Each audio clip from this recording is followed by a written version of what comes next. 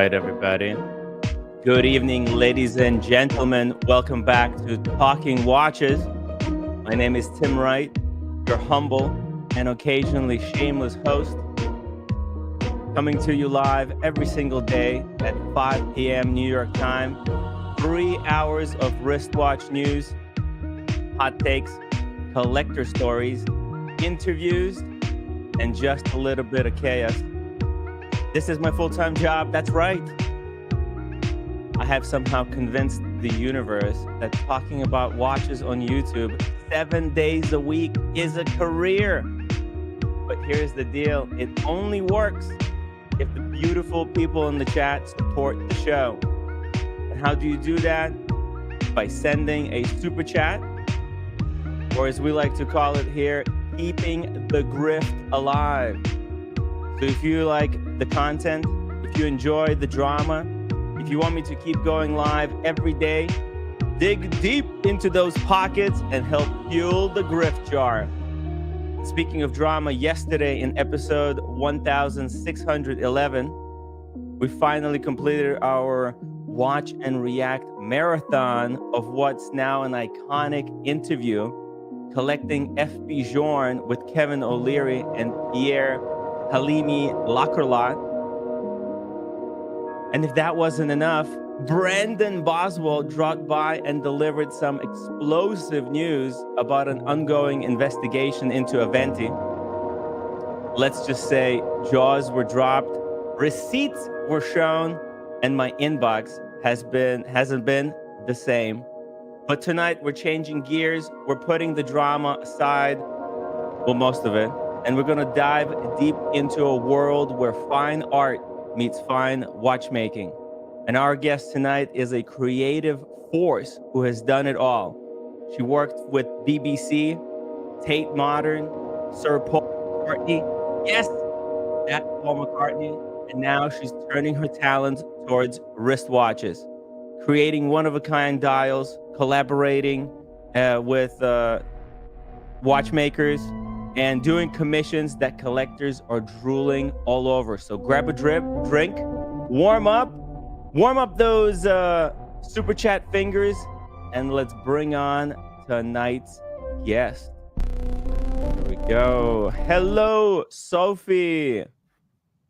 Hi, Tim. What an introduction. Oh, my goodness. I've got more. Guys, Yay. Sophie Scott Lewis. She's an artist, a designer, creative director, and all-around horological troublemaker in the best way possible. Before watches, Sophie cut her teeth as an intern for legendary photographer Rankin, served as a picture assistant at Arena magazine, worked in illustrations, and then rose to creative art director in the marketing agency, working with clients like BBC, Tate Modern, and Sir Paul McCartney. Basically, she's been in more creative rooms that most of us have had hot dinners. Now she's in our world, the wristwatches. She's created pieces for British Watchmakers Day, including her recent Isotope, Close-Nez, and Micro Marquetry collaboration. She's taken on both private and collector commission, and she's been featured in a mainspring watch magazine for her work and her voice on Women in Horology. We're going to talk about her personal collection. She's got, I think, about 13 to 14 pieces she could talk to us about. We're going to talk about her career journey, her most memorable commission, and the dream project she still wants to make a reality. Sophie, welcome to Talking Watches again. We're thrilled to have you here, and I hope you're ready to chat and start grifting with me immediately. I hope so, yeah. Fantastic. Thanks for having me on, Tim. This is great. It's our pleasure. Sophie, before we dive into watches, how's your day going? Really well. Yeah, it's so hot here in the UK. I don't know what it's like in New York, but that's where you are, isn't it, New York? That's right. Brooklyn, New York, Yeah, Coney Island. I'm sweating, as you can see Oh, here. I'm amazing. sweating. I'm sweating. It's so hot. It's so hot here. Do you know, it should be cold in the UK. It's baking. It's so hot. So yeah, other than that, it's been fine. Yeah, I've been getting on with some work, and yeah, it's been a lovely, peaceful day. No children around. Fantastic. What's on the wrist tonight? Let's take a look there. Well, it's the piece that I suppose I'm best known for. It's my yellow Schumacher Speedmaster reduced. If I take it off, I'll show you a bit closer. It's kind of a love or a hate piece that people kind of, I don't know. It's like have you ever heard of the expression a Marmite piece, where it's you either love it or you hate it? Oh yes, I know Marmite. I tried some in Australia. It wasn't my kind of thing. Oh, that's veggie. That's Vegemite. Oh, That's that's different, Vegemite. right? Oh, sorry. That's yeah, that's right. That's different. I think it's pretty much. What is I think it's Marmite pretty then? much the same thing. That's a beautiful It's like a watch. brown. Sophie, that's a stunning wristwatch. I can't believe people are missing. It looks like a lemon, like a lemon, right? Yeah, it looks a little bit like. It's I love the strap, the yellow strap. yeah. That's an Omega official strap. Yeah, that is. People are shocked by that, but Wow. yeah, it is.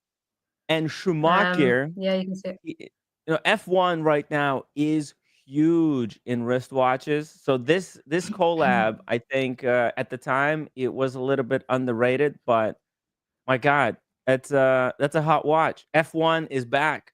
Have you had a chance to see F1 the movie with Brad Pitt? I haven't. No, is it good? It's for men. Let's just put it that way. Oh, It's a oh, men's really? movie. Yeah, yeah. It's for the guys. It's for the For the guys, you guys. know. Yeah, it's Maybe literally next time then. men's fantasy. Yeah. Every man's dream is basically is that movie. It makes no sense.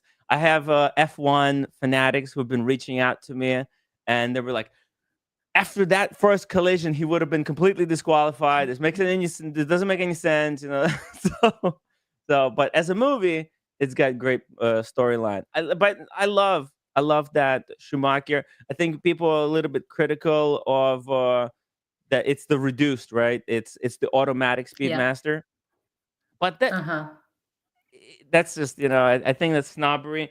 Speaking of snobbery, I'm wearing the Speedmaster Professional, right? This is the one. Yeah. Get out. The better one. Uh, that's what I thought. That's what people try to convince me. But you know what? I shredded my thumb winding this thing. Okay, I have an actual injury and discoloration. Some kind of, I don't know. I'm gonna have to see I'm gonna have to see a doctor about this because it's not so easy to wind the crown. But it's a very common watch. This is what I think. The negative of the professional, right? It's that it's just the one that everybody has. How many people can say they have Schumacher yellow Speedmaster? Well, that's it. Just me, it seems. Tim, if Uh you put yours to the side, are the crown and yes. chrono pushers, are they misaligned? They're not, are they? They're aligned. Let's see. Let's Because see yours. this has got a module, I think, so it's misaligned, Uh-huh. and that's what I love about it. But I don't think the Oh, wow. professional has it. Yes, no, professional has everything kind of in the In same line. row. Yeah. Yeah. See, Yeah, right, to me, that's because dull. yeah, because like yours, it has like an ETA movement and then a chronograph module on top of it.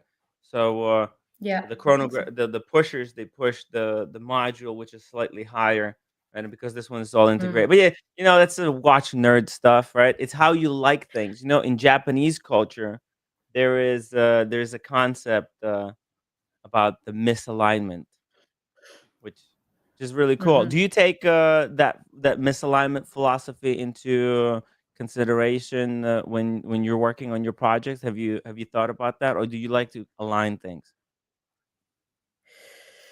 When I design or when I illustrate? Yeah, design. Well, design. What do you think? I haven't. I love I love symmetry. So Yeah. I like sort of the craziness, the sort of misalignment in my watches. Not so much when I'm designing now. I think things have to be, perfectly placed and nicely symmetrical when I design.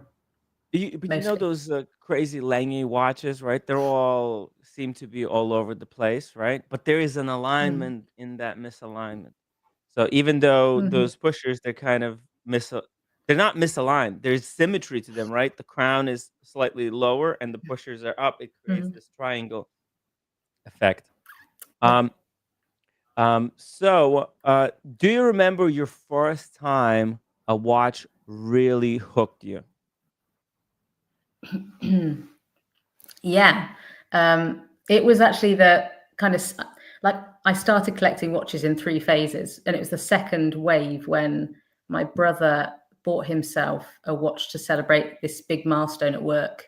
He started his own company and he'd made a few thousand or something, so it was a big deal for him. And he bought the U-boat Classico, I think. I think it was like I can't remember the date. I think it was 2014, so about 10 years ago, 11 years ago. And it was huge. And growing up, Yes. I loved boys' toys and sort of gadgets and things. I like to take things apart and build them back together. And this to me was just the epitome of cool. And my brother was like, I had 2 older brothers, and this is my middle brother who like my eldest brother, I don't think he'd mind me saying is a geek, but my middle brother, it was super cool. Everyone loved my middle brother. And to have this on his watch, on his wrist, I don't know, I was just in awe of it. So I went out and bought something much, much cheaper, like a fashion watch, I suppose, just to mimic the coolness of my brother. You wanted to be a little bit like your cool brother. Yeah, we have a watch collector in the watch community who also started with U-boats as well. He's really known for it. Yeah. It's a cool watch brand. They don't get a lot of respect in like the higher circles, the U-boats, but it's Italian, right? It's original designs, and it's the cool gadget. It's the James Bond, right? It looks like a James Yeah. Bond watch. It looks It's like more a like a James parachute will Bond come watch. out of it. Yeah. Yeah. Or like it has some kind of a drink inside to help you save you from some poison or something. Like a little flask Yeah. entrance, a flask cover. By the way, quick shout out to all the incredible people who are joining us in the chat and upvoting. Shout out to Marco, Dave F451, JMB, Tim G, Goldfinger, the Watch Apprentice, who's from UK and probably have seen you at the Yay. British Watchmakers. The great guy. Oh, yay. We got Dean, Matt, Kaloy, Dingo Dave, all the way from Australia. That's where I got the Vegemite mixed up with the other thing. Shout out to Kevin Hawthorne from Lakeland, Florida, Dr. Bob's, Enrique Pena. Let's see here. We also got Michael Paris joining us. We've got Hands and Cogs. Welcome to the stream. Mike Lewis, Mr. G, Mr. Bud, all the cool guys in the chat. We're gonna throw in their questions to ask you. So we've got about, let's see, we got about 20 watches there, right? And you said 13 are worth talking about. So let's start with the ones you wear the most. You showed us the Schumacher that you got on the wrist today. Beautiful watch. I personally really like it. Let's see a few more. Okay, so ones that I wear the most. Okay, I'm going to start off with this one, which is actually when I started getting into watches recently. I'd say like a year ago, I fell in the rabbit hole and started to research watches and watched all the YouTube videos and got really sucked in. And I started buying watches at that point. And then my mum said to me, "Oh, do you know what? I think I would like a watch. Can you find me a watch?" And I felt really good about myself because I thought I could really help here.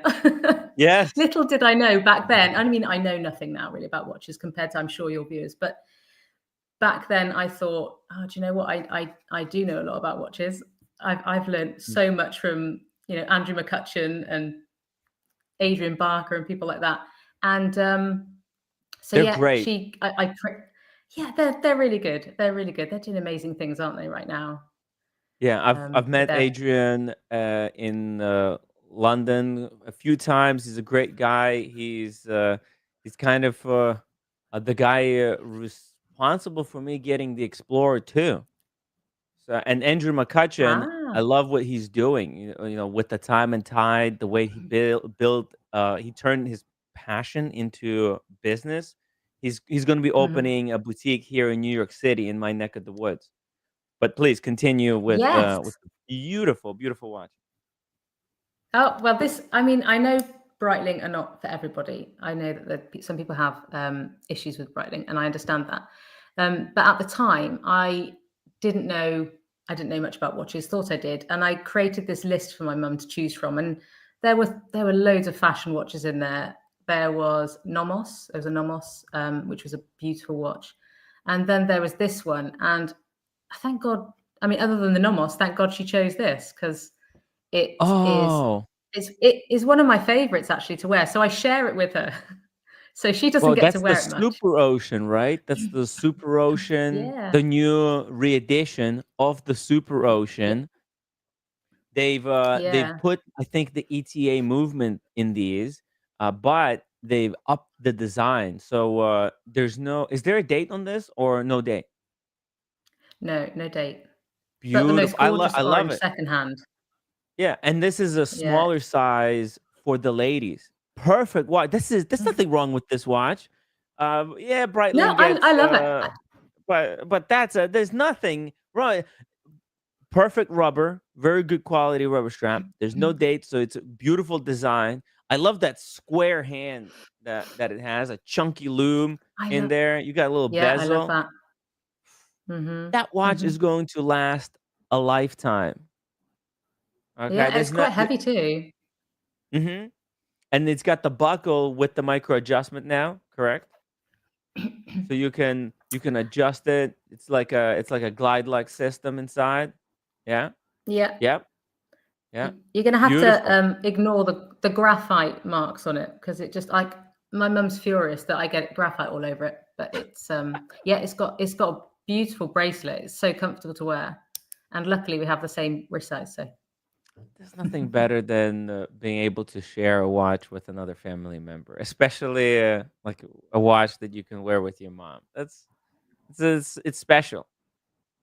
So good yeah, I mean choice. it's hmm You know, yeah, you I absolutely say love it. uh-huh. Yeah, you mentioned that, oh, you don't think you know much about watches, but that is a serious watch. I think anybody in the watch community, doesn't matter how long they've been collecting, I think they would agree that that's a solid watch for the money, especially, right? Like, hey, yeah, it's Hmm. some people would say, oh, you should have gotten your mom an FB Journe. Yeah, but come on, let's be realistic here, you know? And that is it's a proper watch. Okay, let's just put it that way. She had a budget. She had a budget. It was the top end of the budget, but It, it it's was a a budget top end anyway. watch. It's a luxury. It's a Yeah. proper luxury wristwatch. You didn't buy us some homage, right? It No. wasn't some like one of those Pagani design knockoffs of that watch, right? That's an Hmm. original Hmm. design by Breitling. Hmm. Breitling is one of the most historically significant watch brands in the world. They fought for, they were on the British side during the war. So Hmm. kudos to them, respect for Breitling. I want to get a Navitimer someday. I love the Navitimer. I love a complicated dial. Those people who follow me on Instagram will know that I love drawing complicated dials, and the Navitimer is gorgeous, but it just doesn't suit me. I've tried it on like a million times, and it just doesn't look good. So get one. Ooh, ooh, this stings. Dr. Bob Sniper says Tim gave me. It was a gift. I'm sorry. I'm sorry, Dr. Bob's. I'm not made of money to gift you a Breitling. Maybe next time. Look, if this grift works out really well and I make a lot of money, I would love to be able to gift my friends and my viewers Breitling watches. But until then, it'll have to be a Pagani design. Let's take a look at the next watch you've got there, Sophie. Okay. Right. This one, I'm going for the more expensive ones first. This one I bought myself for, I have had a big birthday recently. I'm not going to tell you what it was. It's 2021. I was 21. And Me too. I wasn't 21. Me too. I just had a 21st birthday. And I bought myself, it was like I suppose it's not affordable for a lot of people, and it wasn't affordable for me, but it's for some people an affordable grail watch. And it's the Cartier Santos. And it's got scratch. Like when you look at it in this light, you can see a lot of scratches. I thought I kept it scratch free, but it's totally scratched up. Yeah. Wow. That is an incredible watch. It's the first, right? The first wristwatch, right, to ever be made, right? Yeah. Yeah. Men's wristwatch. It's yeah. designed by Cartier for Santos Dumont all those years ago, right? And it kind of transcended the watch for men or for women this boundary. It's a perfect unisex watch. It's great for people of all sizes. It's a fashion, but it's also a sports watch. It's right up there. It's as iconic as something like Submariner, right? From Rolex, probably maybe even more iconic. Some people could argue it's more iconic than a lot of the Rolexes, and Cartier has been absolutely just killing it in wristwatch space. They beat Omega recently in sales numbers, first time for in like the past 20 years. They're #2 best-selling brand. So that's a beautiful watch. You have it in medium size, correct? And I saw you were doing a video. You had it on the leather strap before, and you mentioned like the leather strap is too long, and it was like it was coming around and hitting the underside of the watch. But you have it on the bracelet. Yeah. Tell us about why you like that watch from your artist perspective. It's just really classical. I love that it's square. I've never been one to follow fashion, really. And I know this is quite a popular watch, especially when I was starting to look at watches like a year or so ago. And it was quite big. But it's the square design. It's the blue cabochon. I love the real tiny details as well. So when you look at the number 7, it's got Cartier written in the numeral itself. I don't know. I mean, I'm sure secret signature. People know that. Yeah, absolutely. So it's just little things like that. And when people say, "Oh, don't buy this watch because it scratches," I'm definitely going to buy it because people have told me not to buy it. I've always been a bit of a rule breaker, not really wanting to follow the trends. So that's why I ended up with the yellow Speedmaster Reduced and not the professional. Yes. I like scratches. I'm with you on this one. I don't understand these people who are complaining about scratches on the watches. What the hell? What did you buy it for? To wear it or to just keep it safe as a like a soulless investment so you can flip it for some profit later down the line? There's no happiness in that. Yeah, Tell us I about know that. how do you wear the watch. Say that again, Tim. No, you were gonna tell us something, and I interrupted you. You go, and I'll ask you afterwards. Oh, I was just gonna say that I have thought about getting rid of it actually, because there are other watches that I really like and I want to save for. Yeah. I keep buying Yeah. much more affordable watches and then end up with no money for the bigger pieces. So Yes, it might be that I get rid of that soon. I don't know. a struggle of every knows? collector, right? You keep. I have. Oh, I'm totally with you, man, Sophie. I need to do a video on my collection, and then I need to sell pieces. Need to trade pieces. I've got watches, mountains of watches, watch boxes all around me. I need to get rid of it, and put the money into some other stuff. But that Cartier, it's always going to be in demand, and you can always get Hmm. that watch back. Possibly with the way the watch market is going, you might be able to get it later down the road for Hmm. less money.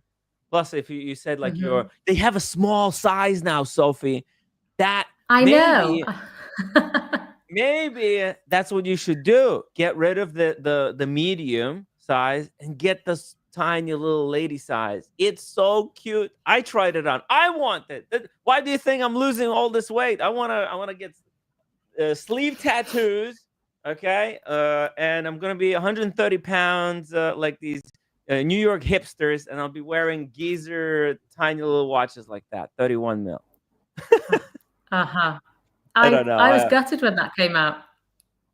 Yeah. Oh Absolutely yeah. gutted when that came out because it's just like I bought this thinking, oh, that's perfect. That's the smallest I can get. And I suppose is Mm. the Cartier is the Santos 100 smaller? I don't know. Let me see here. Santos 100. I don't. You Santos Dumont, right? Like a Santos Hmm. Dumont. Yeah, I think no. I think it's just slightly the bigger. same. Just itsy Oh, bitsy bigger.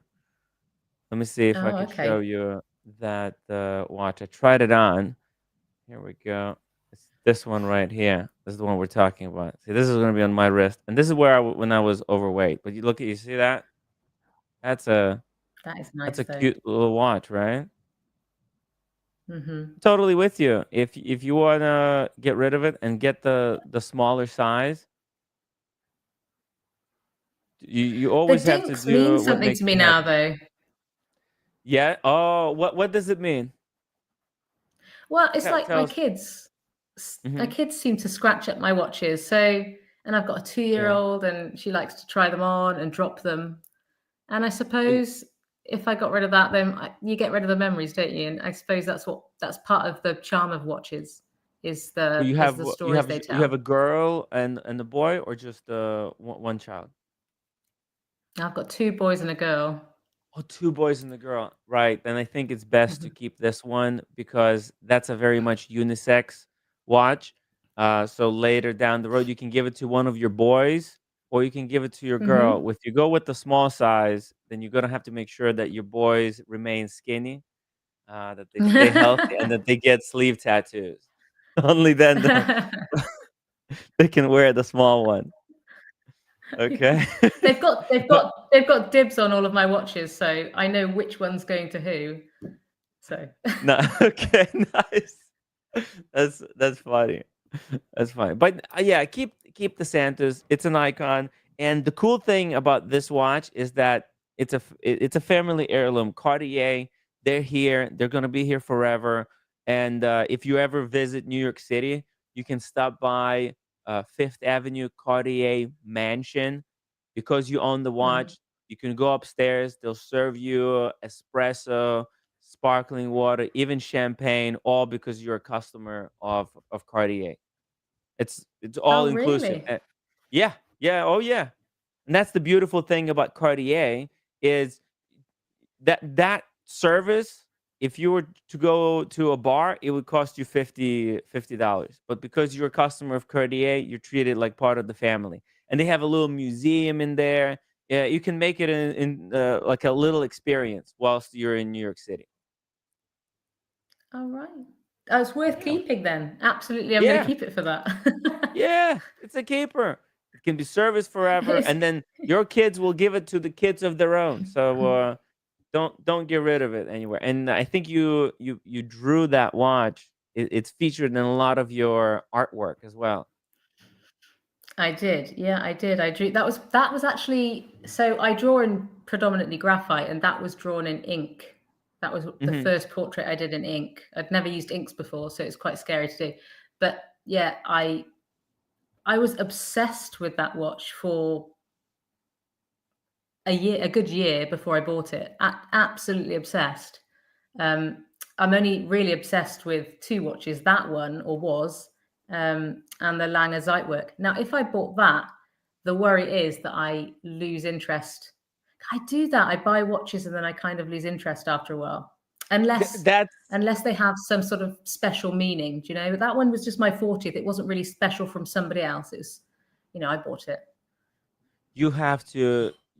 Here's the thing. So if you see, you have to go out and you have to create meaning and make these watches more meaningful to yourself. And take the watches for certain experiences on when you're working on certain projects that you're very passionate about.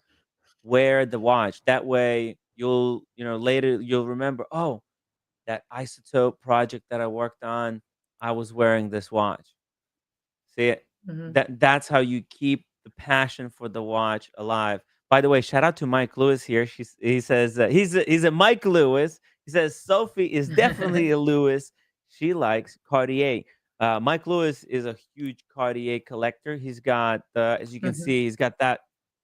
Oh no, that's the reverse. He's got the reverso in the icon, but he's got a Cartier Santos Dumont automatic with that little skeletonized with the plane that which Mr. Dumont was flying in Brazil.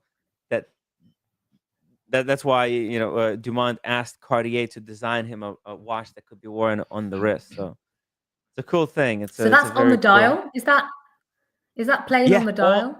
Yeah. Here, I'll show you. Santos Oh wow! Dumont plane. Great taste, Watch. Mike. Well done. Yeah, it's incredible watch. Let me show you here. Like this one. It's actually this exact Ah, model. This is what he's got. Yeah, I'm gonna zoom it in here for you. You see that? I have never seen that before. That's amazing. Yeah. That's an automatic. That the Mm-hmm. plane, it moves because this is a micro rotor for the wristwatch, and that's the plane Mm-hmm. that Dumont was flying. It's an incredible story. The Uh-huh. way Cartier has done this, it's just brilliant to celebrate this incredible legacy of the wristwatch. And your watch is like, shares DNA with this watch and the history Mm-hmm. of flying. Absolutely. See that? Yeah, it's totally transparent then in parts. It's skeletonized. You can see it through the watch completely. That's Incredible stuff. amazing. I bet there was a Cartier. bit of a price difference. You know what? Retail, these are 31,000, but Mike Lewis, he Mm-hmm. did not pay that. He's a clever buyer. He's very keen buyer. He doesn't play these AD games, this nonsense.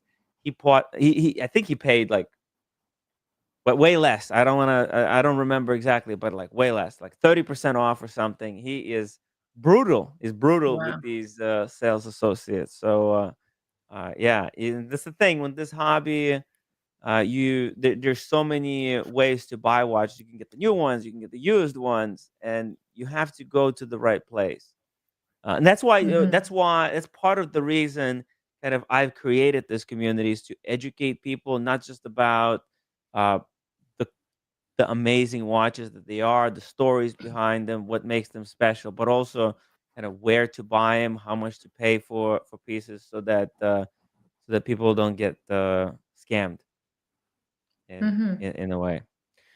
So would you say that that's the piece that carries the most personal story to you right now, or would be a different piece in your collection? No, I'll show you two together, shall I? Because my mum actually recently gave me these and I didn't know she had them. Oh, They're not expensive pieces at all. sure. They are, so one was my grandmother's, who's not It's with us not all anymore, but about the money. no, absolutely not. No, well, you'll see that when you get to the other one, but this one Mm. is just a humble Seiko. It's a quartz Seiko. Oh, And wow.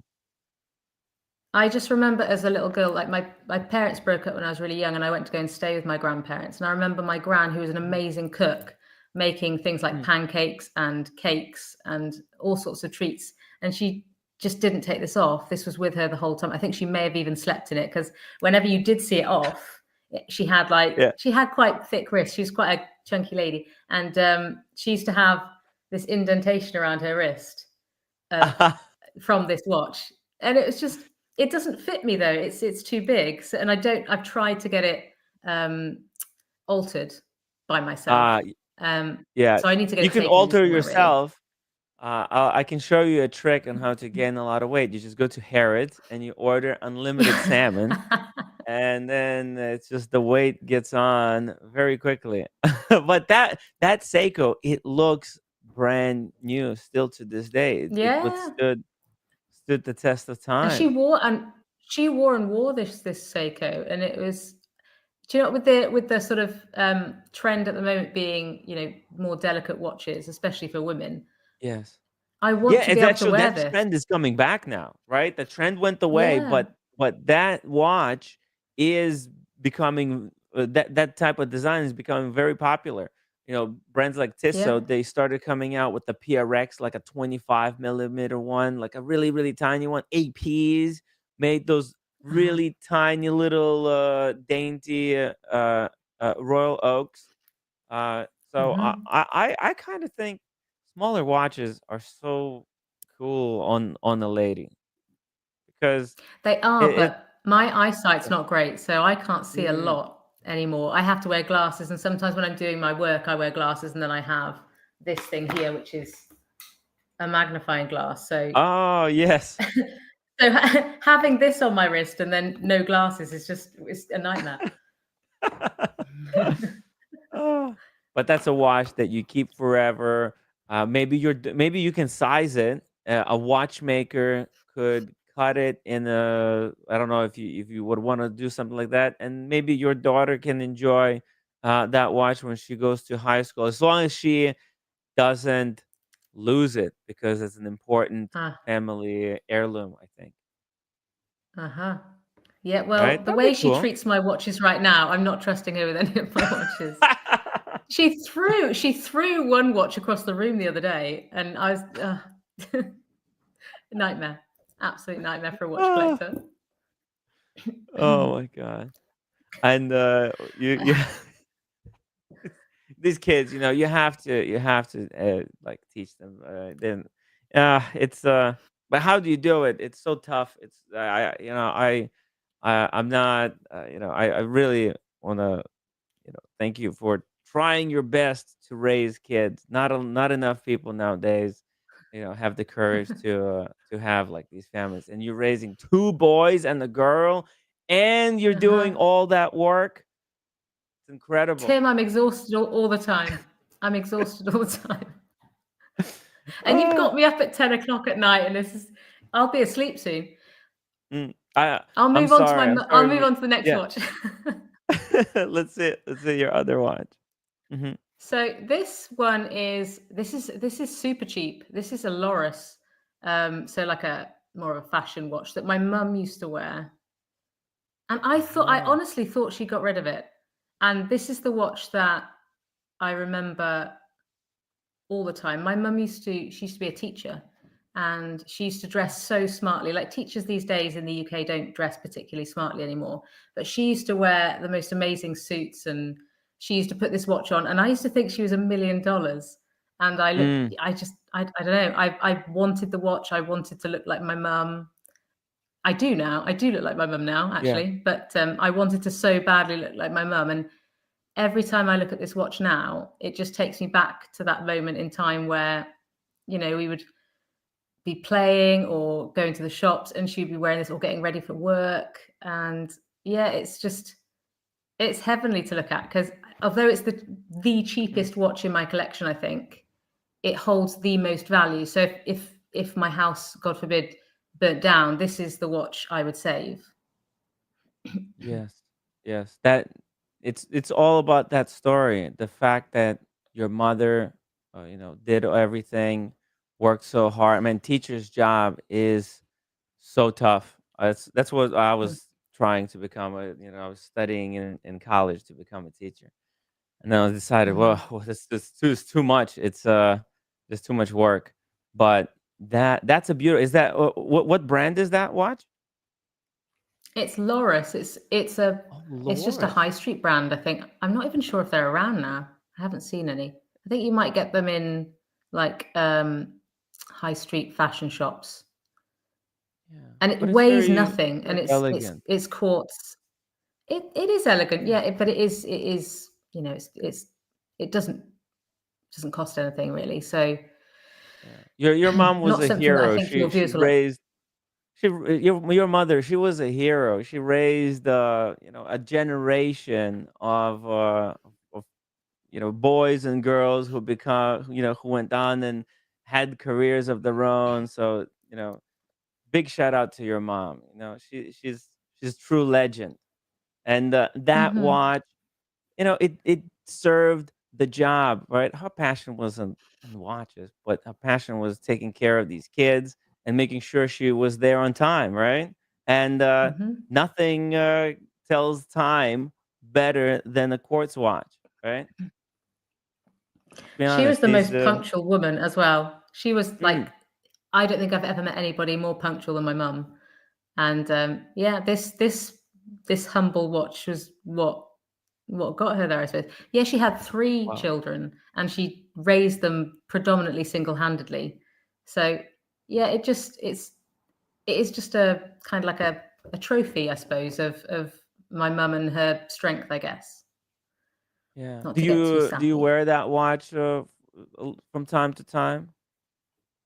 No, To I'm re- not even sure if it no. works. I haven't put a quartz battery in it, but I don't think I'd want to, because if I lose it or break it, then Mm, it's, to me, it's the most valuable watch I'll have lost. So.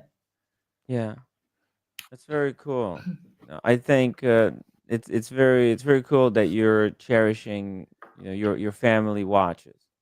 Not a lot of Hmm. people in the watch space have watches passed down from their family members. It's a very special thing to have because like you said, you can look at the watch and you can almost remember your mother with all her outfit, how she was dressed up, right? How she was going to work. And she had the system Hmm. working out, get the kids, da, da, Hmm. da, da, right? Incredible. Get the homework done, prepare the lesson Yeah. plans. Yeah. It's overwhelming. So you have to have a very, very advanced system for time management. Hmm. And she's got Yeah. it done.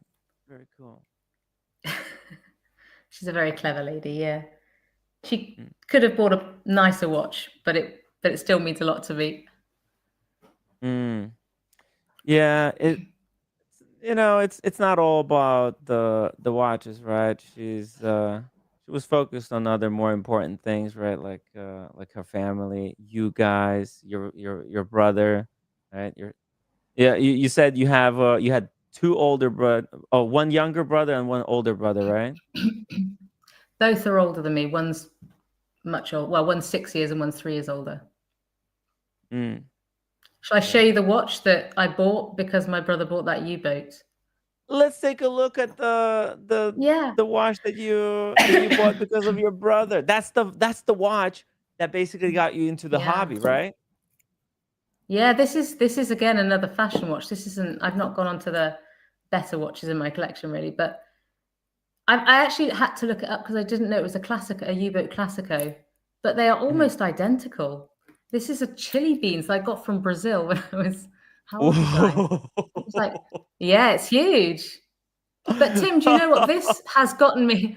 This has gotten me the most compliments from men, funnily enough. Really? Wow. Yeah, Eh, yeah, I it's think it's because thick. that's a freaking cool watch. Wow.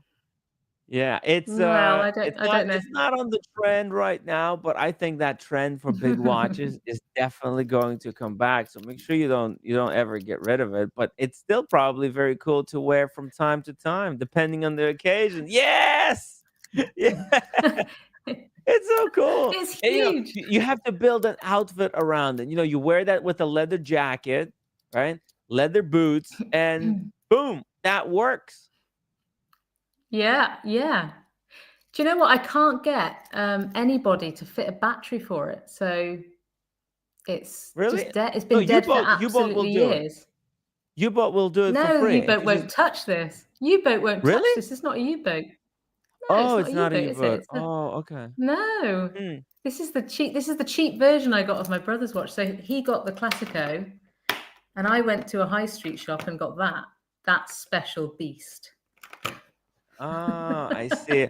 Well, look, I think we can find a watchmaker in the watch community. I'm going to be talking with a watchmaker next week. I can ask him about it. Send me some pictures. Send me Mm, pictures of the back and the front, and I'll ask him what can be done. Red Shovel, two yeah. pound super chat. No more making fun of my U-boats. There you go. He's a U-boat collector. He's a Red Oh, is Shovel. he? Yeah, U-boat super collector. He has a collection, or he had a collection of 3 U-boats. I think he still has them actually. Amazing. Yeah, Yeah. yeah.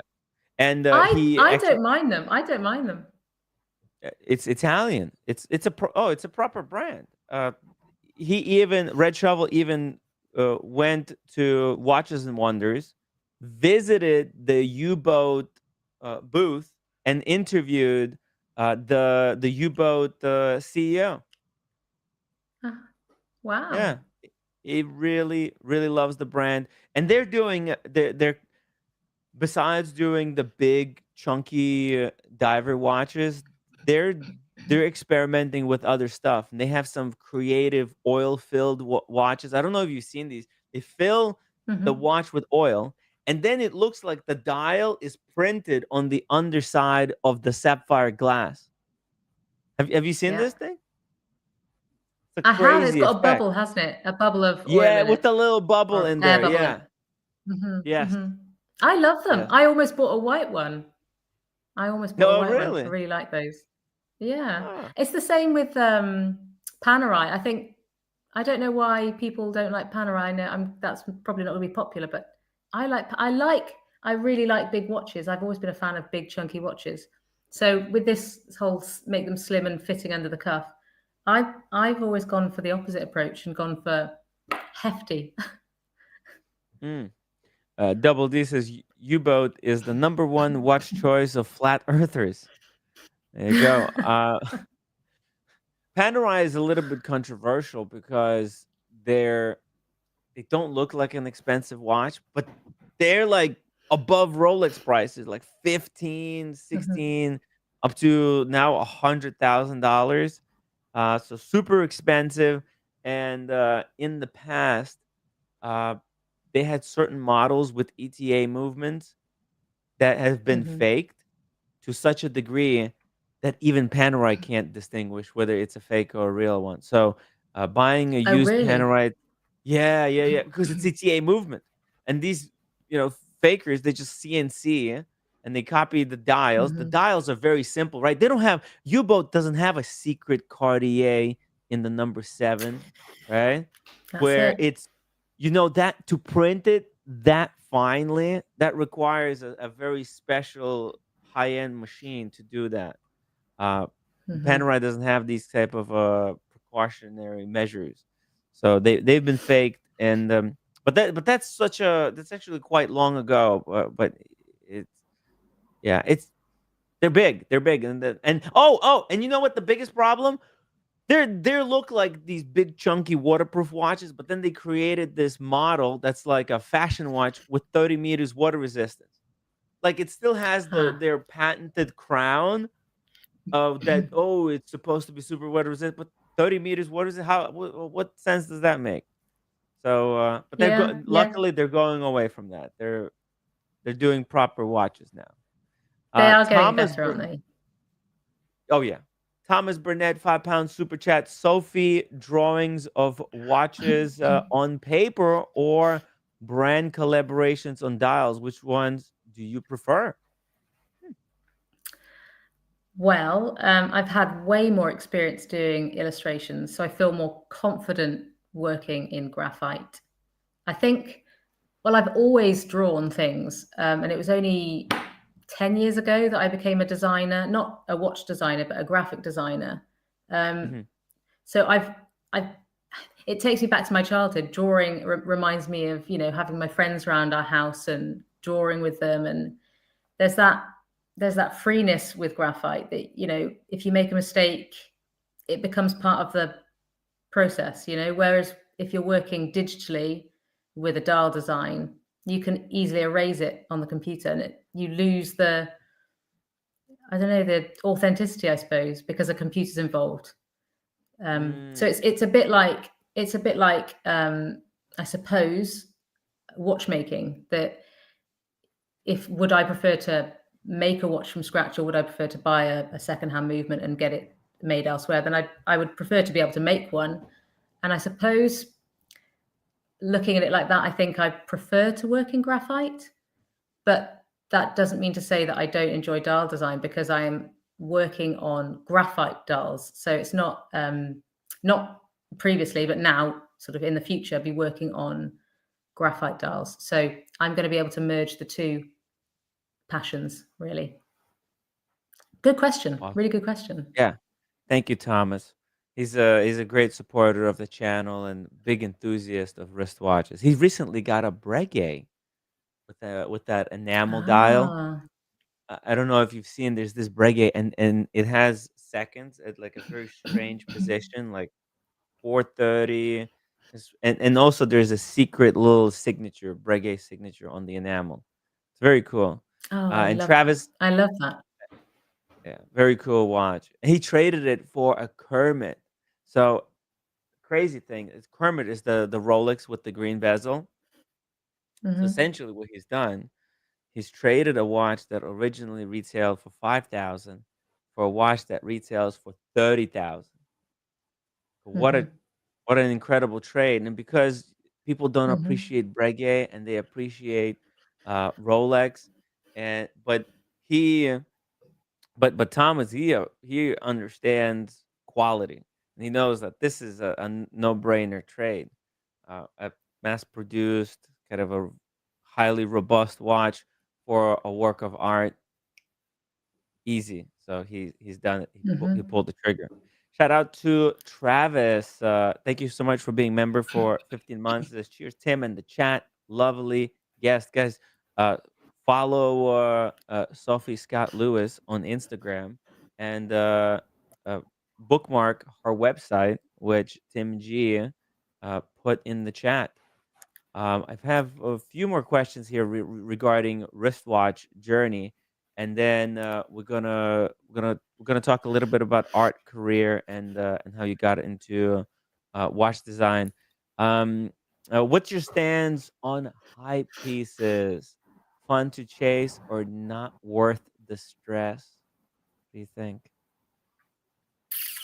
Me? Talking to me? Yeah, yeah.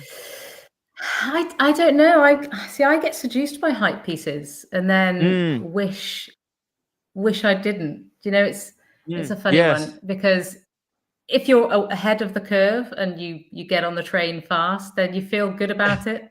But if you're kind of like I am, sluggish at the back, and then do you know what I mean? Like there's a lot of more affordable. I don't want to say the brand name, but there's a particular brand here in the UK that have got watches that are fantastic, and I own one of them. But there are certain models of that brand that have been so hyped that to me I lose interest in them, because they're so, like I was saying before, I don't like to follow fashions. So when I do, I kind of kick myself, and I wish I hadn't. So yeah, I would try and steer clear of the hype stuff, unless you truly love it. But give yourself a bit of time to think about it. Don't jump straight on. Be or sluggish unless at the you're back like with me. unless you're like very lucky to be there, in time to get it, right? Maybe it is a balance, right? With all of this stuff. If it's too late, it's too late. There's so many. At the end of the day, it's best to buy watches that we like, right? How Yeah, how how absolutely. how how do you find that your taste for watches changed over time? I find myself gravitating more towards color, because I think Hmm. because now I work doing watch illustrations full time. Like I predominantly illustrate watches rather than do dial designs. So I'm Yes. surrounded by black and white all the time. That's my Yes. head is just looking at this piece of paper that's just black, grey, and white. And it's Mm. nice to be able to, because my wrist is in view, it's nice to be able to see some color. So I think as the last year and a half have gone on, I've sort of swayed more towards not necessarily buying more colorful watches, although I've just recently bought one yesterday that's colorful. Mhm. Yeah, I don't know. I think I tend to be. I liked to at the That's why beginning. I maybe you really like liked sort that of more playful watches. Schumacher, Yeah, right? That's why you absolutely. love that Yeah. Schumacher, right? Color. It's very colorful, very Hmm. bright yellow, lemony. Yeah. Uh-huh. And me too. Hmm. I'm with you. Let me show you something. So I've got the Speedmaster, right, which is all blacked out, and I've been wishing that it had some color to it.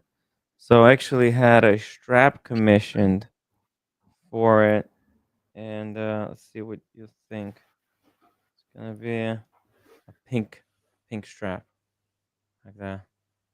A little bit too much, Wow, right? A little bit that's bold, amazing. right? And Yeah, that's for your speedy. That's for your yeah, professional, is it? yeah. It's gonna be for the Wow. Speedy. See, that's Oh, what it's gonna look that's a like, statement. That's a right? statement. I Yeah. love that. Yeah, I'm gonna put it on that strap very soon. But sorry, you were Mhm. saying.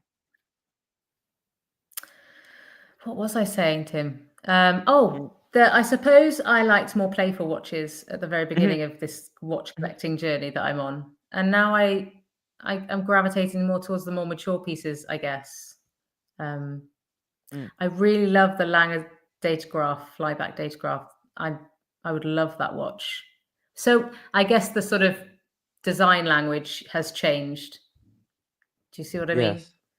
So starting off Mhm, at an F91W in yellow, which I have, and then ending up at the Datograph is a huge leap in a year. But I think because of the work I now do, like before I was working mhm, with brands, being more playful, illustrating in a more playful digital way, mhm. that I don't know, I feel like more of an adult, I guess. Maybe it's because I've Yes. got 3 kids. Had to grow up. You've matured and the kids matured. You've matured in the watch hobby, right? In a Yeah, way. yeah, Uh, absolutely. Thomas Burnett, 5 pound super chat. Love the isotope. Jose is great. Which of the dials you designed for BWD watches do you love the most? The Cloisonne dial or marquetry dial? And what actually, we're gonna get into that very soon. Maybe we'll just save the super chat for just a little bit. Mhm. And Cheeky Winders, thank you so much for 5 pounds. Thanks to Sophie for your time and elevating Tim to a level he probably doesn't deserve. Hey, Cheeky, I'm Oh, working Tim. hard over here. I'm working. This is a friendly banter. Cheeky Wine is a great friend of the show. I met him at Watch Pro. It's a great dude, and his wife won an Omega, a gold Omega Seamaster uh, at the raffle there. They came out to kind of say hi to me and see what the watch event was all about. And boom, left with a gold Omega. How incredible is that? Wow. Oh, Yeah, congratulations. That's amazing. yeah. What a Cheeky win. Winders. Yeah, he's a legend and a great supporter of the show. Thank you, Cheeky. I appreciate that cheeky joke. I have one last question I got regarding your watch collecting philosophy, and then we're gonna talk about art. Uh, Thomas, please don't go anywhere. Your question is going to be answered very soon. Any watches do you regret selling or not buying, Sophie? Do you know, I'm going to tell you something now. I haven't told Mm, anybody. I yeah. have never sold a watch. Never. Wow. And I don't think I other than the Santos that I just mentioned, I Yeah, you were can't see me getting rid of considering. any of them. Don't do it. Well, I Don't know. then don't sell it. I know. Don't sell the yeah. take a Yeah, page out of Kevin O'Leary's book, because Kevin O'Leary, he goes on all these shows and he brags about how he has never sold a watch. You know what? He's not the only one.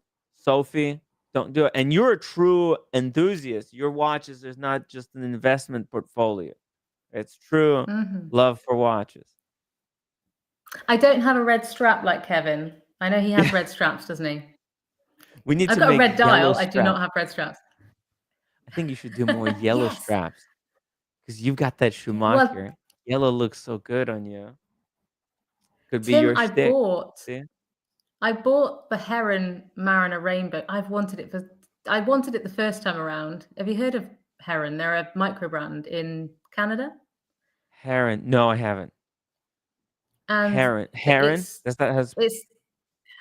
Heron, yeah, and it's a dive watch, and I love it. But I bought the yellow band to go with it. So another yellow strap. Oh, Heron. I do have another yes, yellow strap. Yeah, I've got loads. I've seen them. I've seen them. Bahrain watch collector, $50 super chat, keeping the grift alive. Thank you so much, Bahrain watch collector. Really appreciate the very generous support. This is the Amazing. Heron. Yeah. It's No, cool. that's not the one, Tim. That's That's not the one. That's right? not the one. Yeah. You have No, do you have it there? Do you have yours? No, next to you? no, I haven't got it yet. Oh. It's the rainbow Okay. one. You'll see it. What's the rainbow Keep scrolling one? down. Let's see. Oh, Yeah. yes, I've seen this one. That's a great watch. Whoa, it's So I've very got the yellow popular. strap for that as well. Yes. Yeah, it sold out really like quickly, I think, the first time around. Yeah, it's very popular on it's all over the Instagram. People rave about this watch. It's very cool. It I would like go really the well rainbow. with your pink strap. And you can go with the pink, with the orange, green, or blue strap. It's a real strap monster, this one. It's all those colors. You can mix and match it. It's so fun. I really like this. And the price is really good as well. No date, just a great design. They're from Canada? Yeah. Yeah, they're from, I'm not sure, I'm not sure whereabouts.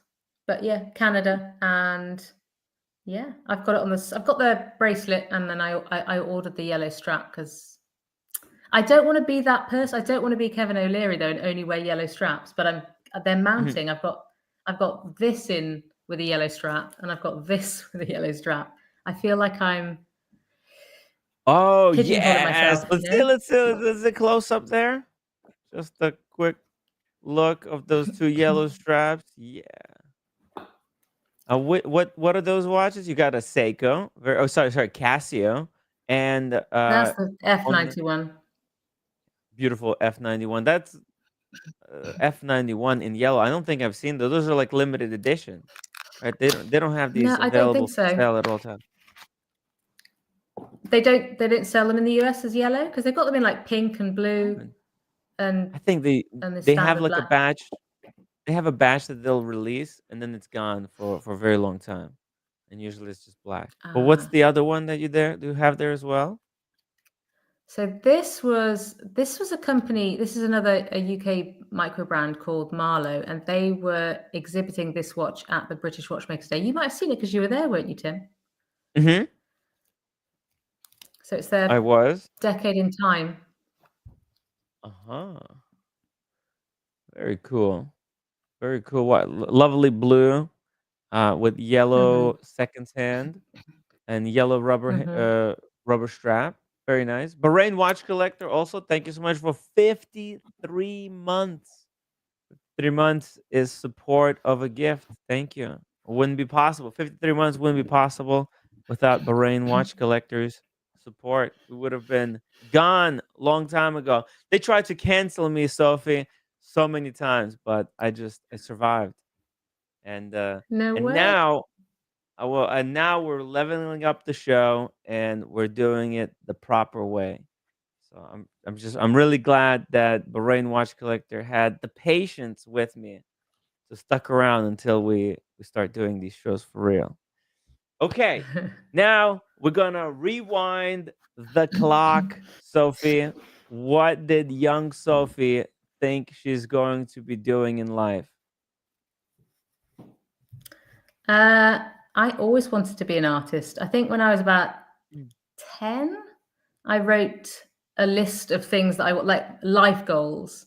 And I think it was Yes. things, it was quite mature things. Like I wanted to be a creative director of a company, but ultimately I wanted to be an artist. And so most of the things I've ticked off, an artist was the ultimate goal. So yeah, I've always wanted to do something with drawing.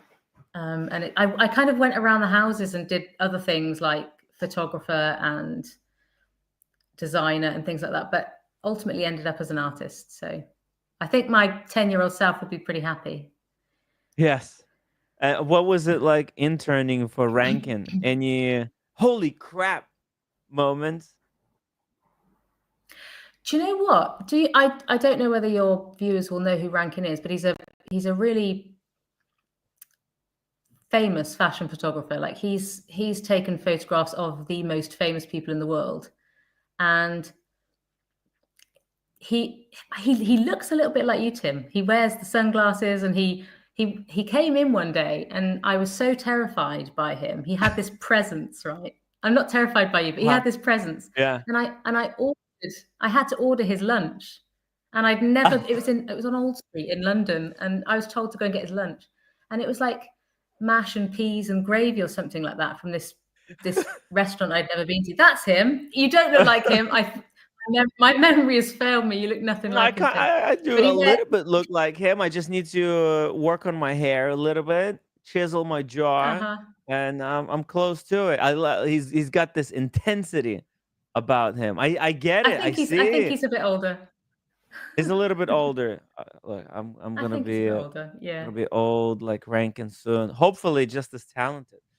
Bahrain watch Yeah. collector, another $50 super chat in support of the proper way. Oh, Thank you, Bahrain amazing. watch collector. Thank you so much. Thank you so much, Sophie, Amazing. for enabling this amazing grift. Yeah, continue your story about working for this really intense guy.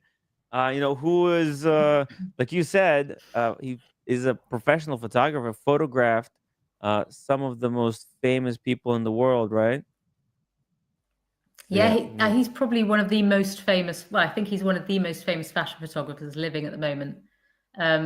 And he wanted pie and mash and peas or whatever and gravy. And I went out to yeah, this cafe to go and get it. I got back and I gave it to his PA, who gave it to him, and he whispered something to her, and she made me stand up in the middle of the whole studio and said uh-huh.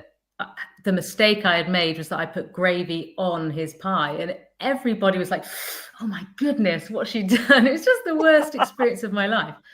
So Oh, I left shortly after that. It didn't last very long. oh, that's Yeah, funny. So I'm sure he's a very nice guy. I'm sure he's a very nice guy.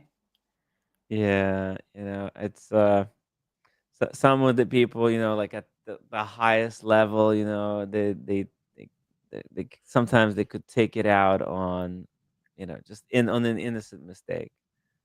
Um, On the small he's guy, he's yeah, like all absolutely. focused in. He has to be dialed in, photographing these people, and yeah, very unfortunate that well, we don't want to get demonetized for that one.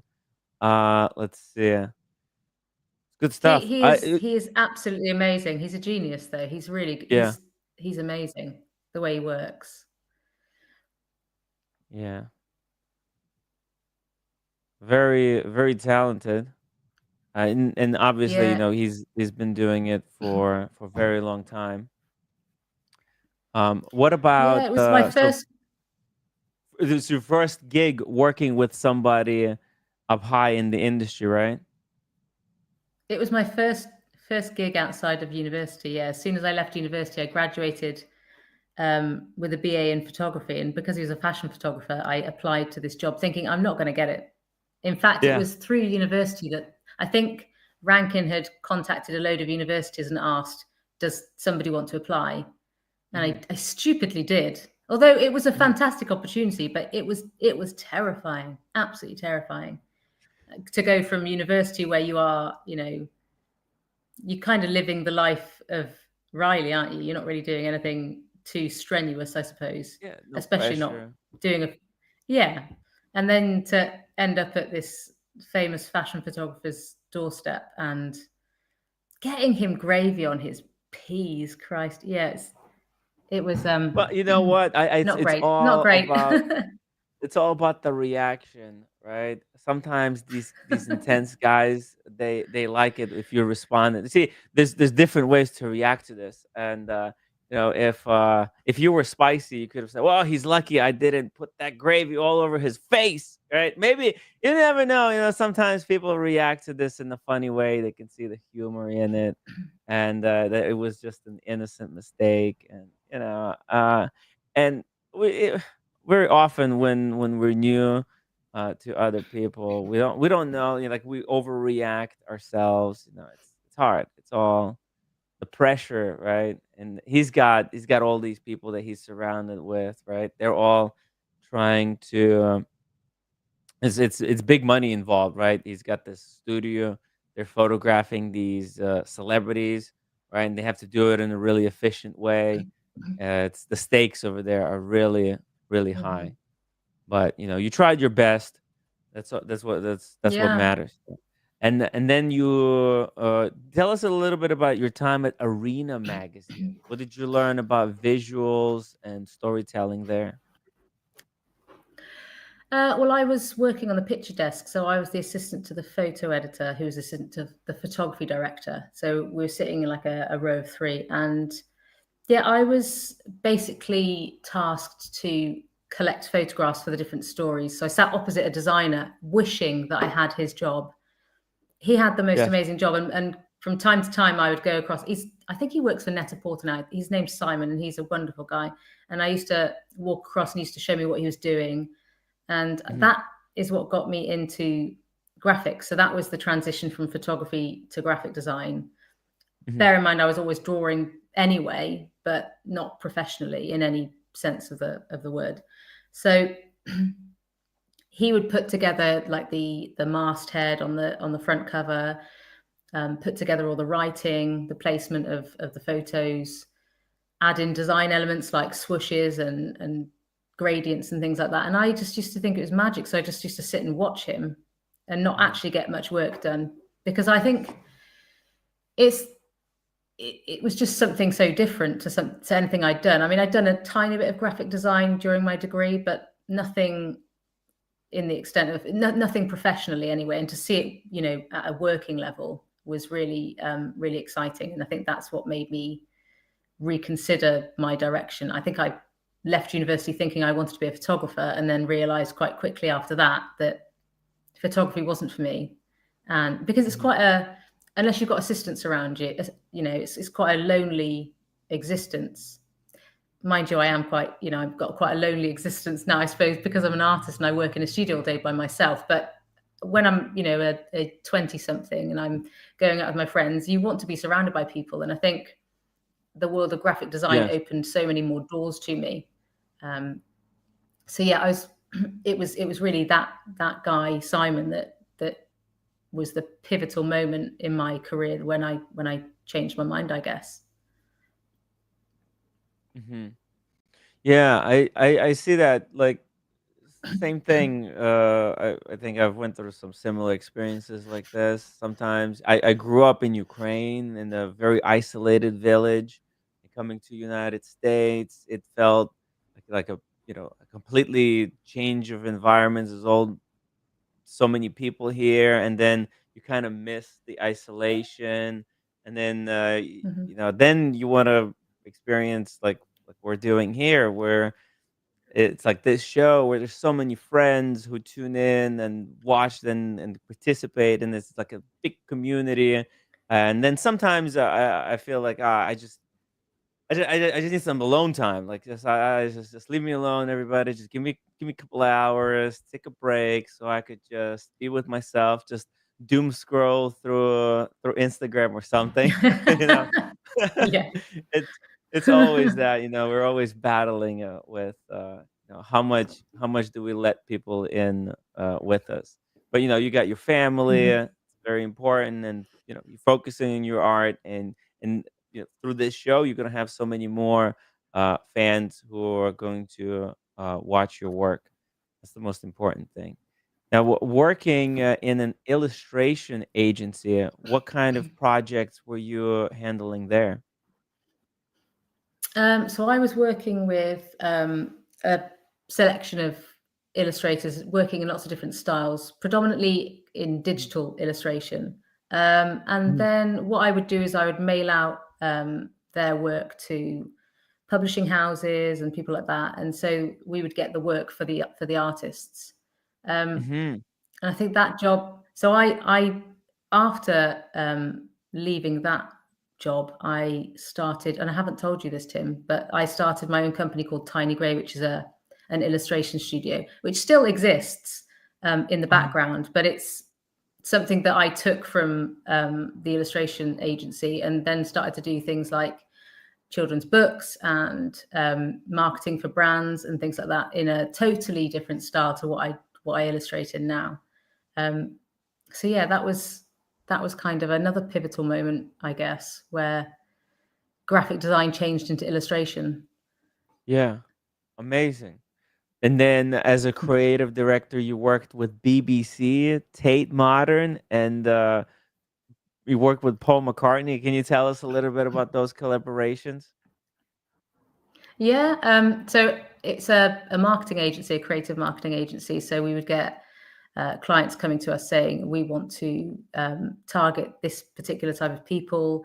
The Paul McCartney job was just really fortuitous that it happened. He was trying to get his brand Meat Free Monday into schools. So it's a Mm. health and well-being kind of nutrition company that try and get you to not have meat on a Monday. So he Uh-huh. wanted a set of illustrations to go along with email campaigns and just general marketing to send out to schools. So it needed to be playful and childish. And when I didn't realize that it would be Paul McCartney that would be signing off the work, but when the lady who was, I think it was his art director, contacted me saying, "Oh, thanks for sending the illustrations. If I just run them past Paul," it was just like this huge shock that Paul McCartney would be looking at my artwork. He signed off straight away, so it was wonderful. It's like made my Mm. day, more than my day, That's I so guess. But cool. yeah, That's so yeah, cool. that You're was very just talented, not just in the wristwatch space, but just, artwork in general. What you do is wonderful. you know. oh, And, thank you. Yeah, not a lot of people, could have their work, to somehow touch other people in this big space, that we call the universe, right? So working like that, it's really cool, I think. Mm. yeah. I've worked with lots of brands. So the BBC wanted to put out a mailer to contact people to sign up to something called 500 Words. It's a competition where people write stories and the winner gets some sort of prize. And every year they would run this 500 words. I think they probably still do, and they Mhm. needed people to design their marketing for them. So I took on that role. And that was basically what I did for a lot of clients, like the Tate Modern, the Mhm. Hepworth Wakefield, which is another art gallery. They also wanted marketing pieces for, kind of just getting their brand out there to a wider audience. So what we would do is Yeah. we would handle the broadcast of the designs, but they would first ask me because I was in the art department. So I had a team of designers and copywriters working on these things, and I would kind of oversee it or design it myself. Yeah, it was a really hectic time. So you're doing Really hectic. all types of work, right? For all kinds of different varied projects, and then Mhm, you've kind of transitioned into doing watch projects, the watch world, right? mhm, When did mhm. watches first move from like personal interest to a professional focus for you? I think um, it was about 2 years ago. I Hmm. decided to. Well, I'd been at my job as an art director for 13 years. I sound a lot older now. I'm still 21, remember, but I've done all this and I'm 21. um, Well, yeah, I Sophie, when I I was gotta looking. say, just just so you know, you look absolutely beautiful tonight. You brought a touch Oh, of elegance to the live stream that not even the rarest watch grail could compete with. I really appreciate your oh, presence. that's so kind. That's so kind. You forgot. I've forgotten where I am now, Tim. What was I saying? What was I saying? Yeah, you Totally were gonna forgotten what tell I was us saying. uh, how you moved from from your uh, kind of creative agencies work and focused in Yes. on wristwatches specifically. Yeah. I was thinking about leaving my job, and aside from that, was also looking for an anniversary gift. And Hmm. so that was the reason why I fell down the rabbit hole of Mm. watches. So started to watch YouTube videos, like I mentioned, and then I came across the Lange Zeitwerk, which today is still my grail, but I don't think I could ever buy it because one, I can't afford it, but two, it would just be too big, I think. And so I drew it. I thought I'm never going to buy this watch, so I'm going to draw it, and I drew it in a photorealistic way in Hmm. graphite, which is how I've drawn like that for a while now, but realized that I could draw things that I want on my wall that I might never be able to afford. So I did that. And Yes. my father-in-law was coming over to stay, and he looked over my shoulder. I didn't realize he was there. He was in the house. I knew that, but he was over my shoulder and said, "Oh my goodness, you should contact brands and see if they'll buy your artwork, or you can work with brands." And because of the industry that I'd come from, where I'd work with brands every day to help and assist them in their marketing, I thought, well, maybe I should contact brands. Maybe I should reach out to them and see if this is something that would resonate with them, something that they could use to help tell their brand story and help um, delight their customers, I suppose, with artwork Yes. for their showrooms or as like limited edition gifts and things like that. So that was really the transition from my old job to what I'm doing now, and it's it's been like a huge snowball effect. Like it was about a year ago when I hadn't really worked with, no, it was just over a year ago. I hadn't really worked with brands. I just worked drawing things for people like pets and Yeah. cars, and then the watch thing started, and I contacted a couple of brands that I really admired, and things started to catch on from there, I guess. Yes. This is what That's I the that's really the love about watches. Uh huh. Yeah, that's the Santos. That's the one I did in ink. So that's not even how I draw now. That's just that's You ink. want this one? Let's see. This was the Omega. You did the Omega here. Let's see. Mhm. I think I have. Let's see. Then this one. This is the uh, MBNF, the Legacy Mhm. Machine. Extraordinary. Then there's this one. Ooh. That's the The Isotope. So I worked with Isotope for a Isotope. while Oh on a my couple of god. projects. That was the reason why Isotope Hmm. and I started working together. Oh. And there's the Submariner or Sea Dweller, possibly a Sea Dweller, yeah, because of the thicker underside. Let's see. Not sure if you you said that was the Not sure if you have it here on your IG. The Lange, right? You said. Oh, the Langer. I don't know Yeah. if I do have it on there. Okay. Yeah. I'm just trying to think I if I've got don't it. think it's here, but it's all good. Oh, So you discovered this world of wristwatches, and I was just gonna say that this is the amazing thing about wristwatches. There's just so much opportunity here in this mhm, space because watches, they're more than just watches. There's watchmakers, but then there's illustrating a wristwatch like this takes the mhm. hobby to the next level, I think. So do you remember, so was there a specific project that pulled you in, uh that you started? Yes, well, so I drew. It was the Langer that really sort of made me realize Hmm. that I could do this Yeah. properly. Um, Yeah. and then I just started drawing other watches. So I drew the Speedmaster Professional, the Movement, the what is it, the 3861 Movement. I drew the F91W, the Tudor Black Bay. I drew the Aquaterra World Timer, and I just couldn't stop. So once I'd started, I just carried on. Yes. And then I think about a year ago, I contacted Jose from Isotope, who is the most Mm. lovely guy, such a lovely guy. And I'd already loved Isotope from my research trying to find an anniversary present, and Mhm. I love their Hydrium. So I contacted him and said, I love what you do. Would you like to work together? And it was just at the right time, I suppose, that he needed me to create this illustration of his chronograph moonshot. So I did that in, I want to say, August last year or July.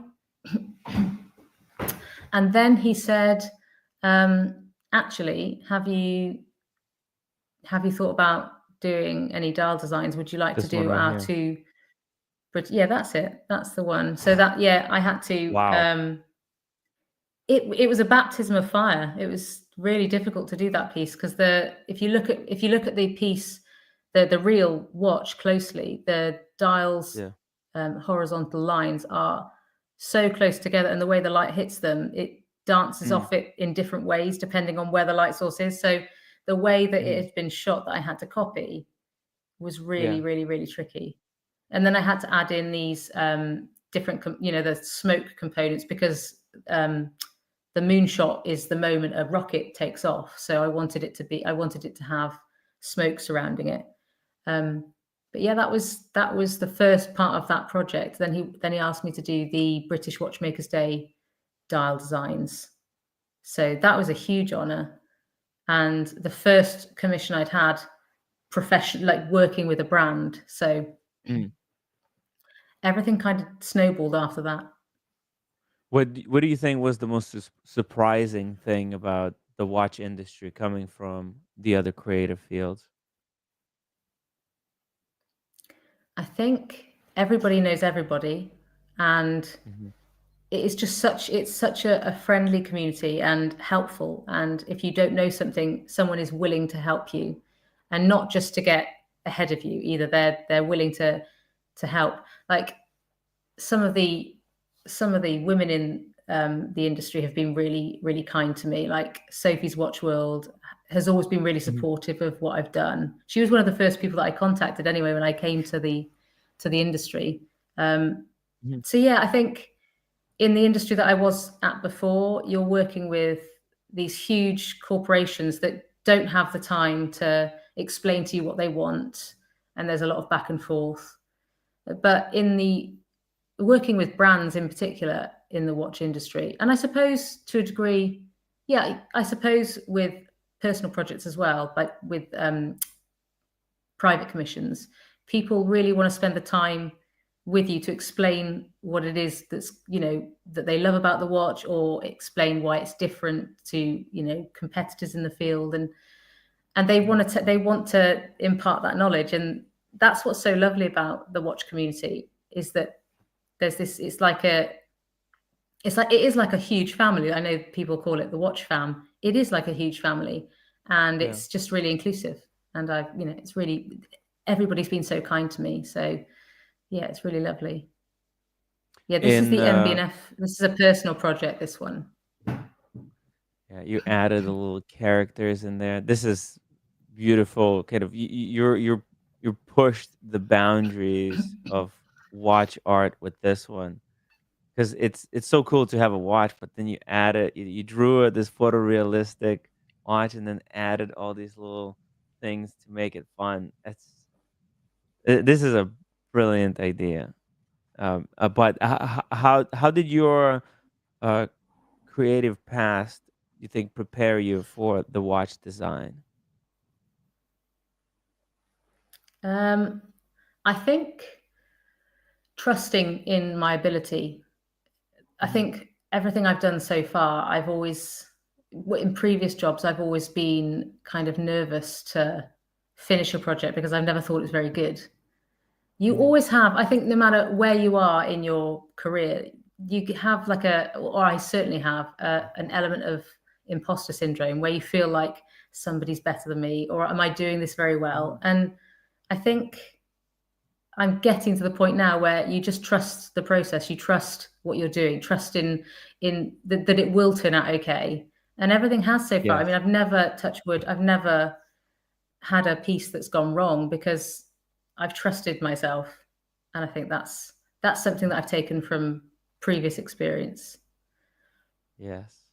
If that makes And sense. you're yeah, and no, it makes perfect sense. At least to me, because I kind of think we spoke like 5 minutes before the starting the live stream, and I was sharing with you that I've been doing the show for like 4.5 years, but only now I feel like I'm starting to do it in like more professional way. I think in the way that people can really really gain a lot of insight about watches, because a Hmm. lot of the live streams in the past I've been doing, it was just me learning about watches with this great group of friends who tuned in and supported this project. And it's our honor to have you on the stream here tonight with us. In That's really kind.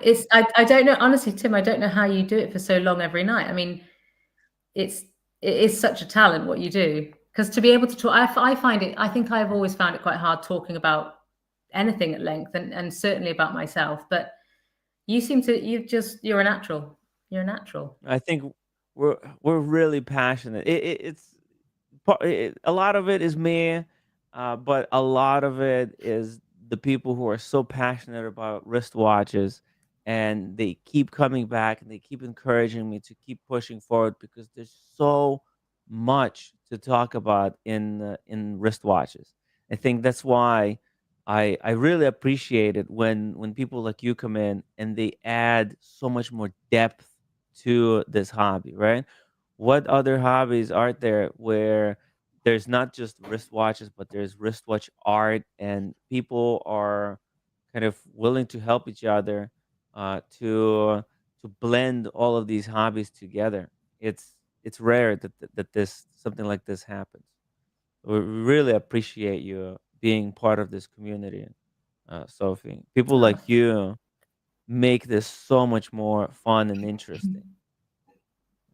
Look at this, the that's so talent kind. you have here. It's just incredible. No, it's we're blessed to have you, as part of this community.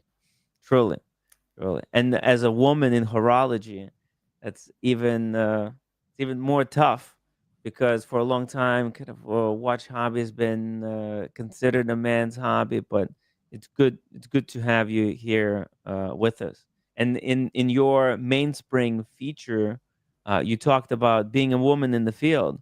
Can you tell us a little bit Mhm. about your experience? I was asked, so the editor of Mainspring, Vincent, asked me at the Mhm. time. He said, "What has your experience been in horology?" Because there have been women that I've interviewed in the past that have had a really difficult time. And I said to him that, I haven't had any bad experiences at all. And it's really sad to hear that women have. And that's still the case. I feel like the watch fam it is like, I feel like they're my big brothers, the majority of the people that I meet. And that was mentioned by another woman in horology. That's how she feels. And it's so poignant because it is how it feels. Everybody's been really kind. And when people haven't been as I'd hoped, it's not been malicious. It's been constructive, mainly with the watches that I've drawn, and not even the artwork itself. Which I mean, I welcome that. I welcome criticism on my artwork too. I think without that, and you have to filter out, being nasty for the sake of it. Luckily, I haven't had that, Yeah. but there is value in criticism because it makes you, one, it makes you stronger, and two, it makes you better at what you do. Hopefully, you just got to Yes. find that Yes. balance. You've got to find that balance, haven't you? I Otherwise, think it'll you're tear you onto it. down. You gotta use the haters, so quote unquote, or the professional. There's a lot of in social media. There's a lot of this like trolling, people who just hate for the sake of hating. They turn it into a whole sport.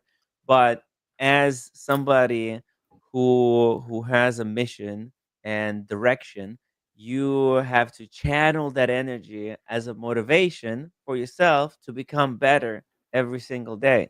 And that's kind of what I'm trying to do here, and I'm glad that you're able to kind of see the same thing, the value Yeah. in that constructive or not so constructive criticism. Do you feel that the industry changed in terms of inclusivity and representation? I mean, I've not been in it a huge amount of time, but from what Mhm. I've seen, I think definitely on the ground where you have the watch enthusiasts talking and discussing about watches, and having YouTube channels like this, which I think is amazing. But what I would love to see is brands sort of echo that. So echo that it might be nice to have different watches for women, not just, I mean, me, I enjoy the larger watch anyway, and Mhm. historically talking, more masculine aesthetic. So it'd Yeah. be nice for me to be able to walk into my AD and not be shown just the smaller watches. It'd be nice to have brands not gender watches, I suppose, so much, I think. Mhm. Thomas Burnett, 5 pounds super chat. Sophie, my mom is an illustrator. She does seascapes and landscapes in a mixed media. Do you have a favorite subject matter before discovering watches? Thank you, Thomas. Yes, I do. Well, I've got two. So um, I love cars, and that's my second passion is cars. So Oh, I have drawn on the odd occasion cars for private commissions. So a huge fan of cars. But I also have drawn family portraits in a digital style, so in more of a cartoony style, which I love doing because it's having that conversation with the buyer, and they tell you a bit yes. about their life story. That's what makes this community so special, is that people tell you their stories. It's not just about a piece of metal that they wear on their wrist. It has meaning, and they've got a story behind that. And it's the same with family portraits. They would tell me, here's my son, he likes walking, he likes playing this, and they would tell me the most intimate details about their family life, which I felt so honored to be a part of. And so I really enjoyed that part of it, I guess. But yeah, that's the Defender that was a huge piece, actually. That's actually getting shipped off. It's still here. It's getting shipped off Yeah. to a watch company in America. It's going to go in their showroom, and it's about a meter wide, I think. Oh, oh yeah. Um, So it looks it's huge. massive and very It is detailed huge. and incredible tiny little details. It's fantastic. And shout out to Kelly on her own time. $10 super chat. Hi, Tim and Sophie. Cheers to Kelly. Kelly, she's very active on Instagram, and she's Yeah. a very fun lady in the wristwatch space. She's one of the first women that I've kind of uh, known about in watch space way back in the day. We actually had dinner in New York City at after Watch Time New York. Just a great gal, and she and her friend are just they're such fun girls on Instagram. They're having great time sharing their passion for watches. It's always good to see what I on her follow own Kelly. I time. follow Kelly. I love her Oh content. yeah, yeah, It's great. It's they're great. so It's great cute. to meet you on the internet, Kelly. And her friend Vinyls and Dials, she is funny as Yeah. well. Those Yeah. two, they have too much fun. I can't wait to meet them again. Hopefully, we're we're gonna bump into each other at Watch Time New York. She says we're not talking about soju. No, no, no more soju. Yeah, we introduced Kelly to soju. It was good dinner, great times. That's it's good to see so many women in the wristwatch space. And Sophie, if you had any advice to give to women entering watch industry today, what would you tell them? What advice would you give them? Oh, that's hard. That's really Mm, hard. Um, be authentic. Be authentic. Be mm-hmm. yourself. Don't wear a mask. Just be you. And if people don't like that, then that's their problem, I guess. People have just been so kind to me that, and I think when I first started out, I was so terrified of videoing myself. I couldn't even photograph my face when I started this, and now I take Oh, short videos and telling people what I want, what I'm doing, and what I'm up to. And I think if you are just authentic and you talk from the heart, then hopefully then nothing will go wrong. And it'd be lovely to have more women in the industry, in the community. And yeah, I mean, I've met a few, and I've met quite a few on Instagram as well. It's lovely to. Oh, and my battery's running low, Tim. Let me plug oh, myself in. plug it in. How unprofessional. Ah, Bear with happens to me me. all the time. Happens to me all the time. I we run out of coffee over here. I think I'm running low on Celsius as well. Very very unprofessional of me as well. By the way, while Sophie is plugging her phone in, make sure to follow her on Instagram. I'm gonna put the link to Sophie, and also put the link on Instagram to Kelly on her own time. Oh, I did it incorrectly. Okay, let me just fix that. There's Kelly and Sophie. There we go. Make sure you guys follow. I thought that was plugged in, Tim. Sorry about that. Oh no, it's okay. It happens all the time. And I hope Kristen is doing well. It's Vinyls and Dials on Instagram. She and Kelly, they collaborate often together in a lot of their work. You're good now. I'm good. I'm good. I'm back. I had to Okay. run to the other side of the building. All's good. All's good. I'm back Uh, and just a little bit warmer. Perfect.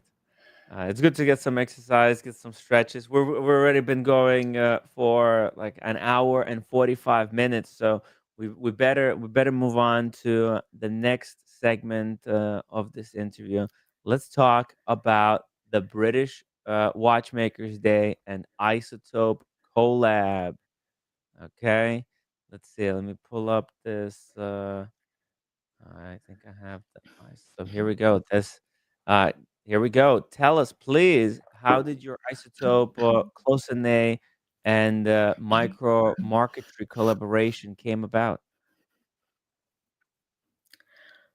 So I contacted Jose to see if he'd like me to work on an illustration for him, which he did, and at the same time said, "Oh, we would like you to work on our dial design." So I was so overwhelmed that, I mean, just to have this guy say yes to me, and then also, would you like to do my dial designs at the same time? It was amazing. So he gave me a really open-ended brief. He said, I would like to have the Union flag on it.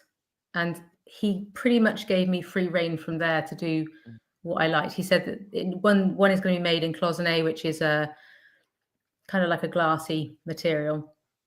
And the other one is micro marquetry. So there's a French artist called Bernardo d'Ore, who is this fantastic artisan who creates these tiny, tiny pictures out of micro marquetry. They're tiny colored straws, just all cut in different directions. I think he's worked for Patek and also for Louis Vuitton. So it was such a huge thing for me and such an honor to work on it.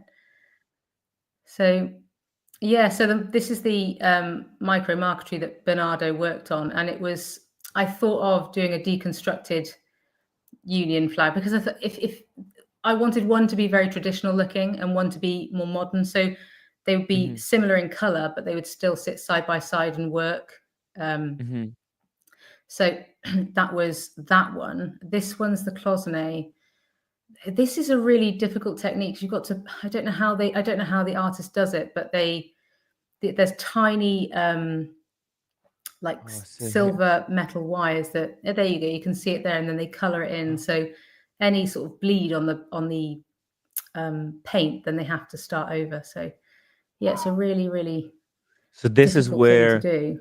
This is like where your art design skills came in really handy, because this is not just, you're not just drawing a watch in a photorealistic fashion. You're designing a kind of a you were told kind of what how it's going to be done, but then you had to completely come out with the idea for this, right? So the artist, then he follows the instructions that you gave him, right? So you designed how the flag should look like, the colors, where all the lines are going to be, and then he made it's like the reverse, right? Usually you're the one who's drawing, but here you're coming up with a fresh idea, deconstructed Union Jack flag, and it's also you tailored each design to the kind of scale, to the kind of way that this dial is going to be made. Marquetry, you were using a lot of straight angles, right? Because this is, he's going to be working with wood, and they're going to be cutting wood in a very specific way. This is also extraordinarily difficult to do, right? So here he shows the dials that he made.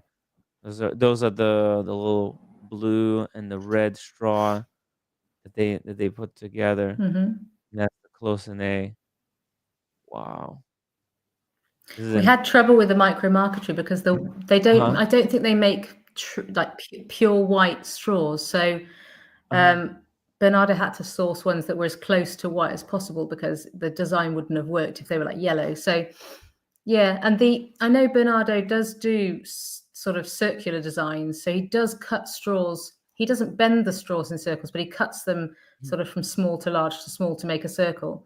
But I wanted to pay homage to the sort of process of micro marquetry and it being a straight line. So those fragments were, I mean, they do overlap. So that there is an element of having to cut lots of different lengths of micro marquetry straws. But yeah, I wanted it to not just be about my design, but it being about the artisan that was going to be producing the design.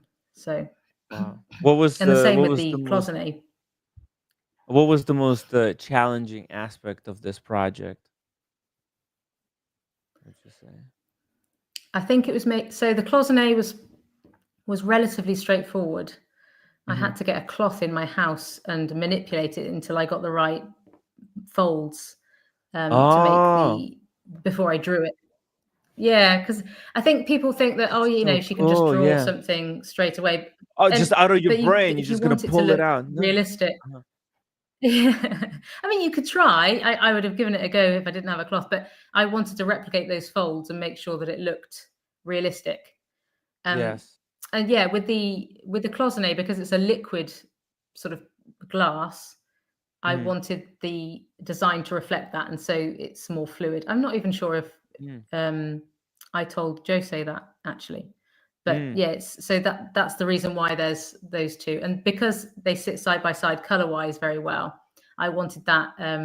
I wanted there to be some difference, and so I went for a more traditional look with the cloisonné, and then a more modern look with the micro marquetry.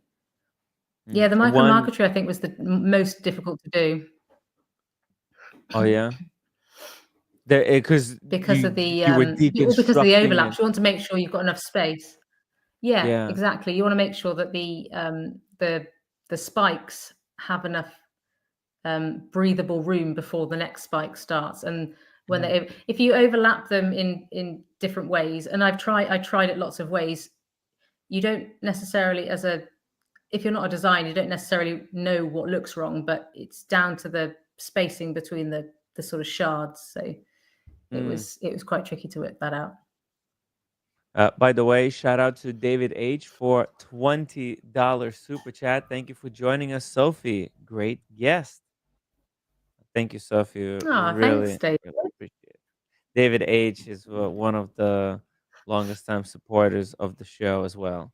He's a great guy, and a huge collector of very classy watches. Has an incredible collection and great taste. Let's see. Fantastic. Oh yeah, it's great dude. I met him at the watch time as well. Sometimes he comes here to visit, but he's from Texas. And how nice. did oh my god, there's a storm outside my window, thunder, lightning, everything, the whole shebang. Oh, my wife is closing the window. Amazing. Thank you, honey. Thank you, honey. She's angry at me. Okay. Okay. Since when do I have wife? I love it. It's very spicy. Hey, Sophie, meet the roommate. She's Hey, you want to say hi to Sophie? Say hi to Sophie. Hello. She's a nurse. Hi.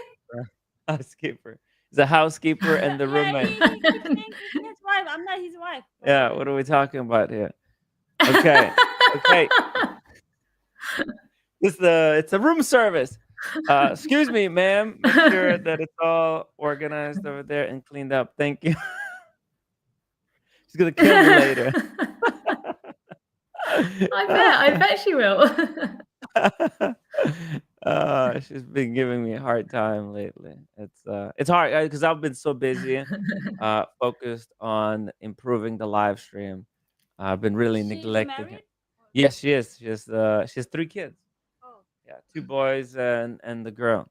Oh, okay. Yeah, and she has the time, but very limited time. So we have to talk about. I feel like I'm gonna die soon because I'm living with this guy.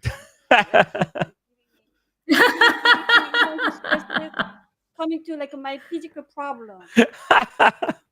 These nurses are so tough. It's tough for them. Anyways, Sophie, how did the watch community react when they saw these watches that you created? Really well, really kind. I think there was one person that didn't like them, and I think it's just down to me not having the experience. But that was fine. I mean, again, you learn from that, don't you? I mean, I couldn't give any more experience because I didn't have it.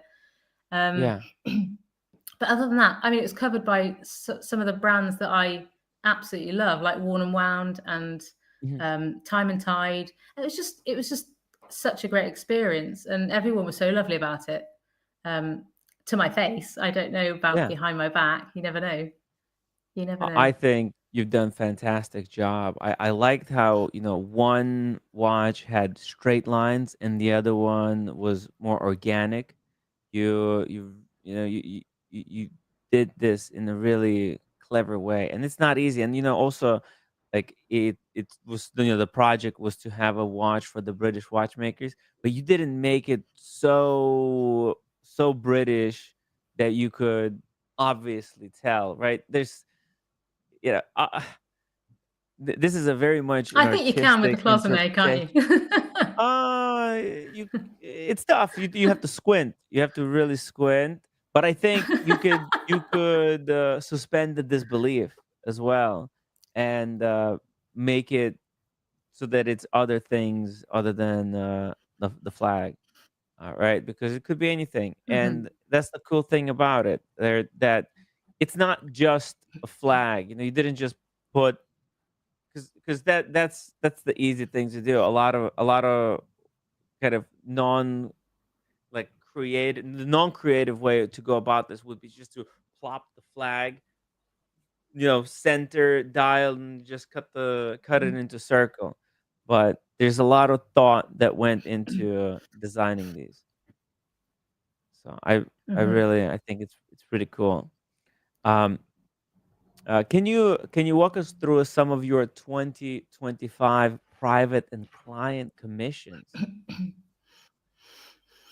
Yeah. So not long after working with Isotope, I started a commission with Jonathan. I don't know whether you know Brew. You probably do. He's based in your neck of the woods.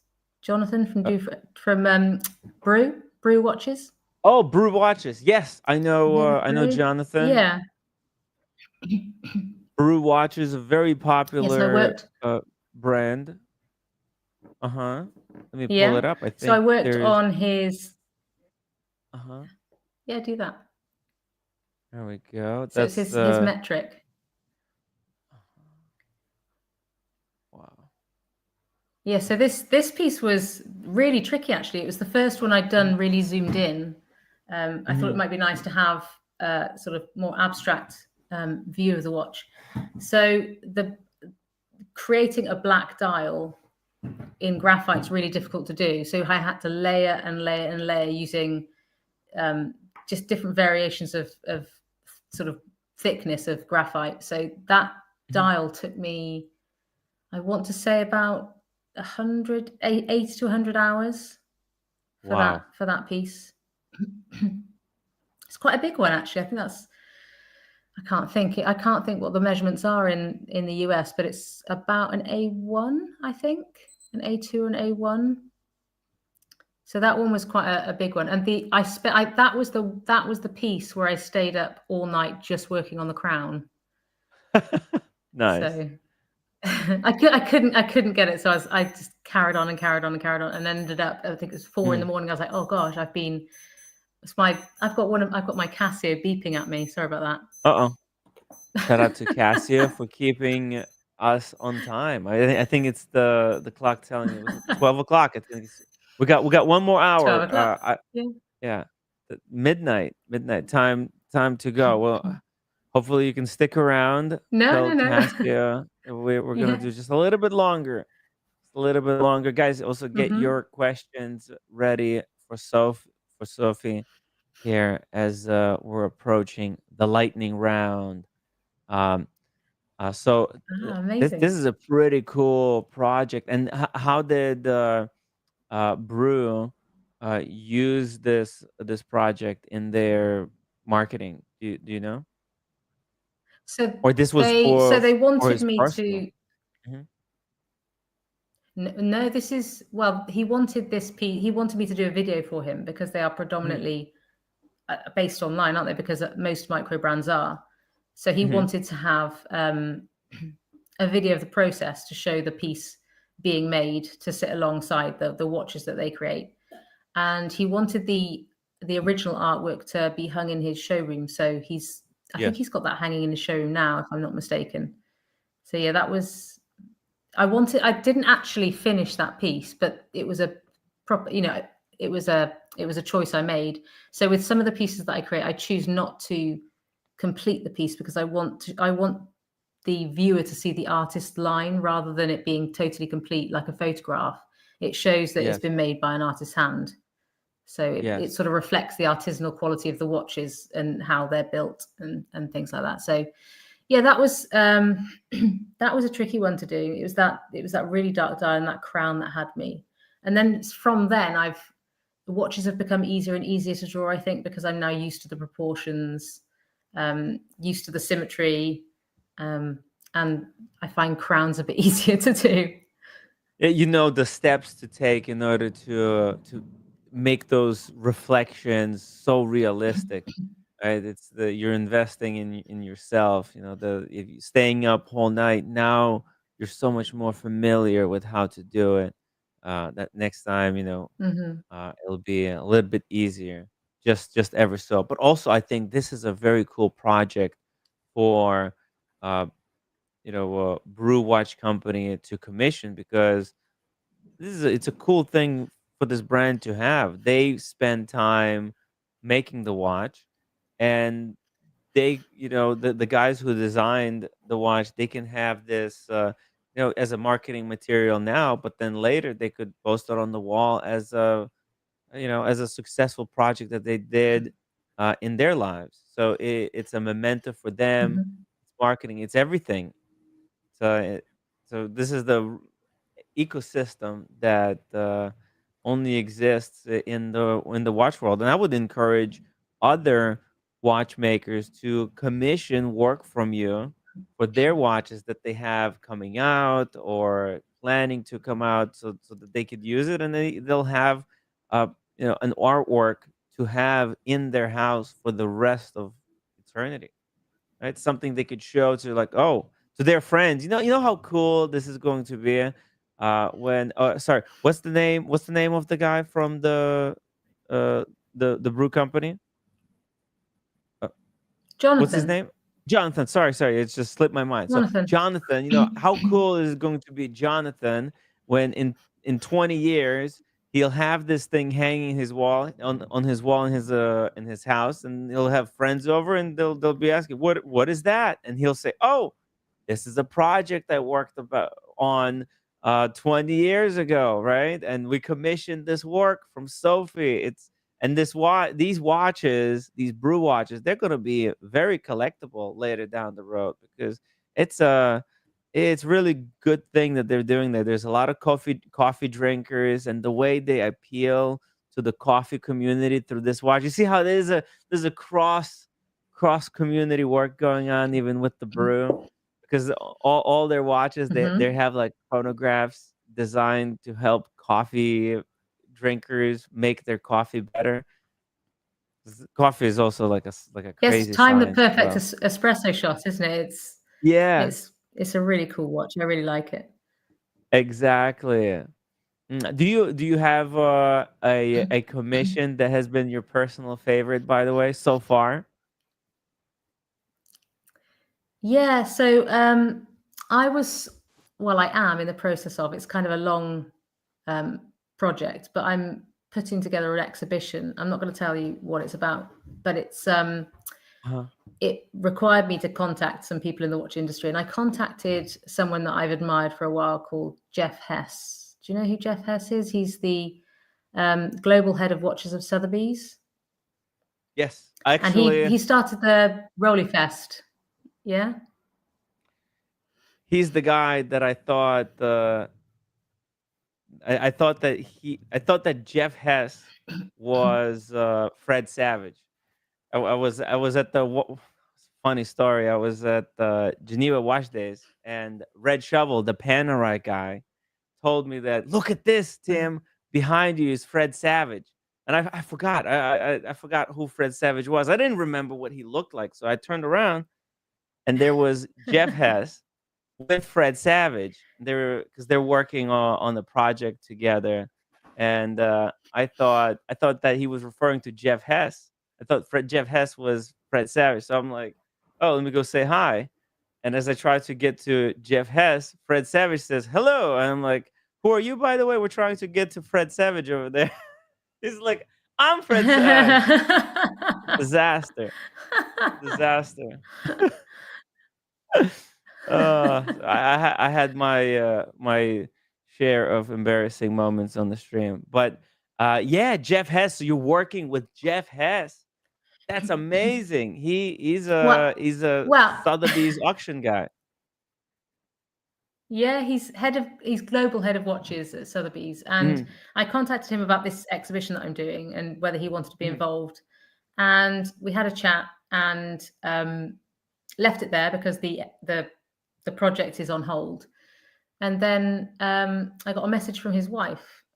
Jeff had shown his wife my work, which was really lovely, and she said that his birthday's coming up. mm. It's a special birthday, and I'd really like him to give. I'd really like to give him a special piece of art. So she commissioned me to create his beautiful Hermes, which I don't remember the name of it. It's Le Follet du Ciel or something like that. It's Yeah, it's this one right it here is on the a gorgeous.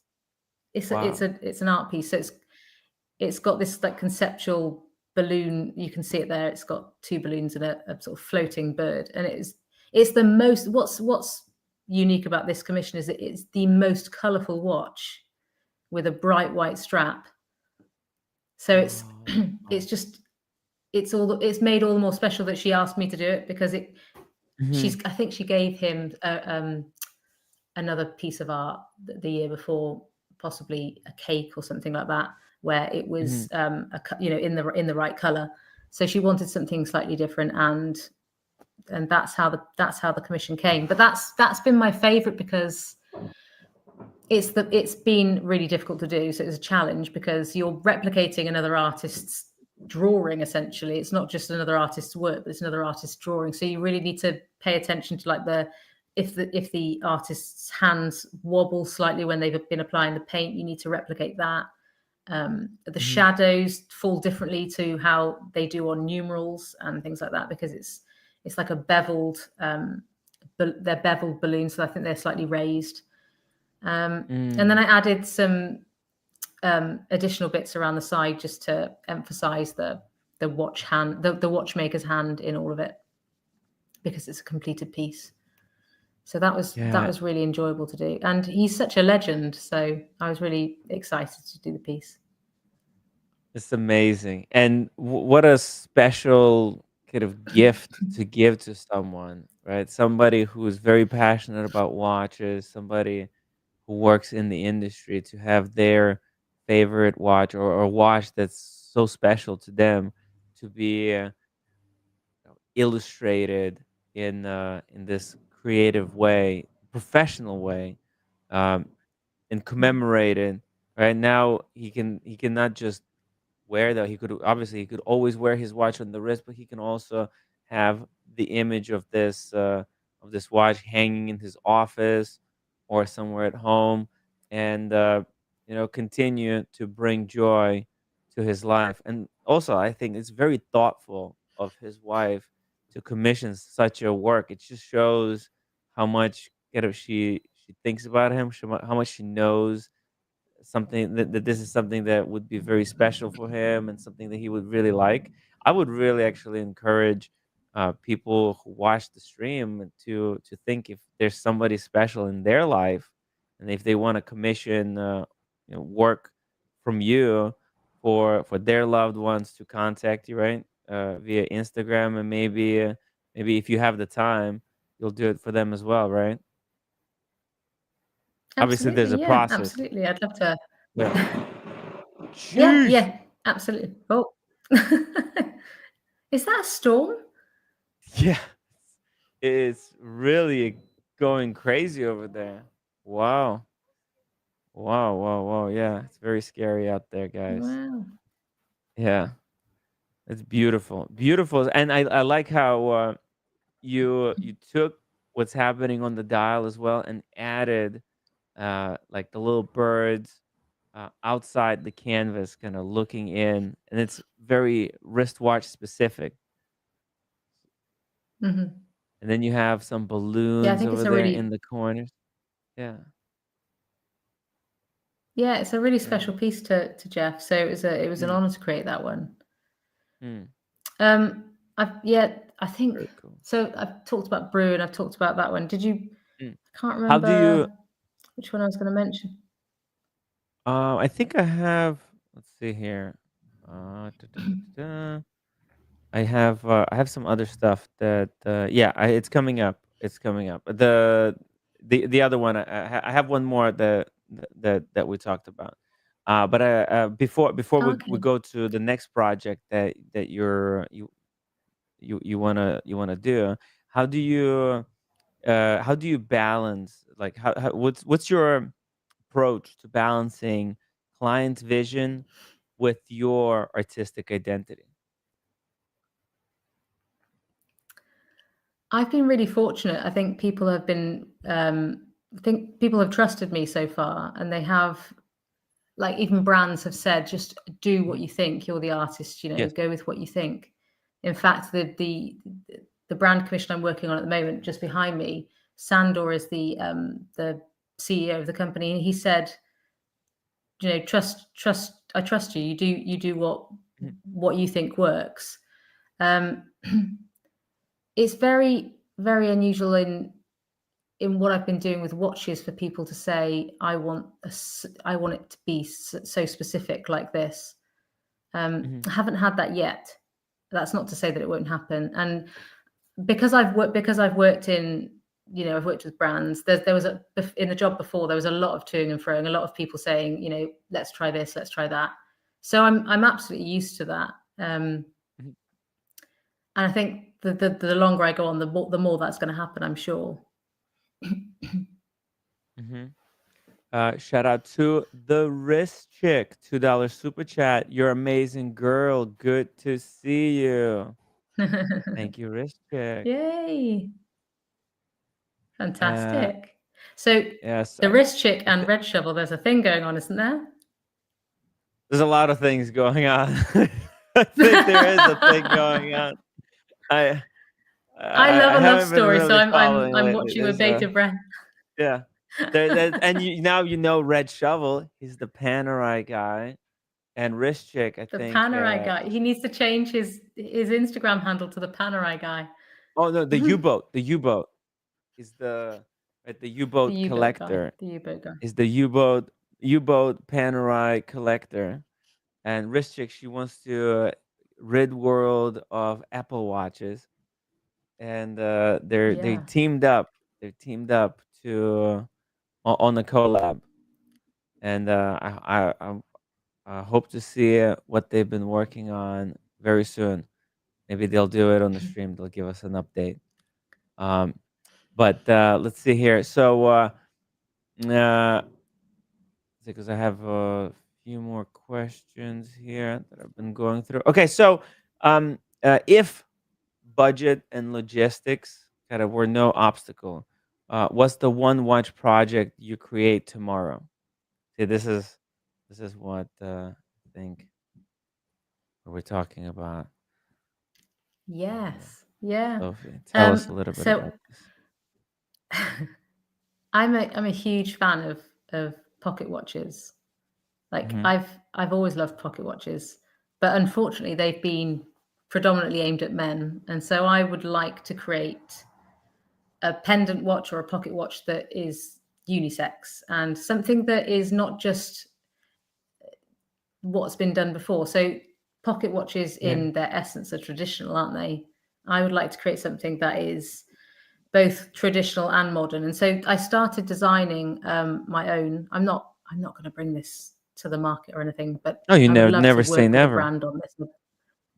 Yeah, Hmm. well, you never say never, but so I would love to work with probably a micro brand or an independent brand on something like this, where we bring to life something that's traditional in its shape, but something with a modern aesthetic, a modern dial.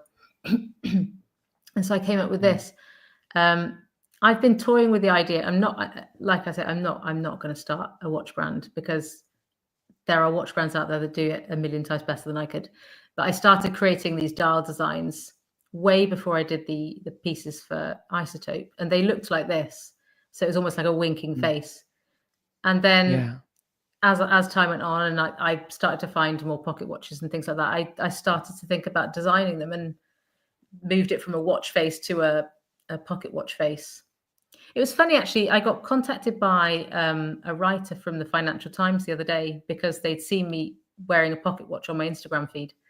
So I got interviewed by the Financial Times the other day, which was just mad. Not for my artwork Wow. either. It was for the pocket watch that I wear.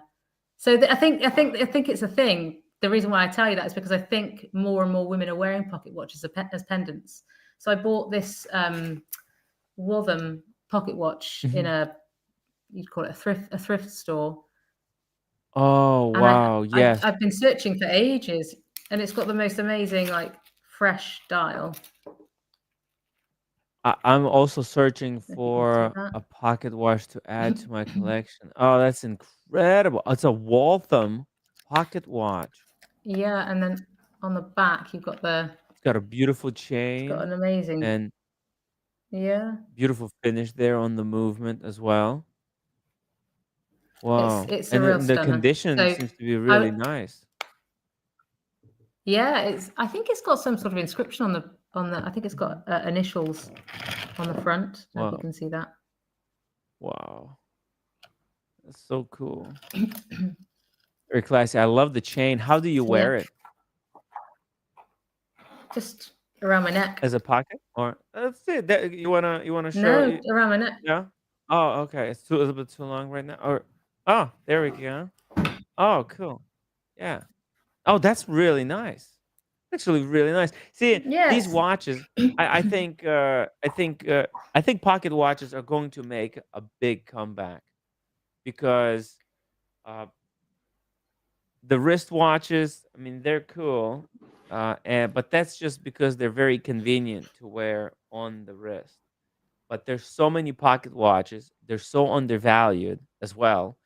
There's, Mhm. it's possible to pick up, Patek Philippe, Vacheron, all these uh, top end watchmakers. Their pocket watches for a fraction of the price of what their wristwatches cost. And I think people are sleeping on them. It's just all tiny little dress watches already made a comeback. Those are impossible to get. I wish I could tell people, hey, it's not too late right now. Calatrava Reference 96, they're going for 40, 50,000. They were 2, 3,000 just a couple of years ago. So that train has sailed. Pocket watches are going to be next because it's all about style. And once people come on the scene that will make uh pocket watch wearing cool, which I already seen a lot of cool ladies, a lot of celebrities already starting to wear kind of uh pocket watches as a like a pendant. It's a cool thing. Mhm. And that's a beautiful design. How did you thought up about this idea? Whoops. Do you know what? I can't even tell you. It just came. It just came. It was just Mm, something that I like I like kind of modern Bauhaus design, and it felt kind of a modernist piece, I suppose. mm, I can't. I honestly don't know. When it's like creating conceptual art. Sometimes you can't. You just feel it, don't you? And I think it sounds really corny to say that, but I drew the case to mimic a piece I'd seen mhm. online. It wasn't the same because the crown's in a different place, but the inside, I just started drawing in graphite, and then it started to develop on the page. And whenever I've Mm, done dial designs in graphite, they've been that way. So I've drawn the circle first, and then they've just started to develop. cool. It's a very cool design, very original idea. I haven't seen anything quite like this before. So I hope that either you collab with another brand um or hey, maybe even start your own brand in the future to launch your own line of wristwatches or pocket watches. It'd be very cool to see. Let me very quickly introduce you here to our Sophie. Sophie, meet Tim G. Hi, He's how are you, Sophie? he's one of the I'm good, cornerstones thanks, of Tim. talking. Good. It's nice to see a very smart person and a person that brings the stream up to a higher level. So it's very nice to. It's very nice. I mean, I've really enjoyed this interview. So just a FYI. So Tim G is one of the Oh, thank you. cornerstones of Talking Watches live stream here, Sophie. He's a regular contributor, huge watch enthusiast, and huge. insider. And I love your work. I've loved your work for a long, very long time. Unfortunately, I don't show my face, so you don't know what my face looks like. And Yeah. that's one of the little gigs on YouTube that I can pull off. Okay, so in any event, but your drawings are beautiful. You work with a lot of graphite, and I'm assuming that medium's similar to a pencil. Am I right on that? It is pencil, Oh, yeah, it is, absolutely. It's just a. And then how do you keep the pencil from not smudging after you finish? That's the tricky part. Okay. Is there? So Go ahead. Well, while I'm working, I use tissue paper. So an artist's tissue paper that's acid free underneath my hand, so it doesn't smudge it. And then afterwards, when the piece is finished, I spray it with a fixant, so it doesn't smudge. Got it. Okay. All right. Is there any other medium of like, did you do any watercolors or anything like that?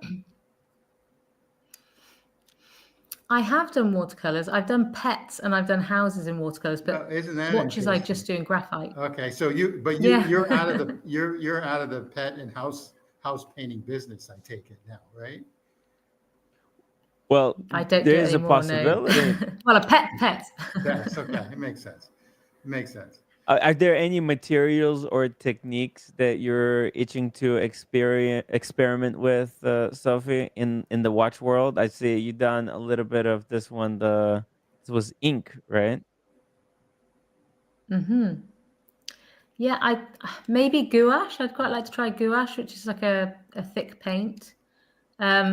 There's a guy that does watch portraits in Lego, which would be amazing to do. I'm not going to do that, but I think what he's doing is absolutely amazing. Oh, and there's wow. another guy I think that does. Does he make the Lego, or does he have a kid make a Lego? How does that work?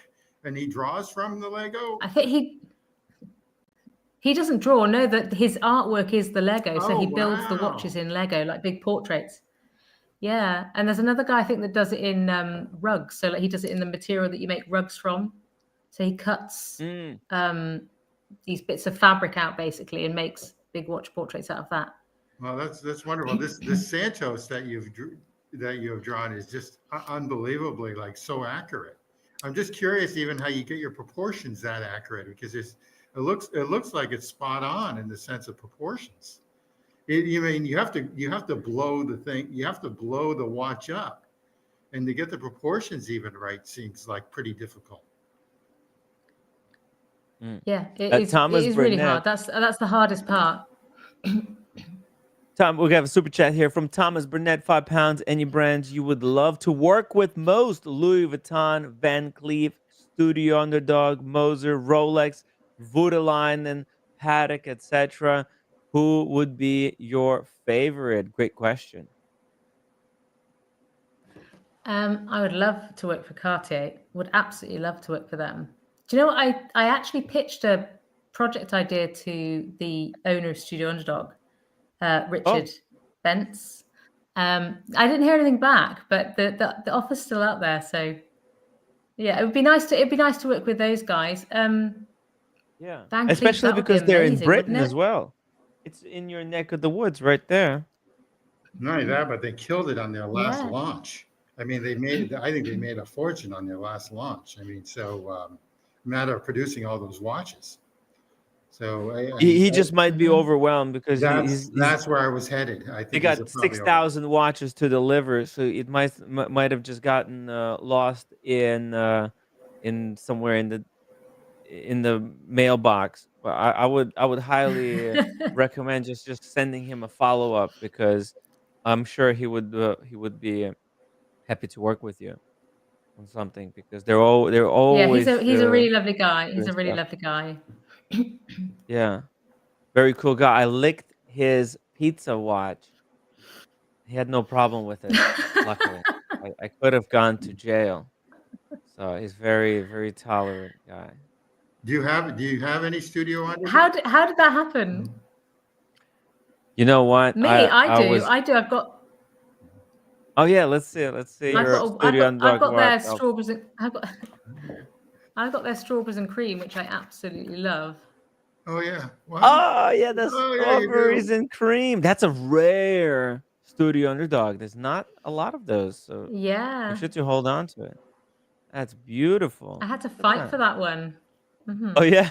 Yeah, I'm chuffed with that one. Yeah, I did. Tell us a little bit about how you fought for this watch. Oh no, it was just an online purchase, but the guy that was selling it was kind of hard line. This is what it costs. So I couldn't Yes. do any bartering. So Yeah.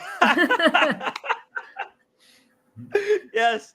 I was actually on the receiving end. I was selling one of the studio underdog watches, and some guy contacted me. He said, "Hey, can you? Is there any flexibility on the price?"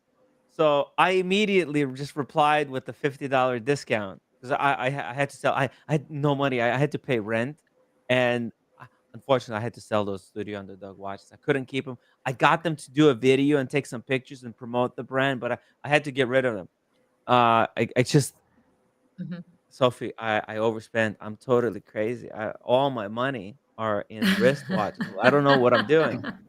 So, so this guy contacts me. He says, "Any flexibility?" I give him $50 discount.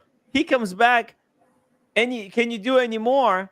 I block him. I'm like, oh, no, I withdrew it. I withdrew it. I had no patience for this. And you know what?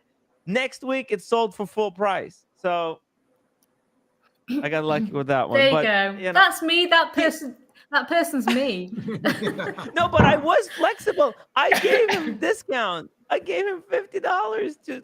He said, "Hey, any flexibility? There's flexibility." You know, if he came to me and he said, "Hey, could you take $100 off?"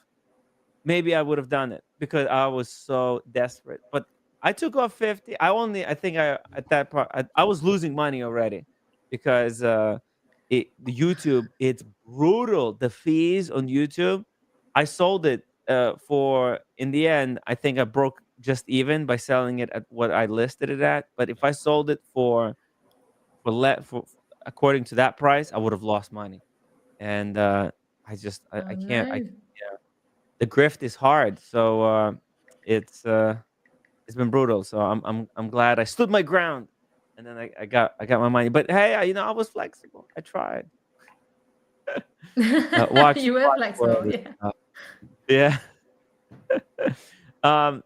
Let's do a quick fire round because I don't want to keep you here forever. We're gonna do 30 more minutes. We got Sophie for 30 more minutes here, and Tim G is gonna help me out. Okay, and then we're gonna take viewer questions. Okay, guys, get your super chats ready because or put your super chats in the chat now. We're gonna pull them up after the quick fire round. Here we go. Grail watch if money was no object. What do you think, Sophie? Anything by Grail. Grubel Forsey? Anything. If money is Anything no by problem. Grubel Forsey. Or all Yes. the site work, of course.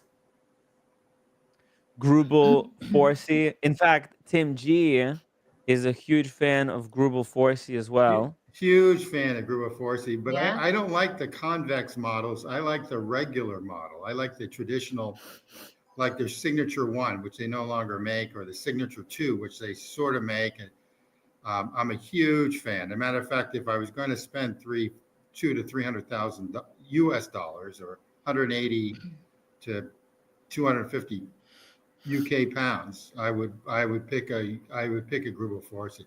So they have a convex, which is their sports model, and then they have the regular collection. And I'm on their collection side. I don't even know how to use their website. It's too complicated. No, then you just hit that one. You just hit there. You hit one or the other. Yeah. Yeah. There you go. Collections. So if you want the convex, you like the convex? Oh, I think this is the one that Tim G wants to get I this actually one right here. tried that on in New York City, and boy, was it That a is nice nice. watch. It's thin. I mean, it's small. I mean, it's perfect size. It's 39 millimeter. They're used to making huge watches that just wrap, which is fine. Yeah.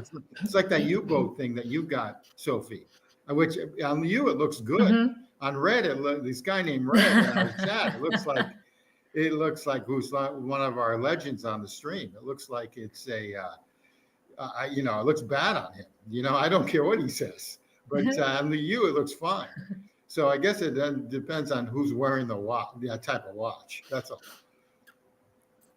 Yeah. Do you think women can get away with bigger watches then? I think women can get away with bigger watches. I think it takes a certain guy with a wrist size to wear a big watch. If you're like I'm 6 foot, but I've got only a 6.5 inch wrist, I can't really wear anything over 42 is ridiculous for me. Millimeter. It's You know Mm. what I think? There's a watch for every job. Okay. And I think if a woman wants to channel certain energy, she can wear a big watch, right? If you're going in for some big interview or some business meeting, like women who are lawyers working in these very competitive and brutal environments, it's good to wear a big watch because it asserts certain dominance. You can wear a big watch, and it channel because watches they're full of energy, right? They carry certain aura with them. Wearing a tiny little watch and then going into let's say some kind of a corporate takeover, that's not a recipe for success. I think if you wanna, so like that's what I think. Like you wear the watch for the job. You're going to meet your parents. Okay, you want to channel softness. You want to be very friendly. You put on a small watch that channels peace, tranquility. You could just have fun and just enjoy the time, right? Because Yeah, I agree. I agree. The I other thing, Sophie, like the back of that watch, the case back of that Grupo Forsi, you would be that'd be a perfect draw for you, because that's absolutely a gorgeous case back on that Grupo Forsi. I'm curious on what Grupo Forsi you actually like. mm-hmm. Oh, I like them all. Oh, okay. Tim, I like them all. Okay, that makes sense. I like them all. It's All right, each yeah. one is better than the other one. Absolutely. I like these handmade ones. Did you see the handmade ones?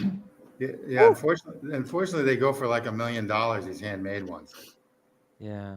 I know they're stunning. Everything they do, it turns to gold. Everything they touch. I agree. I think. Well, Everything. you know that they make like only around 300 watches per year, right?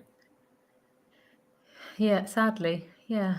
I think And they're so out of my price range. Like it's extraordinary. well, the cost. maybe someday when you I mean, you're already big, okay? So I think you're big, and if you get even bigger, who knows? This might be your drop, your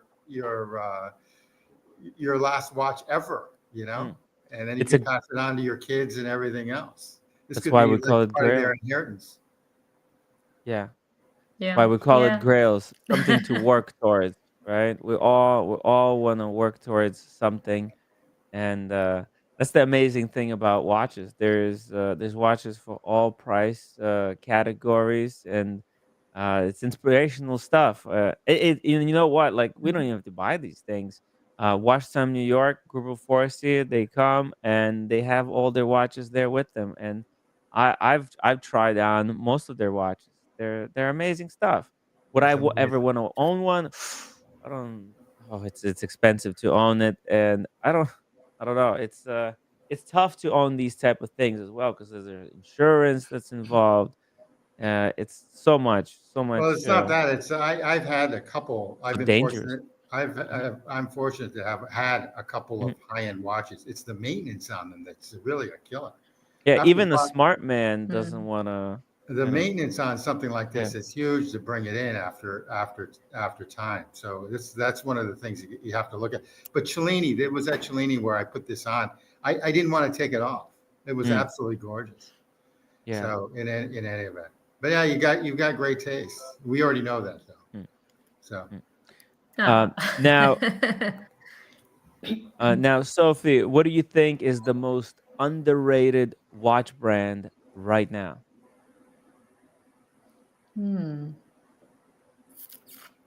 Oh, that's so tricky because I work with micro brands, so I wouldn't say they're underrated Even micro amongst brands, the community. there's a They're lot. I thought I was telling my viewers how underrated Studio Underdog is. They're they're I think they're underrated, especially because in my circles, a lot of people they're only into these established brands.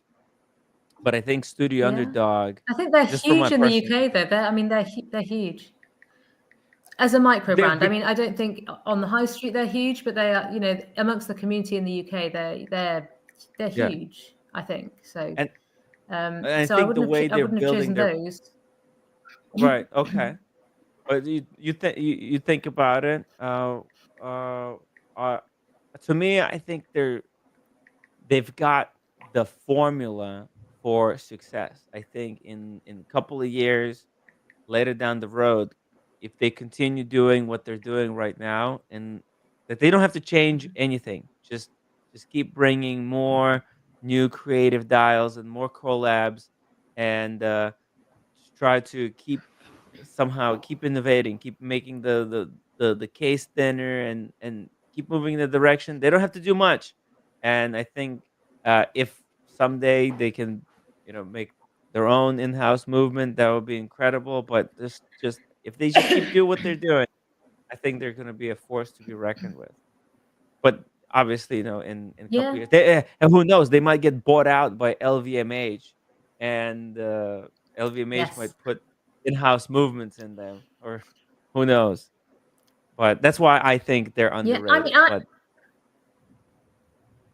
mm, I disagree with you. I love what they've done so mm, far, but I want to see mm, what they bring. I want to see, like they did their pink lemonade dial design, and they've got their mhm, sort of food dial designs. I want to see like that collaboration they did with Satori Biard, the sunflower. That was mhm. amazing, absolutely amazing. I want to see what they can do for the mass market next, as in Yes. what they can do for the watch consumer next, because the Satori Mhm. Biard was kind of high end, more difficult to get hold of. I would, if they can surprise us and delight us in the way they did with the watermelon range and the strawberries and cream and things like that, then I think they're set for life, aren't they? Really, because Richard is such a clever guy. His designs are brilliant. I'm excited to see what he brings next. Yes, and he did the collab with Moser and Son. So Yeah. he's there. He's already in the works with the respected industry leaders. So just I can't wait to see what else they're going to come out with. What about the most overrated? Do you have a brand that you think is the most overrated? Oh, I I don't want to say because well, I'm going to say it and I'm going to pee a lot of people off. But Oh no. Rolex to a degree, Hmm, I hmm, think is possibly overrated. And hmm. I only say that because when I've been looking, I love their Polar Explorer 2. Love it. I want it. Yes. And I was looking at their Explorer 1, but to me that I don't know. Some apart from those watches, I feel like I think possibly because they're such a big brand that they cater to such a huge amount of people. They can't go to left field. They can't go too crazy with their designs. I love it. Hmm. Oh, I'm so jealous, Tim. That is gorgeous. I tried it on and I love it. I love it. So one day, Actually, women look good in with that watch. Yes. I mean yeah. that, and also, believe it or not, a Daytona. I see them when I'm in Miami. It seems like every other woman. I don't know how they afford them, but they do. Hmm. They've got a Daytona on. I mean, and they look really good on women. I think they look better on women than men. I think that watch does too. Yeah, So I think you're right. I mean, in the sense that, in my opinion, at least, is that as watches they are highly overrated, but as a brand, the way they're able to drive demand for their watches is incredible. Their marketing machine. Rolex is, I Yeah. think, 95% marketing and then 5% craftsmanship. But the 5% craftsmanship is still pretty good. But yeah, that marketing, wow, wow. Uh, uh, Mhm. it's tough. It's tough for many other brands to compete because most people, they're not buying a Rolex watch because of its movement or because of its a certain technical aspects. They're getting it like as like a flex thing. Oh, I you know start, compl- started this business, sold the business, right? That's what everybody wants to do. Build the business and then sell it and then buy a gold Rolex day date president to celebrate. That's why they do it. It's not for because of the incredible movement that it has. Although movements are robust and reliable. But I Mhm. totally agree. Overrated, yeah. Uh, A little bit. yeah. What about Tim G? Do you have an overrated brand that you want to add? No, believe it or not, I don't. I really don't have an overrated brand. I'm not a big fan of a lot of independents though. Like I know you both Mhm. have studio underdogs, and I get it, Sophie, as a Brit. I'm not a, I'm not, I'm not, I'm not a, I'm not really a fan, even though they have a beautiful dial. I'm just not a fan of, but I get it. I get it. Trust me. There's a lot of brands like that. Like there's an American brand called Weiss, and basically a lot of Americans, they build a lot of field watches, which are really, really nice. And I've got a couple of friends that when I go to Tennessee, and they're made now out of Tennessee. The guy used to be from Los Angeles, but in any event, you sort of pick your own. But I mean, the British watch world has really like blossomed in the last like 5 years, like tremendously. I mean, a lot of good things that are happening in the British watch world, and it was like that back in during World War II, and obviously Rolex came from there, Yeah. Tudor and everything else. You've always had Roger Smith, and Yeah. now you've got what is it? People don't like Bremont, but I actually do. So I'm sorry if it's for that. I actually like Bremont. People think that's overrated, right? Mm. But I actually like them. And then also, what's the one that has really done wonders in the last couple of years, Timmy? I forget the name, but it's a big name. I forget the name of them. It's fuck. Uh, in any event, it's really a pop. So when you go, I take it you went to the to the British Watch Week or whatever it was, like The British watchmakers. watchmakers, like three months ago. He should. This just. Oh yeah, I did. I was there, but Was Sophie was there because her work was Yeah. being I figured that. exhibited. Okay, all right. Yeah, that's where So you'll be there next year, I take the it then too. Isotope was Yeah, presented. I think that's a beautiful watch. Yeah, she Me. designed these dials. Absolutely gorgeous. The Now, Isotope. who's the brand on that watch? Isotope. Oh, Isotope. Okay, Hmm. are they all sold out? Oh, there was only I think 5 dials Um, of each one. Yeah. Possibly. I mean, check with Jose. Well, the cloisonne weren't actually taken to British watchmakers because there's a problem with shipping. So I haven't actually Oh. seen that watch. So I don't know whether they've all gone.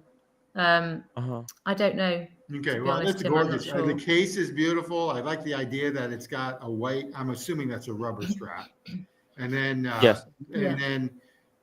the dial is absolutely gorgeous. I Right. mean, absolutely gorgeous. Dial's is like a 11 out of 10. Okay, Mm. so really special. But I like the lugs and everything on this thing. I mean, it's really really nice. Not only that, but you know what? You can read the dial actually. Yeah. I don't know how that happened, but you can read the dial. So I mean, I can see like it's like 10, 10, 10 on one, and yeah, 10, 10 on the other almost. So Mm. that's actually good. sometimes when they're done like this, you can't read. You can't tell the time. Mm. You know. I don't think that. To be honest, I'm not sure it's really about the time on these watches. I think it's more about the It's the design, British I time. guess. I agree. What Yeah, time is it? It's British time. And there's I not a lot of watches out there with like a British flag or patriotic kind of stuff. And these are not over the top. They're very artistic way of kind of showing some love for the country. Not totally kind of over the top. But another question that I have for you, Sophie, is what's your go-to strap option or a bracelet style on your watch? do you like a rubber strap? I like comfort. Yes, we and do. I do like a I do like a Jubilee bracelet as well. I think they're really comfortable, but mainly rubber straps are my go-to You go. because my wrists are on the table the whole time, so I need something durable that's not going to scratch. Mm, that's good. That's good. And the Jubilee kind of perforated bracelets. Those are nice because uh, like they're a little bit, they aerate the wrist a little bit. Oh, but I understand. When you're working on illustrations, it's good to have the rubber strap because if you're wearing like a metal strap, you're gonna just tear up the paper, right? Or if you're wearing a leather strap, it's similar problems with the leather straps, right? They smudge up and they go bad very quickly as well. So for professional I've got a artists, few smudges on my watches. Yeah, I it's mean this one's got a lot of graphite smudges on. You might be able to see on the corners. bring But it even closer yeah, it's into the camera.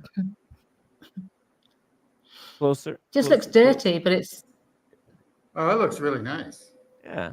I actually love rubber straps because I go to a lot of humid, even though I live in the cold, like same temperature as England. Mm. I go down to Miami or the South a lot. So the rubber strap is really nice. The other thing is you can bang up a rubber strap and you can't really see the scratches. So and they're really comfortable. That's the third thing. So I actually really, really like the rubber strap. My kudos to the Patek Aquanaut that started the rubber strap. Am I right on that, Timmy? Or was it Hublot? Am I right on that, chat? Who invented the rubber strap? Yeah. Was it Hublot? Hublot. Oh, Hublot. okay. Yeah. Sorry. Hublot invented the rubber strap, and then it was Chopard who created the first rubber strap with like a pattern. Yeah. And they Hey, had Timmy, Millimiglia had the first like a tire pattern on the strap. It wasn't just and you got a super chat from PG. super chat from PG. This woman is so talented. There you go. Thank you, PG. PG is incredible. Super collector. He's done talking watches with Tim Mosser. Thank you, PG. That's really kind. Great supporter of the show. And I have another spicy question for you. If you could wear only one watch for the rest of your life, which one would it be and why?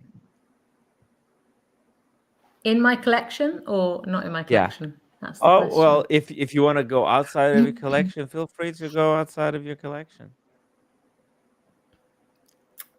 I think it would be this one. I think this one served me very well. I think people on Instagram, someone once called me that, I think they're talking about my artwork, and they said that girl with the yellow Speedy, and it kind of stuck. So people seem to, that's how they, what they call me now, I suppose. I think it's just a really great watch, and it surprisingly goes with a lot of stuff. So it's versatile, and yeah, I do need to get it serviced though. I haven't had it serviced yet. It was made in 1991, so I don't know. Well, if it's working well so far, I mean, do you have any issues with it? No, but I went to Amiga locally to me, and they said you should you should try and preempt any issues by getting it serviced, which I'm sure they'd probably say anyway because they want Yes. they want to make the sale, I guess. But Exactly. yeah, I don't know. So you don't think I should then, Tim? You don't think I should get it serviced if there's not a problem?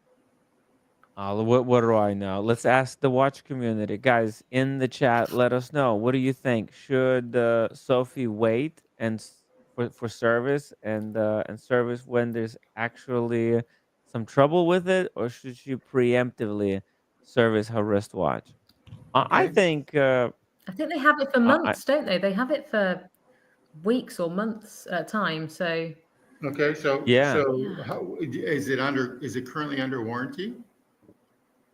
No, No, no, no, what no, warranty? Okay. no, All right. no. Is it working? Yeah, She says yeah, it, it works All right, then perfectly. there's no reason to service it. but it has Yeah. no service Okay. history, right? So it hasn't been serviced since 1990s, and it's still working perfectly to this day. Yeah. I would not touch it. Yeah. I wouldn't touch it until Really? it was. Okay. I wouldn't touch it until it's like stops. You can't wind it or something. Because I think that could Okay. probably go for another 10 Interesting. years without you touching it. If Mm. it's not broke, Really? Oh, that's interesting. if it's not broke, don't fix it. If it was a Patek Philippe like complication watch, I would probably service it every 5 to 7 years, no matter what. But something like this, which is Right. what I typically would wear too. I mean, I've got a Timex on right now. I wouldn't service it. And just Omega's what is it? Their movements are usually bulletproof, like Rolex. Mhm.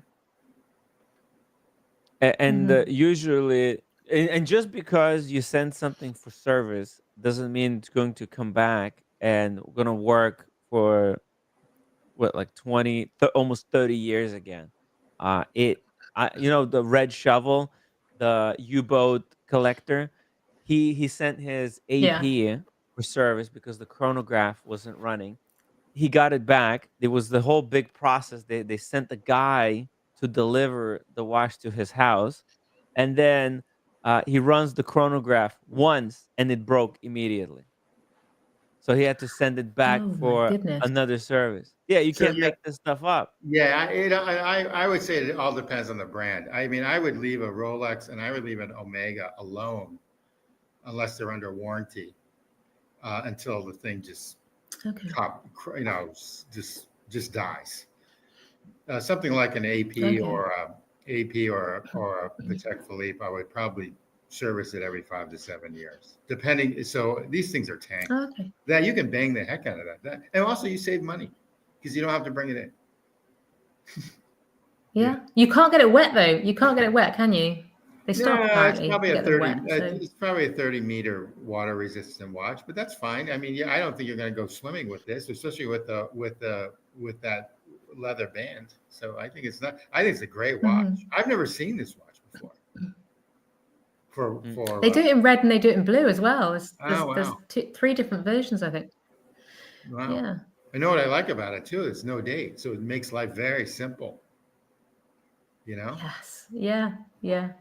The more watches I collect, the less I like the date function, actually.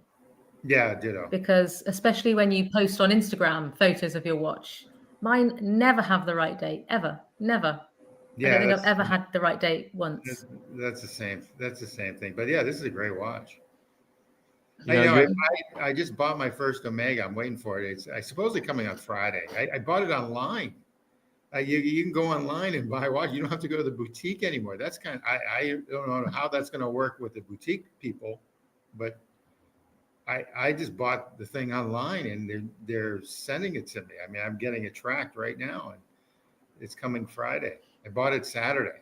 So I don't know how they're doing it. I figured I'd do it before if there's ever massive tariffs so it wouldn't go up another couple grand. I figured I'd just pick something up for the next, so I can have a honeymoon with my watch for the next year and call it a day, you know? Because I tend to have a honeymoon period with watches. I think there's nothing wrong with this Speedmaster. It's a Speedmaster. It's an Omega. It's a Schumacher. that it's pretty cool. Also, it's got another reference because Gordon Ramsay wore a yellow Breitling for the longest time on his Ah. on his show. This is the watch he was known for wearing. So you're not the only Ah. British celebrity now with a yellow dial wristwatch. I actually like that. I actually like that watch a lot. Yeah, Usually they're like right. 44 millimeter, but that one I've never seen before. I like that a lot. It's pretty cool, That does right? look quite small, doesn't it? Yeah, it looks like it looks like it's even smaller than a 40 millimeter. Mm, I've never seen that watch before. I think. right. It's pretty cool. Okay, so just two more questions for you, Sophie, and I'm gonna let you go so you can have some sleep. Um, where is the best place where people can follow your work and see more of your art? Would it be your Instagram, or there's other places that you would recommend? Yeah, mainly Instagram. I mean, I'm on Watch Crunch actually. I don't post on there too much, but the community is really nice. So Watch Crunch or Instagram's probably the best place to get hold of me. You know, you could Yes. DM me or message me, but I've got a website as well, so you can. It's sophiescottlewis.com, and yeah, so most of my work's on there. Most of the pieces I've done in this year are on there, but most of my watch content's on Instagram. So yeah, follow me there. Okay, I'm just gonna put the link to your Instagram and to your website on in the chat so people can go and subscribe and bookmark your website to their tabs. Also, I would highly recommend if somebody who's watching who's interested in creating a special gift for their loved ones who's a watch collector to please go and try to get their work commissioned from you whilst there's still opportunity um, because look, we never know when you move on to the next bigger project. So the Yeah, so time you can to buy get a that hold of Grupo, her now is now. you can buy that Grupo Forsi. Yeah, and if somebody bought that Grupo Yeah. Force, go commission Sophie to draw that beautiful Grupo Force and have her make a piece of art for you to display in the office. That'd be incredible. Shout out to Humble Pine for a $50 super chat. Cheers, Tim.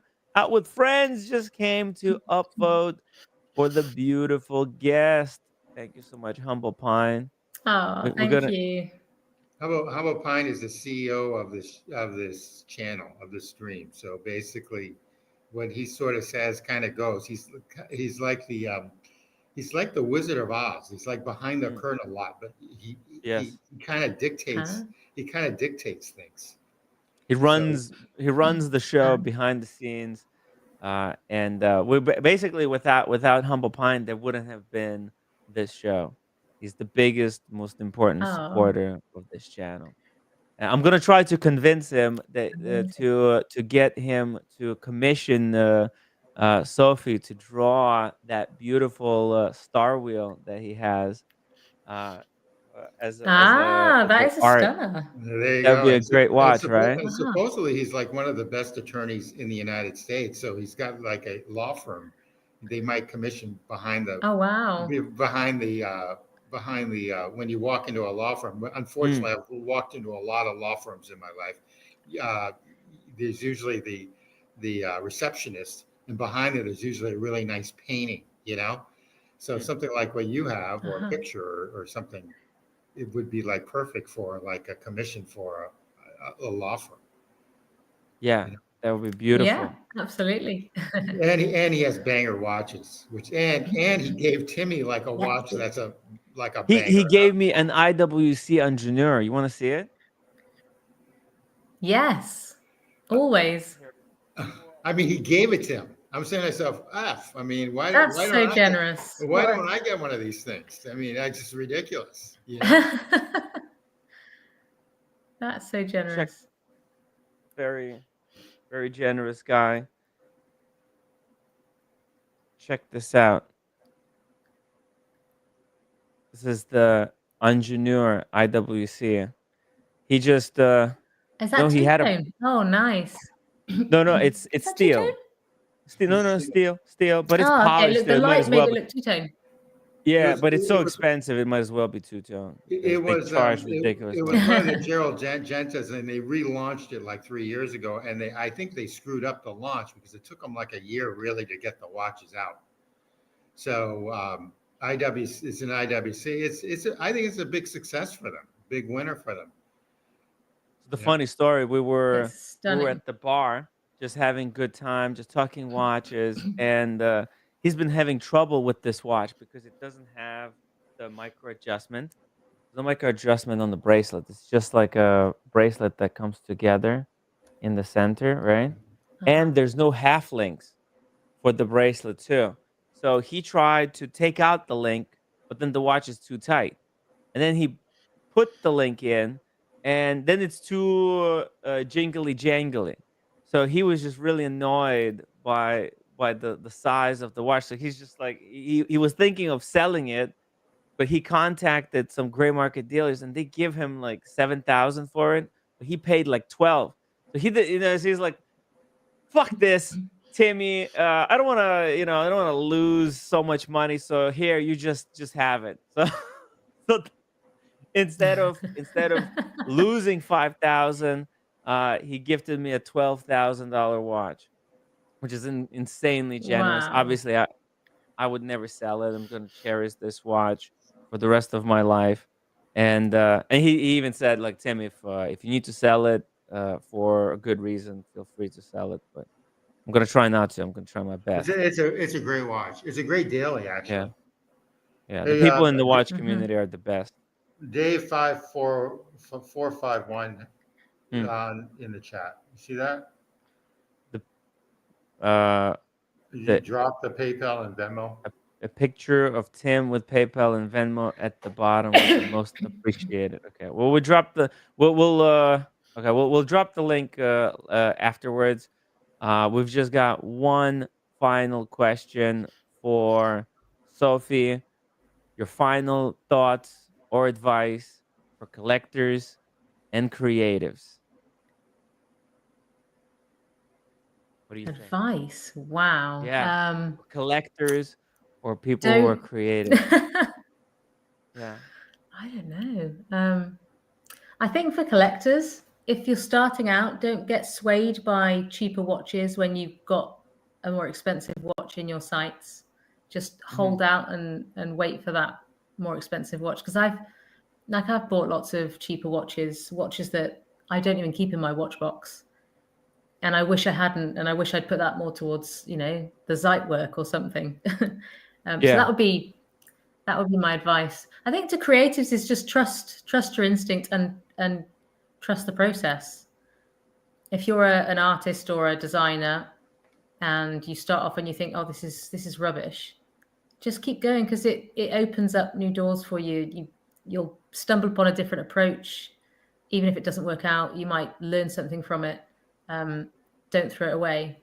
I would keep it and learn from it. Yeah.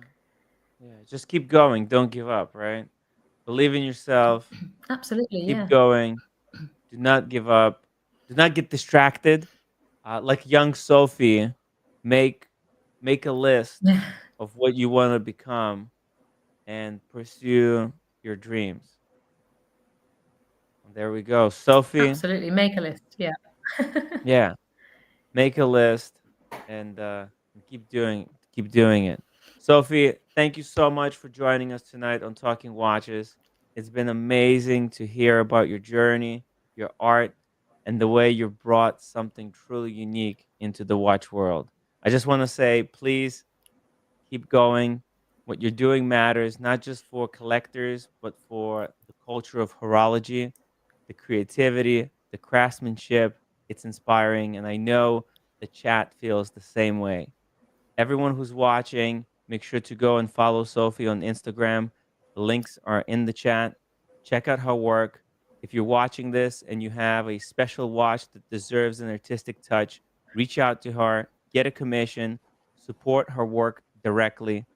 And Sophie will follow along to see what you do next, whether it's another big brand collab, a dream project, or one of a kind piece for a lucky collector. You've got fans for life here. Thank you again for being here. And everyone in the chat, let's drop some love for Sophie in the comments.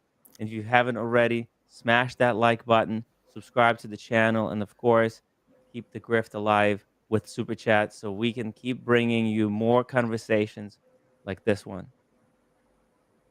Thank you, Sophie. Thank you so much for having me, Tim. It's been so wonderful listening to you guys and hearing all of your wonderful viewers. It's really nice, and thank you so much for the kind words. Yeah, Hope you'll be on again. You're in the actually future. awesome. Your work is absolutely beautiful. So Yeah, we hope keep on going. That's all I can say. Yeah, keep going. Thank you. And we hope to have you Thank back you. on soon again. Okay. Thanks, Tim. Thanks, Tim. Take care. Thank you so much. Take care. Take care. We're Bye. gonna do a little bit, a few more minutes of after interview reaction, and then we're gonna And it's end it later. midnight, Okay? and it's midnight for you, and you've got 3 Yeah. children, and you're a mother first, and that's like the hardest job and the best job. Yeah. Okay, that's the best job. I mean, the most important I job. make that. I have 2 kids now that are in their 20s, so I'm sort of done. But I can tell you that's a Yeah. it's a very commendable job, like the biggest job in the world, and I so my kudos to you on that. Thank you, Daniel Katz, for the $7 super chat. Great meeting you, Sophie. Good night. Yay. Thanks, Daniel. Night. Right. Bye, guys. There we go. Wow. What an awesome interview. Nice job, Timmy. Well, I didn't do much there. It's all Sophie. You did a lot. So, guys, she's an exceptional person, and you did a really good job. So it's kind of nice. You know, I would tell you if you fucked up, but you did a great job. So my kudos. I'm really happy that she accepted to come on the show. It was a big ask, but you know, and dedicating 3 hours, you know, with her busy schedule, to come on here and just talk watches. It's incredible. Yes, it is incredible. Actually, it is incredible. It's she does great. She does great work. So also nice to know. So anything new in the watch world that's coming up? Like, is there any new watches out there? I mean, I'm going through, like, I've got like a watch calendar that I have that shows what's new and what's coming up, and I don't see anything really coming up. Let's check. I honestly I haven't been following anything that's going on in the watch world. I know that there's this Indian watchmaker that's just broke news. We can take a look at that. From India? From India, yeah. Wow. India Okay. gets richer. Its biggest watchmaker, Titan Crafts, the nation's most ambitious watch yet. Look at that. You know what? Indian watch. It's funny you mention that because I see something very similar to that right here on monochrome. So I'll just throw that to you. There you go. Yeah, I guess, and you figure India's got the largest population now in the world. It now beats China. So you figure there's got to be 1 or 2 people in the Indian country that can make outstanding or just make watches, you know? I think they have 1.8 billion, and I think China has 1.6 billion now. It's a good looking watch. I'm not into elephants, but it's a good looking watch. They have great culture surrounding jewelry and gold. Gold, Yeah. absolutely correct. I was fortunate once to be in Bangladesh, and that was many moons ago. But in any event, it was nice. People are friendly. I've never been to India. You know that? All right. Well, you can put it on your list. The only couple places left for me for a bucket list. I still like southern France the best, but that's just me. And then Lyon, France, I like because it's a foodie city. But I like staying in the United States now. I'm just kind of like weird now. Hmm. I like going to like honky tonk places down south. I just got a text from AP girl. She wants to go to South Carolina with me. I said, okay.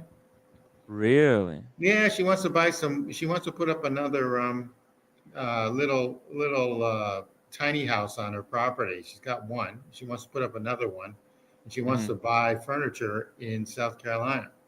And there's this club down. There's this golf club called the Tree Farm Club. It's a destination golf course, 5-star like dealing, and you spend it. It's near Aiken, South Carolina, and you kind of hang out there, and we'll go. I don't know. We'll go furniture shopping, I guess, for her, not for me. Oh, that's cool. Yeah, I love furniture. yeah. I know. What kind of furniture? I know. I thank God you only have one big room. Otherwise, you'd Yeah, probably be buying more. dude. I do like that couch. the roommate. I do like that new couch that you've got. I mean, so she's got good taste. Make sure you have that for like the rest of your lives. Okay. Yeah, this is a couch. This is one of those couches All you right. get You for life. make sure you keep that couch. Like I made the unfortunate when I bought a house and I had my ex-wife. We had one of these beautiful mahogany dinner tables, and all of a sudden she wanted to get rid of it. I was okay with it. I was making a ton of money, so I didn't care. But stuff like that, I hit myself over the head with. I should have just kept it. So anyway, but yeah, you make sure you keep stuff like that. That's all. So that's a lifer. Yeah, there's there's stuff that like that IKEA, like it didn't have to be this No, expensive one, IKEA is but good the if IKEA you. stuff is Yeah, garbage. it's junk. IKEA's in your 20s and early 30s, maybe. Hmm. You put together stuff and it falls apart. Like we had a couple rugs in Martha's Vineyard I bought from IKEA because it was easy to send them over from the island. And like within 2 years, there was a shag rug. The shag was coming out. Really? Yeah, and then unfortunately the dog puked on it, and I couldn't get the puke out, so I threw the rug out. And it was one of those type of rugs that you don't care. It was on our so-called playroom when we had kids when they were young. Hmm. So anyway, yeah, it's just everything's cheap from IKEA. Everything. It looks good, sleek. Yeah. Hey, roommate. I'm talking with Tim G. He's gonna go furniture shopping with AP Girl. You want to give them some advice on furniture? Whatever you like. Oh, I like Daniel Katz. Hello, Daniel Katz. I With like his great hat. This is a new hat, by the way. I like it. Wow. We should. That's unboxing worthy. Daniel Katz got a brand new hat. Yeah, hey, hold on, roommate. Did I do that right? Ooh, where's the watch? We need to see the watch on the wrist.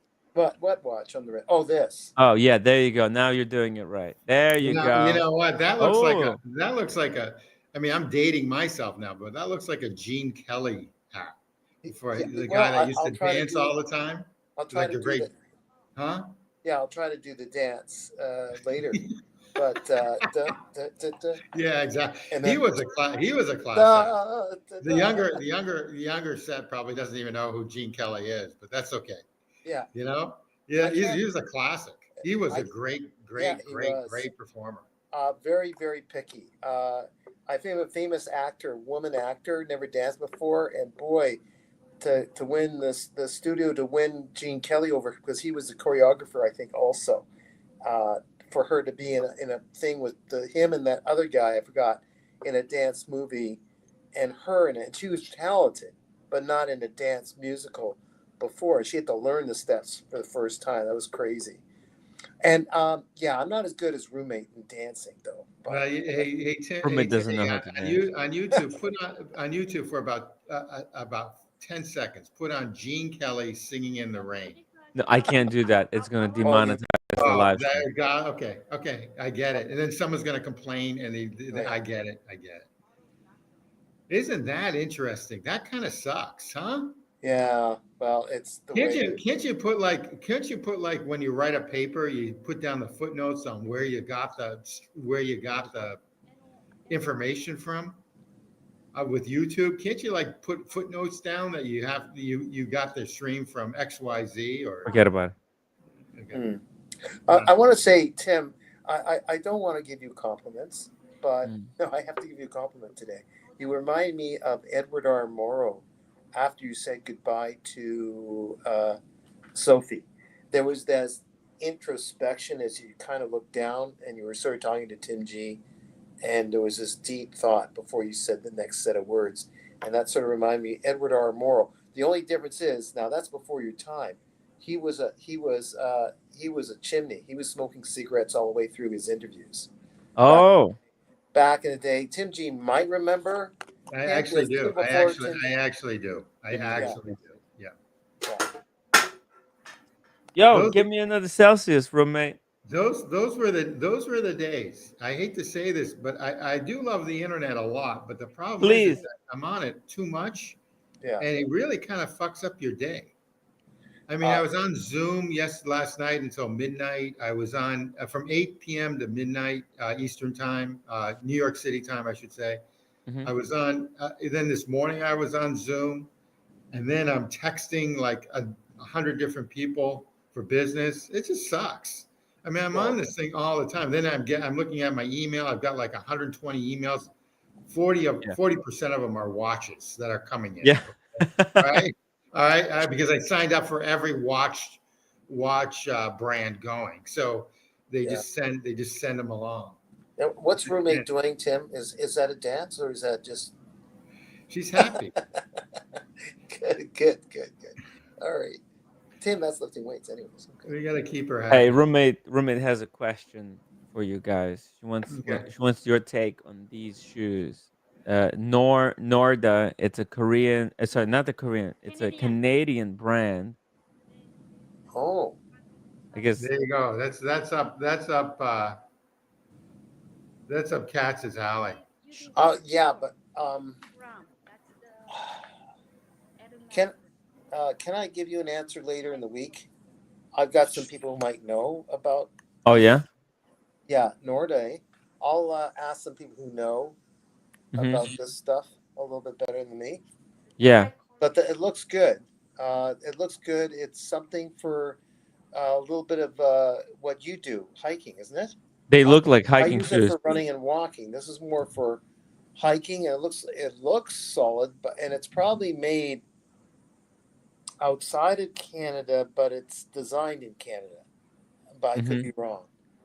Because roommate says that they're using the same sole technology as Hermes.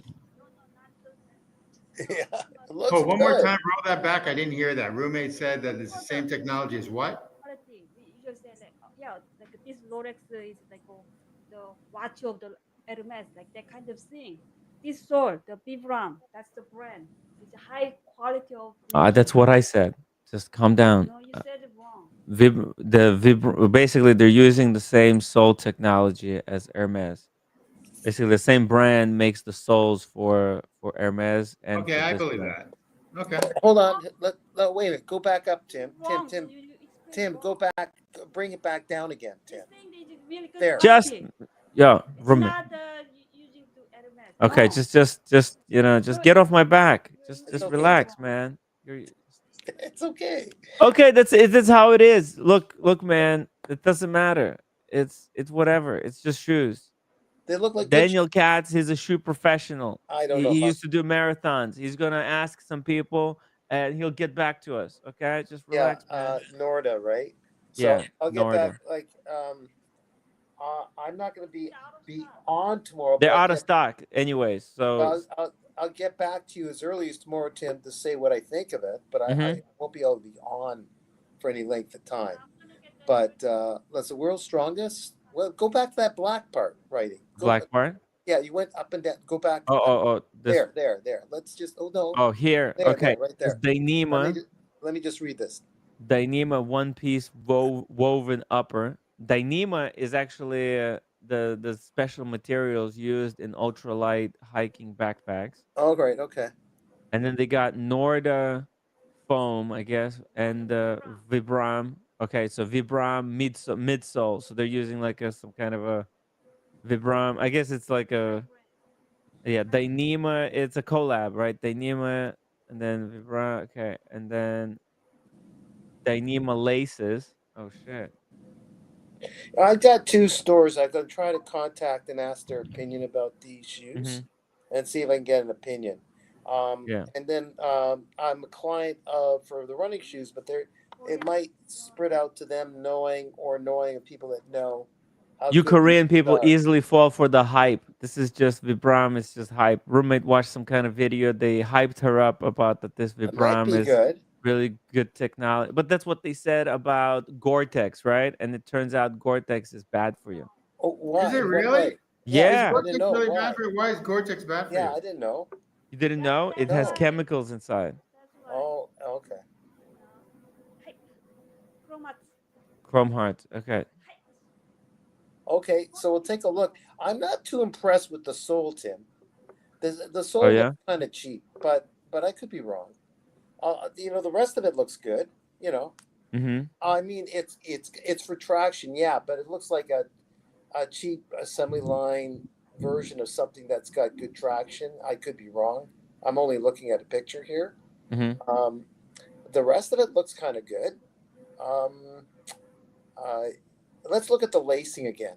Can I see the lacing? So check this out. Apparently, Gore-Tex is made from expanded PTFE, which is a member of the PFAS family, also known as the forever chemical, for their persistence in the environment and human body. Basically, if you wear and you swallow some if like if some of these particles from Gore-Tex material, if you consume it, it will stay in your body forever. PFAS are linked to serious health issues, including cancer, liver and kidney disease, immune dysfunction, and reproductive harm and development delays.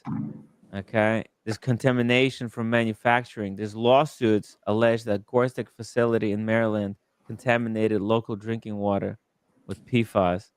Oh, this is in the production of it, or what? Mm-hmm. The Okay. Gore-Tex, yeah, right. Okay. That's what they said. So roommate, she read some bullshit about. I don't know about this Vibram, but I'm just saying, like It doesn't have to Gore-Tex. be. Everybody thought Gore-Tex was so great. Yeah, but I don't think it has. It's got Vibram, which they all do. But Yeah, but I don't know what is Vibram. No, Oh, that's what is the Vibram? sole. I think that's the sole. It's You either- don't even know it's a sole plate. They developed this plate that goes inside the sole so that if you're hiking and you step on the rock is not gonna poke you through the sole. Yeah, but roommate, she's just a hype beast. What it Tim, is. come on, everyone makes mistakes. Don't be too. I'm just saying. Marco, $2 super chat. Tim, check the link I posted in here to Menta. What happened to Menta? No, I can't see the link. You have to text me the link. Text it to me on my phone. Send me the link, Marco, to my phone. The links in the chat don't work. Let me just look this up here. Goodbye. I just want It's to check hard. one thing here, if I can find it. Okay, so Vibrant is this unique compound, blends foam and rubber to create an outsole that has the best traits of both materials. The softness and springiness of foam and the durability and traction of rubber. So that's a chemical thing, blending Yeah. foam and rubber. Okay, you knew that. Yeah. You knew that. Okay. But yeah, that's the Vibrant.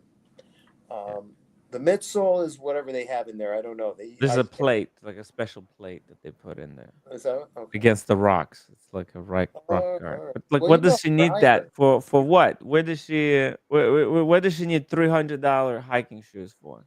Oh, is that what this is coming from? Yeah, she's gonna wear them once, and that's that's it. This just I she just wants to buy something. You see, hope she was I bought some food, some protein shakes that I'm starting to take in order to supplement some of my some workouts. And she was like, "Well, why you spend the money?" But then, like, I spend less than $60 on protein, and this is the problem. Hey, shout out to Osheen oh O'Malley. I'm back. Is she gone? I'm so embarrassed. I tuned in for a minute and Tim G was added. I didn't know how they afford them when referring to women with Daytonas in front of a woman. Sweet gold. Yeah, you Sweet gotta love God. that. Wait, what did Osheen, you you say? gotta love that. I do. I love Osheen. it's okay. So, All right. Whatever. Okay. No, I look. How do I afford the Daytona? Right, it is one of those things that you do have to ask yourself, like how no, does I'm at this restaurant slash bar in Miami called True Lock, which is on Brickell a lot when I'm there. Yeah. And it's sort of like my hangout because my office is right across the street on Brickell. And it turns out that when I'm there, it's like every fifth woman has like some Rolex, but it's one of the daintier ones, like a Yachtmaster with the curve case, or a Daytona. It's not something with the super cases like a GMT or a Submariner. And I wonder. I mean, and they it seems like it's a huge trend there. Now, granted, I haven't been there since March, but I'm going back there again in September. So we'll see what happens. We'll see what happens. by the way, link for I hope Osheen I if hope to meet Osheen wants to Manny join us. there. I hope to meet Miami Manny there. So I'm Oh, looking yeah. forward to it. Yeah. Yeah. Hey, if Osheen wants to join us for a couple Yeah, of minutes, jump on. say hello. Show us his gold GMT Master 2 that he just recently acquired. Oh, did By he? the way, huh? Oh, he did. I saw him He wearing. upgraded the Submariner. Yeah. Check this out. Check this out, guys. Uh, Jeez. hey, Cars and Chrono is at FB Jorn. I think he's trolling them a little bit with the Oh. Richard Mille. Okay. Went to an FB Jorn meeting with the Richard Mille. That's a 7201. That's your favorite one. That is the best Richard Mille. I think so too, because Even though I do like their the in-house chronograph, Right. 24 hours. Yeah. It's a 24-hour chronograph like the Le Mans Daytona. But I like how they structured it out. You see the chronograph hours, they spread it out, right? Putting the minutes up in the top corner, the hours in like the bottom, He's right? on Cars and Chronos on Brickell right now. He's in Miami, so you're right around the corner from my office. I'm not going to dox my office. Yeah, but right there's a great restaurant for Cars and Chrono. If you're there, if you got some time, if you're there for the next couple of days, it's called True Lock. TRULUCK. All you can eat stone crab. Usually on Mondays. It's an expensive place, but the bar is really nice. It's right around the corner from you. So if you're at the FB Jorn and at the Kipton Hotel, then just swing around the corner over the Brickell Bridge, and it's right there. It's really nice. Wow, he's in Miami. There you go. Wow. That's and it looks like Osheen's jumping on. it's the one where they interviewed Yeah, you got it. Wow. I'm surprised when you're there, you and Danielle. I mean, you guys are swinging down in Miami all the time. But I'm surprised you haven't visit. Yeah. I haven't. No. It was just twice. I haven't. I'm surprised you guys didn't go walk into that place. They're actually nice to when you walk in. The matter of getting one is a different story. Yeah. You know, they're actually nice. There's a guy there that I talked to. I mean, I never got one from him, but I've been talking to him for like 5 years. You know, Tim, did we walk in during that previous World with the other group, my first time, at the vintage thing, and we walked into some store in South Beach. Were they there? Did we go in? Do you remember the first time I was in Miami with you? I don't think Okay. we ever went to FP Joran. Okay. Yeah, I don't think I've never been to Yeah, FP you Joran should. then. Next time you're there, which I know you're going to be within the next like year somehow, because the winters just suck where we live. You know that. Just to go down there, it's a little commute. So when next time you guys there, you should definitely visit that. I mean, it's a boutique within itself. I mean, it's kind of random. It's in a damn hotel. I mean, it's not like in my opinion, it's not a great location. However, they've been there for a long time, and that area has been built up. So that was probably a center location from them at one time. Like they didn't have the mall, the outdoor mall and stuff behind Brickell. Didn't exist. It was like their Hudson Yards. It's a bunch of young 30-year-olds now there, and their work and everything else there. That used to be a total dump. If you went there at night like 15 years ago, you'd get mugged. So they cleaned that whole area up. So it's another like Hudson Yards. So anyway, but Cars and Chrono, that's an awesome watch. You mean they cleaned that whole area up? My head would be in one place, and my body would be. Yeah, they cleaned it up. It's in almost, the water. it's probably similar, Danielle, to the place that you currently live in Toronto, where it's like. Oh, I see. Okay. Okay. Even though Timmy was there, what is it? Wingate area is more of the hipster type Tim Wright place in Miami. But in any event, yeah, there he is. It's in Brickell. I need to do some next time I go to Miami. I definitely need to stop by. I don't think they'll let me live stream to see the thing with the FP Joran. They might let you live stream there, believe it or not. They won't do it in Soho, but in New York. But they'll let you. It's more friendly. Again, Shit! You know what, Tim? You're right. They will let me live stream if I ask them in advance. I have to get permission. I need to send them an email. Next time I go to Miami, I need to send them an email. Tell them, hey, this is who I am. This is when I'm going to be coming. I would love to do a live stream from the boutique. Maybe take a look at some wristwatches that FP Joran has, and to talk about it. And maybe then they'll let me. That's exactly right. I can't just show up unannounced and expect them to freaking open their doors to me. It makes no sense. Exactly. If you need a contact, let me know. Okay. Yeah, we're gonna do it the proper way next time. Thank you, Tim G, for dude. Next time I go to Miami, I'm gonna set this up. No, going forward, I'm doing things professionally. No more none of this kind of just show up unannounced. Where was the place that you and Red walked into in the design district in Miami and they kicked you out? Was that Vacheron? Where was the place that they looked at you with four eyes? You were probably hungover too. All you guys were probably hungover. You know what? Actually, that makes a whole lot of sense. Stop and look at it from their point of view. It's showing respect that they have a schedule from before you walked in the door. They have a schedule and they got their deadlines. They got phone calls to make and all those little things that happen. And someone just suddenly comes in the door and says, "Can we interview you?"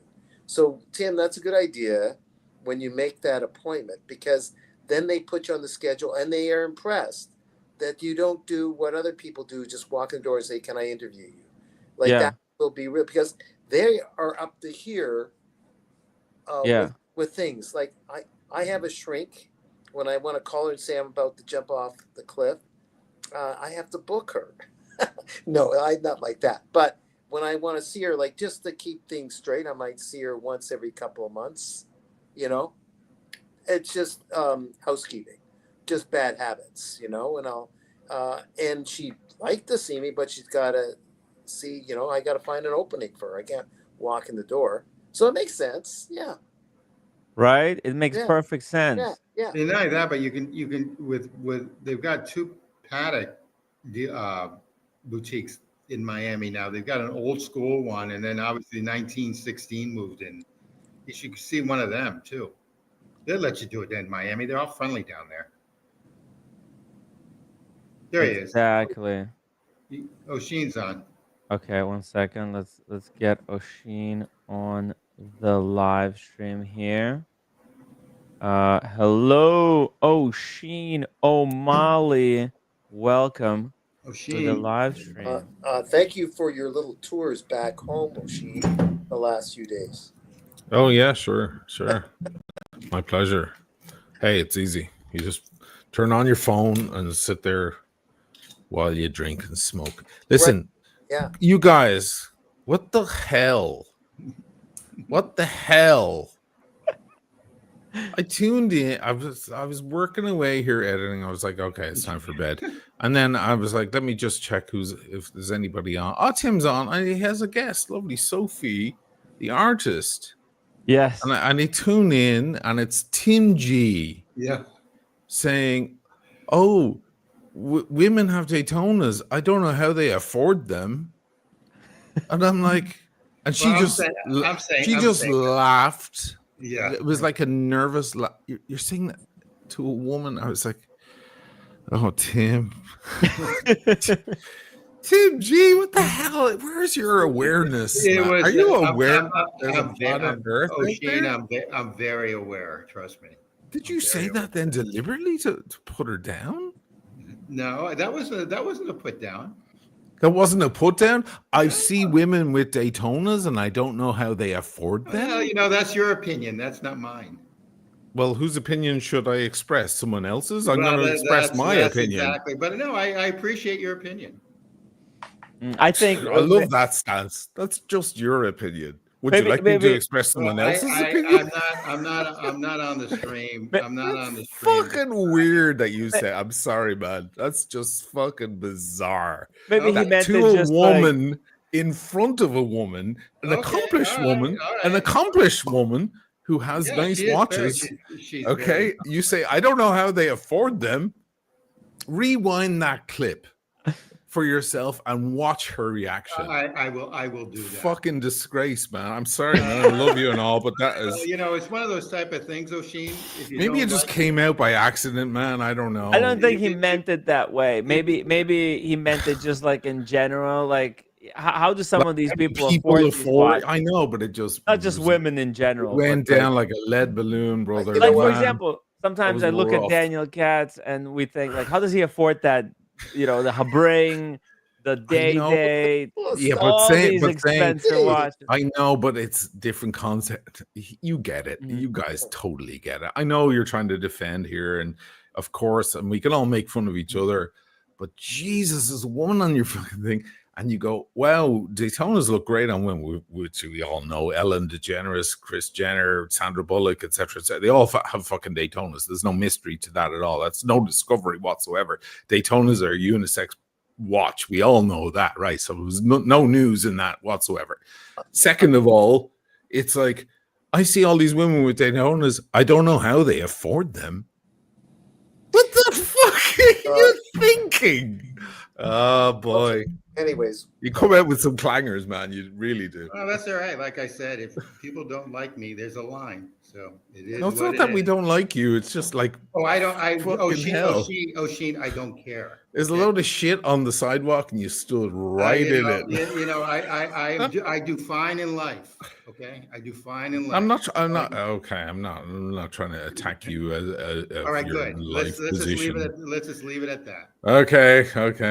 Let's talk. Cheers, Besides fellas. that, cheers, Osheen. Thank you for coming on the live stream. I Sure. really appreciate you hopping. I haven't been on in ages, so I figured I'll come Yeah. on. Why not? Do you know Sophie Scott Lewis? Have you encountered her work before? or is She's this one of the first people time? that I've been observing. There are a couple of others who do art of watches. You know, they there was one other girl, Cecilia, I think was her name, and I reached out to her. This is going back a while. And I said, look, I know you shouldn't be able to afford these watches because you're a woman, but you know, you should come on now. So I no, what I said, you know, I'd love to, you know, you're here in Italy, maybe we could do a collab, you know, and talk about this is amazing work and so on. But she was extremely, extremely shy. And she said, no, I don't do interviews or anything. And I said, okay, no problem. But yeah, there are several artists out there that are very, very interesting. And Sophie is one of them. And I think it's great that you had her on your channel. Yeah, you know, she is great. She is incredible what she does. Yeah. Incredible. Sophie mentioned that she was a little bit shy at first as well, and she was doing some videos. She was, afraid of putting her face on the stream. But it's important, especially for artists. Yeah, that'll promote her. Yeah, exactly. Why not? Yeah, it's good to have her on. Did you happen to catch a lot of the interview, or just no, I came in just before that clanger, and I hung on for a little bit. She looked very tired. Yeah, she was on for 3 hours. It looked to me like you dragged it out like you usually do, Tim. You fucking instead of doing a nice 1 hour concise interview, you fucking kept her on for hours, and it's like 2 a.m. in UK right now. The person, 1 a.m. She'll never be back, No, she said she's gonna come tomorrow back. morning. She's got kids running around like all over the place. For crying out loud! She's got like a 2-year-old. Okay, the way you did. We're so classy, us as a bunch. We're a real class act. The 2 last questions, Tim. The 2 last. Sophie, I got 2 last questions. I gotta get lighter. The first. Yeah, I got it. Yeah, 2. Oh, shoot. By the way, so check this out. Sophie, she posted an Instagram story. She said, just finished the latest interview I've done to date. It's almost 1:30 a.m. and I managed to stay awake. Not bad for mom of 3. Thanks for having me, Tim Wright, and your lovely viewers. Oh, there you go. Okay. Tim, I love you and I'm here to support you all the time. Can you just do an interview with a guest that's concise and 1 hour long or 1 hour 10 minutes? Because that way they'll come back. Did you ever hear the phrase "leave them wanting more"? They'll come back. But on Monday, I think on Monday he accomplished that. The guy was an Oh, really? Who was on Monday? Sorry, I missed that. It was Cameron. What was his last name? Oh, yeah. Hold on, let me pull It up was supposed to only last 30 minutes, but he took him an hour and a half, and then he had Cameron Ross Steiner. He's the guy who interviewed Kevin O'Leary and Kevin O'Leary and Pierre of FP Journe. So what you did, Tim, is you made it tight. You kept it tight. You kept it clear, and it was done within the hour. Is that because the guy asked for a half an hour apparently though? Oh, the guy asked for so he didn't keep it tight. He dragged it out double. So let me explain how that went down. You see, what happened was Cameron, I asked him for an hour and a half. I said, hey man, give me an hour and a half so that I could properly introduce him to the live stream. He said he thought it was going to be super adversarial. We're just gonna just be attacking him nonstop. So he said, no man, just 30 minutes. But when he hopped on, I think he felt comfortable. We weren't just there to berate him over the interview he's done. We wanted to have genuine opinion, and he stuck around for an hour and 30 minutes. But I prepared an hour and 30 minutes. I told him I'll cut it down to 30, and then actually we went for the whole 1 hour and 30 minutes. And with Sophie, I told her I'll prepare a 3-hour show. I wanted to talk an hour about her just watch collecting. Oh, she was up for 3 hours? She was up. I told her. All right. Well, then it's on her. Okay. All right. Yeah. All right. It was I an just hour. saw a very tired, worn out, jaded person going, fuck, when are they going to let me go? Well, I was concerned with the 3 kids because when she's up tomorrow morning trying to make, I don't know, eggs for the kids or whatever, she's going to be dragging. I mean, it's like a hangover. I'm having, she's trying to save up for that Daytona she can't afford. There you go. Hey, fucking hell, man. What flavor are you, dude? I don't know, man. Don't worry. Fucking rock. Tim G is going to commission. Tim G is going to commission to do an artwork from Sophie as an Well, then that'll make up for it. There you go. That's how you fix. That's how you Yes. fix the problem. She wants a Grubo. She wants a Grubo 4C. So I mean, that's like oh yeah, It's $300,000. easy. You know, Tim, there is someone that if you get him for an interview, he'll only allow 20 minutes. You got to keep it tight. You got to keep it clear. You got to know your questions. He goes by the name of Cats. Daniel knows this pain so well for years now. It's like, but he just puts up with it. You guys make me laugh. I love you all. You know that, including you, Tim G. You fucking weirdo. In all honesty, I love you too. So we're in good shape. Oh man, that goes down. I gotta clip that fucking shit though. But yeah, I planned it out. Believe it or not, I don't know how they afford them. I know. In all honesty, I think because women can't afford that could make for a great video. Misogyny in the wristwatch just do a clip. The trolls will clip the shit out of it. God, Ray, thank you so much for the €2 super chat. I bet she drives as well. Yeah. Oh my God, I don't know how she accomplishes that. My watch channel says I will agree with Osheen on that point. That's the first thing that my watch channel has ever agreed with Osheen on. Stop saying, well, if you can just hang on for another 20 minutes. Well, no. I let her go at exactly 3-hour mark. I planned it out. But my watch channel, do you agree with my thing about that? Well, if they can afford them, or did that just fly over your misogynistic head as well? You know what? I'll share you something. Hell. Well, you know, it's really interesting. I was taught by like this Frank Lloyd Wright of my industry, which I won't mention who the person is or what my industry is. And he mentioned if you go to an area, and if the women are very put together, let's just put it that way, then it's it's pretty much an affluent area. Affluent, so, yeah. Okay, so most women, okay, and I'm just going to say this too. You ready? Are you going to dig? Yeah, ready. You know, I don't really care. You're going to dig deeper there? I'm in a man's range.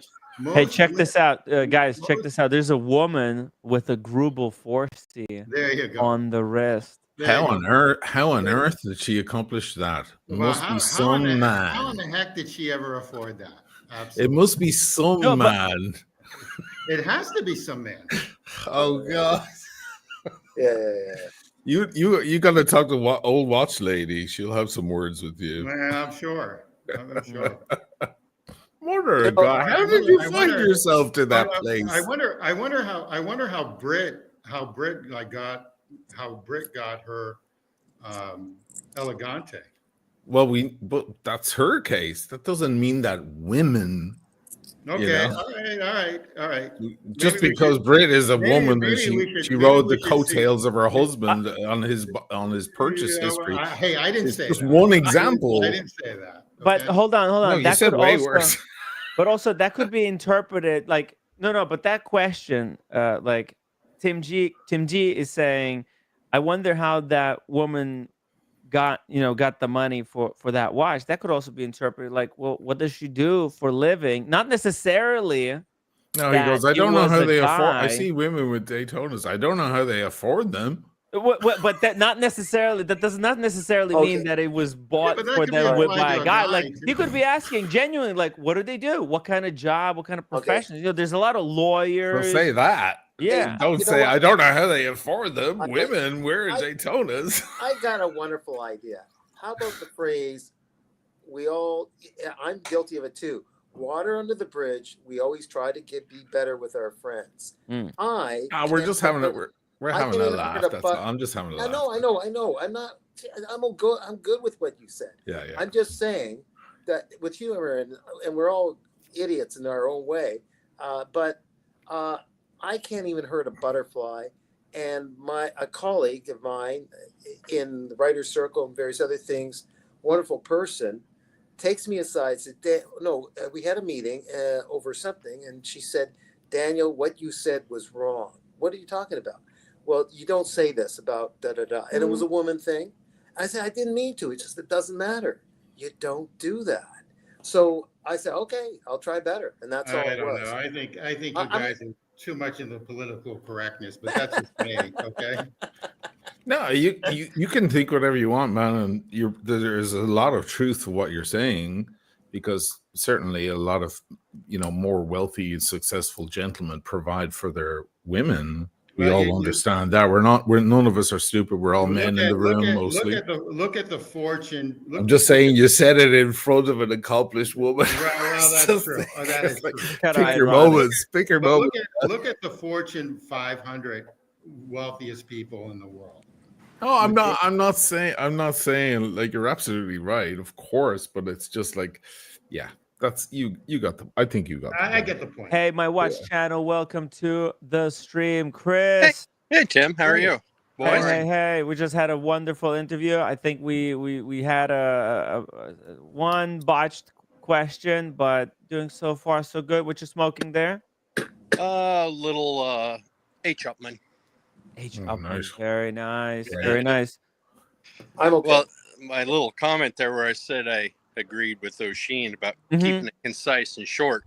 You do have a tendency of dragging it out. Wasn't the first time I agreed with Osheen.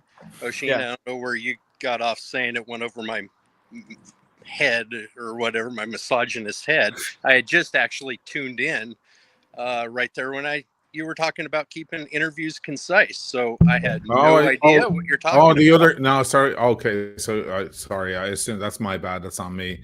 I assumed you had seen our previous comments in the previous minutes to that. No, I missed all that. Okay. You just tuned in that moment.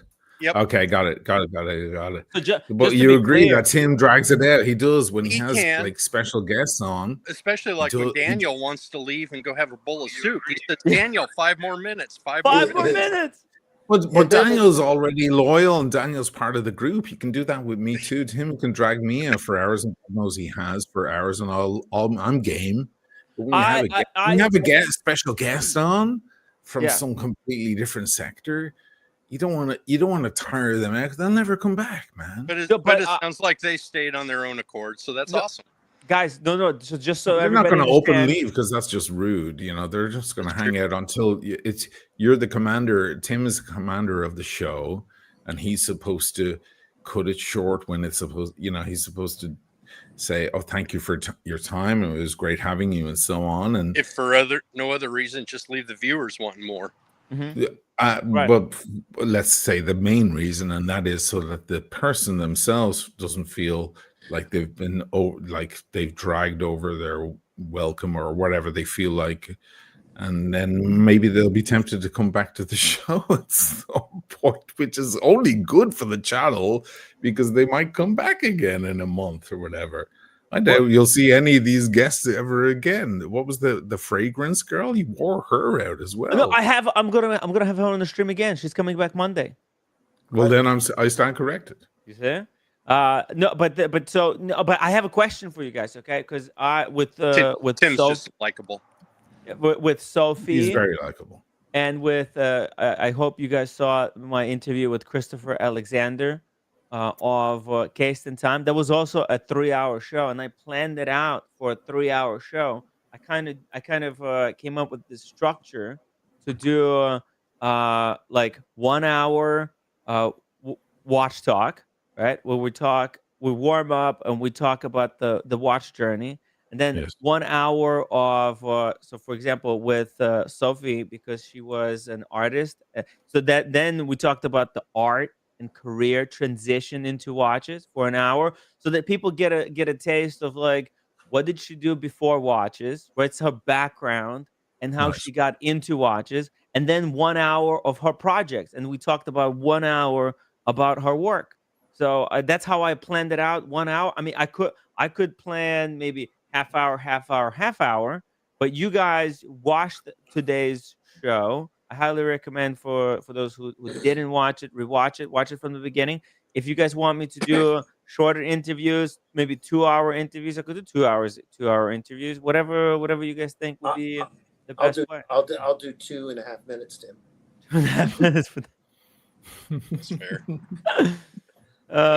You do whatever your guest is comfortable and wants to do. She said she will be cool for 3 hours. So get a balance. planned it out. And I think at the end, I feel like we got to exactly boom to the point where I think we covered everything. And that way, next time we have her on, we don't have to talk so much about her watch collecting journey. We could do like a 15-minute segment on what is she wearing, what did she get new watch, what kind of new watches she's got, updates to the collection.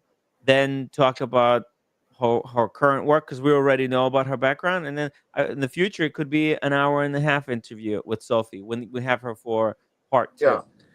It's always Jonathan Smith made good. You did good, Tim. Everyone's saying you did good, but we're always aiming to do better. And Jonathan Smith mentioned the KISS method. We all know what that is. Keep it simple and stupid, and you did to some extent. But we always aim for that, right? So, username Mickey says Tim is a left-wing commie. How does he afford a Daytona, Submariner, Air King, Cermet, plus? Yeah, plus, how does he afford? And a $15,000 couch. Hello, XYZ, YYZ. YYZ is the airport in Toronto. Oh, hello from YYZ. Oh, cool. That's a big Oh, deal. he's in Canada now. All over the place. oh my, Yeah. He's in your neck of the woods, Daniel. how do you like that? There you go. Mike Lewis wants to talk more about her art next time. Mike, sure, I would love to talk more about the art. I figured I'll give you guys a taste. We covered few of her commissions, few of her some of her early work. But we could dive deep into her work, maybe process. Maybe we can have her join on the live stream while she's working on the piece of art. That would be, I think, incredible. Okay, a step at a time. Don't forget, she's just put the kids to bed. Right. Bunch of other Relax, things Timmy. going on. You get the interview, you'll be happy. I mean, if she's willing, fine, but You got When it. do you head out on your vacation, Tim? Tomorrow. The vacation? Yeah, No, it's not a vacation. It's Italy. oh, Italy. I'm going September 24. A little ways off then. Okay. Yeah. Oh, I'm gonna see Osheen. We'll go for a little tour maybe with Osheen. Yeah. Exploring Sure. Venice. Did roommate shoehorn him in to her schedule? Yeah. She says she'll give me one day, but then I have to behave the rest of the. Oh, That's no. pretty gracious. That's very gracious. So, what's the scoop for Thursday and Friday this week? Thursday, actually tomorrow, I'm going somewhere for a secret meeting. I'm working on an interview. I'm gonna go because I'm trying to do an interview with a very famous strap maker. So I'm gonna go have a conversation with him and see if he's gonna join us later on the stream. That's what I'm doing. And maybe he is. Maybe I'm gonna partner with him to be an official strap maker for the Tim Wright and Osheen O'Malley channel. That'd be pretty cool. Sure. And then on Friday we're gonna have some old friends from the watch community join and update us on the state of their collections. That's gonna be fun. Ooh. Yeah. I want to know. Well, we have here Osheen. I want to know about that GMT Master 2 that he recently got. He's got a brand new reference. Was a 116718 black dial. Yeah, 116718. Exactly. Yeah, that's the reference. I forgot it myself. I picked up a bunch of watches recently, and I'm working on the unboxings. I'm just setting one right now. So first of all, I have this on. Oh shit! Monaco. Monaco. Nice. Sweet. that's Wow. Blue Link for Kojak.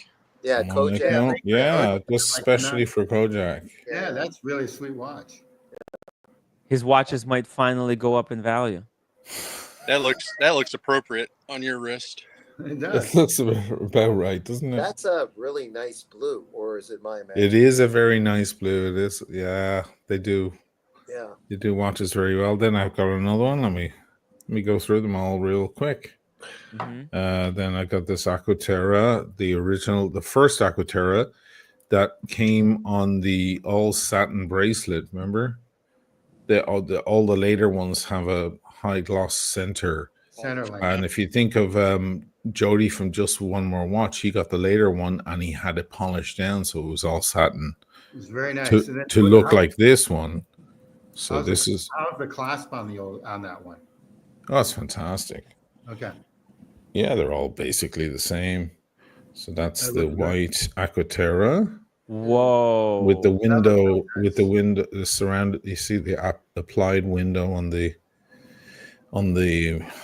date, which the other ones don't have. I have an affinity to this one because I love it. You know, I love how they did this one.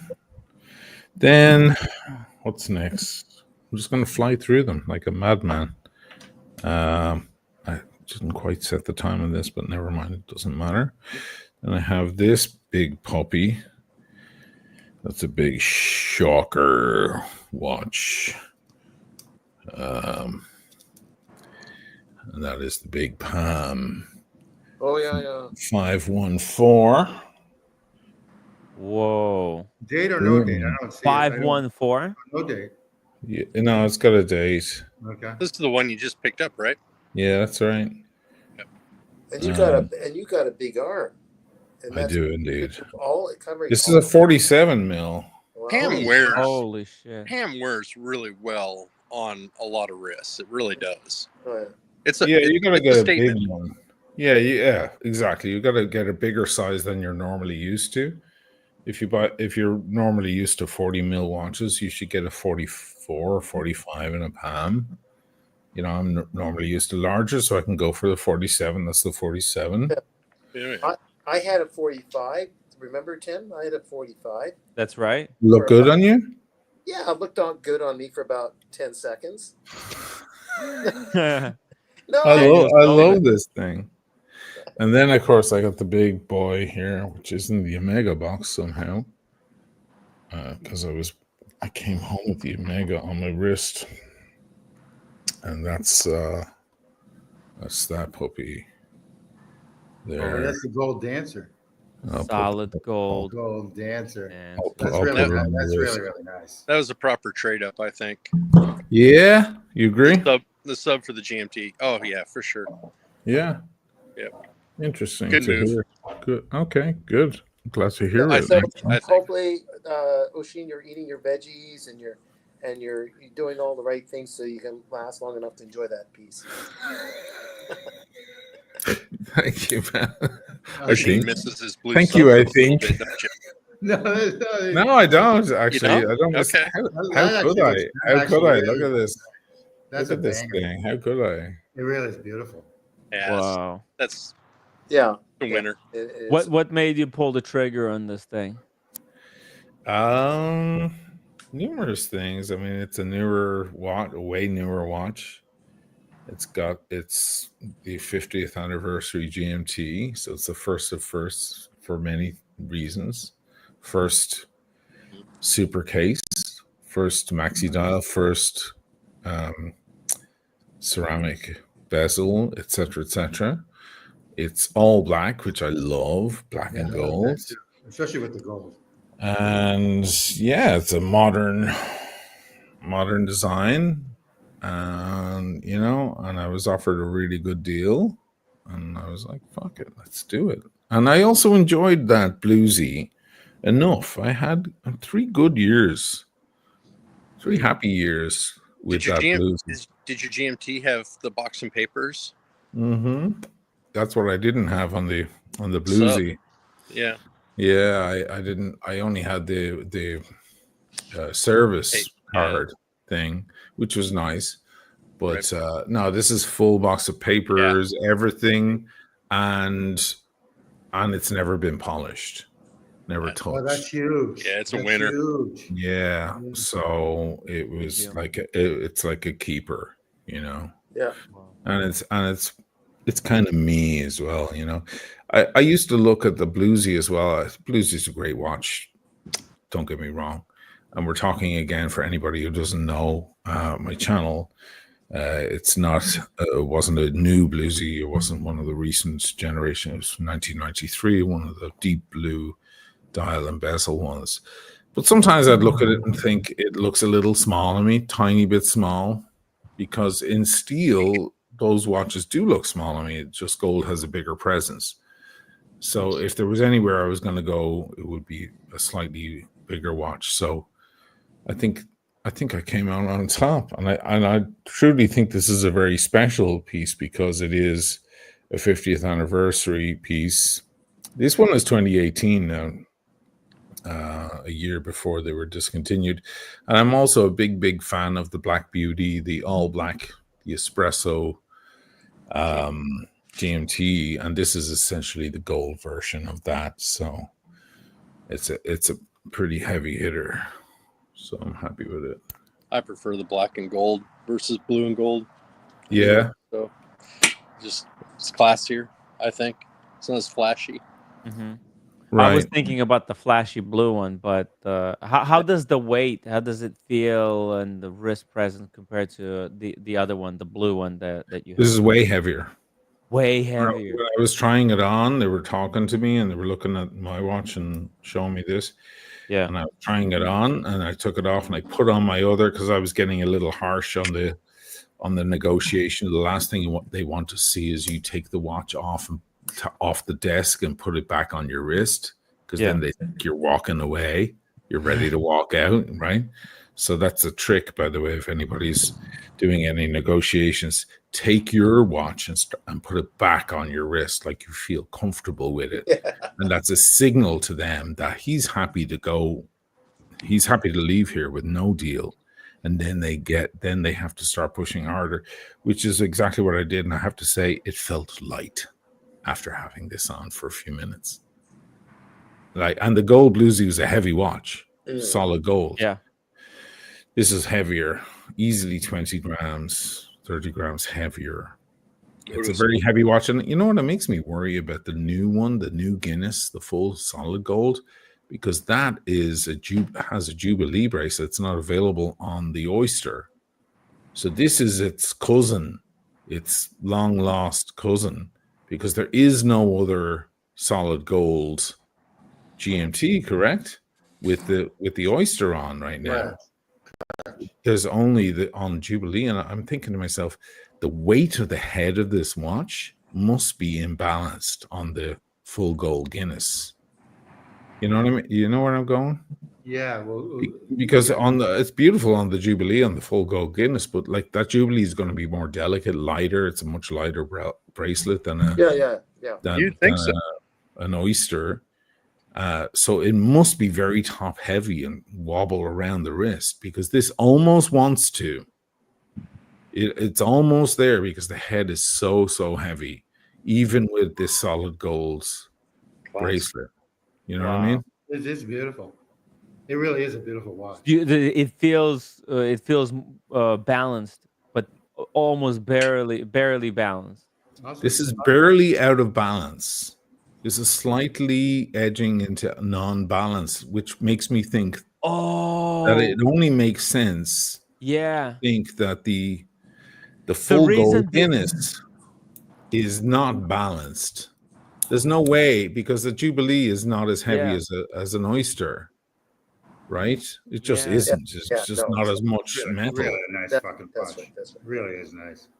But so that's what I'm thinking. Like that I've never tried the new Guinness on, but it can't be balanced if it's essentially the same watch head, right? Maybe also that's why they increased the bracelet and the buckle size on the new 41 Submariners, because to balance it. Exactly, to balance it. Yeah, that makes sense actually. You got gold prices in your favor too, going down the road. Gold's going to be going up there. That thing just flying up. Price, you know, it's flying up. Yeah. And I got this, by the way. This is new as well. Yeah. And I just got the point because I just walked out. I walked in my friend's store because my friend has a store, and you know he's got lots of jewelry. I was like, I fancy that, and I stuck it on my wrist. And I was like, oh, that's nice. That'll go nicely with this, you know. They'll match up. And he goes, yeah. It was just, you know. And then when it came to like what the price, I thought thing was going to be like $800 or $900. Not at all. It's 24 karat. It's $2,400. I have no 2,400. idea. How do you feel wearing like? Because the reason why a lot of people get into watches because they think like this the only jewelry that guys can wear. I see a lot of guys wearing these Van Cleef bracelets, Tiffany stuff. Yeah. Tell us about like what made you, you know, pull the trigger on the gold bracelet, and how does it feel? On this thing? Yeah. On this side, it's great because it's a nice balance. Now, if I'm wearing this watch out and I don't wear this, I feel a little off balance. Yes. That's Isn't funny, that weird? Yeah. Like you're leaning, you'll be leaning more to one side, right? Yeah, I've got too much gold over here, like way too much, because this is a heavy bastard, this thing. And then, you know, but I have a little gold shine on this side. You know, it works. And I'm a tan motherfucker now. I tan like a Turk. I don't tan like an Irishman at all. So it all, you know, when I get tan, the gold starts shining, you know. Yeah, gold looks really good on some tan skin. Yeah, you got a bit of a tan going. Yeah, it's good. If you're pasty and white, gold might be difficult.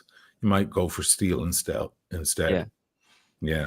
I would look good in that gold watch. I'd look good in gold and being bumped by two mopeds. Damn. Yo. Oh man. Daniel Katz would be on one of those videos, right? Where somebody gets robbed. That's right. Hey, there's Chris. Check this out. Chris is out there. I'll get a little view of his area. Hopefully, it's not doxing. I don't know if I should even dox yourself, man. Yeah, undox yourself. You're muted. Your microphone is muted. I don't see a dress. I don't see an address there yet. So no. Let's just take a. I'm not showing that. It's any other Bijan neighborhood in America. Yeah. Beautiful day out there. There's the Subaru, the orange Subaru that he changed the front for. That's completely renovated. Yeah. Very nice to see you. I got to meet a group for a bike ride this evening here, so. You're getting motorcycle out? Bicycle. Oh, a bicycle. Oh, a bicycle group. Nice. What bike is that? Is it specialized? Yeah, specialized Diverge. It's a gravel bike. I can't really see my camera. There we go. Is it all graphite? Carbon fiber, yeah. Carbon fiber, sorry. Carbon fiber wheels, frame. Everything. Yeah. So it's super light. Yeah. Okay. It's beautiful. It's fast. It's fun. Faster than I am. And Look super at that. light. You can just pick it up like that. Like that. Like nothing. Okay. Yeah, because it's carbon fiber. Those things are incredible. Do you lock your feet into the pedals? Yes, of course, Tim. okay. Oh, look at that! You see? He's got toe clips on his cycling. Yeah, little cleats on the bottom of your shoes that snap in. And I didn't know about this stuff until I had a conversation with Brenny. How important it is to lock your feet into the pedals. Like apparently... I watched him talking about that. And you know, there's a lot of science been done whether clipless pedals like these versus just a normal standard flat pedal make any kind of difference really in the wattage that you transfer. But it's negligible, but it does help you with your pedal stroke, pulling the pedals up as you're pushing down. And you're it's the only way to go. Pull on the backstroke. Yeah. Big deal. Cool. And you're throwing it on the back of a Subaru there. You get a little mod that you attach to the back of the car. Very Show my cool. license plate, probably. But that's it. Very nice. But I got to meet a group here. Bike. So those bikes go for big money over here. The Americans love the Italian bikes like Bianchi and Cannondale and all that. Pinarello. And then the Italians they appreciate the American bikes because they're rare. Yeah, they do. Specialized will go for good money over here. none of them are cheap anymore. No. Years ago, the burglaries for any kind of decent bike was big in Toronto.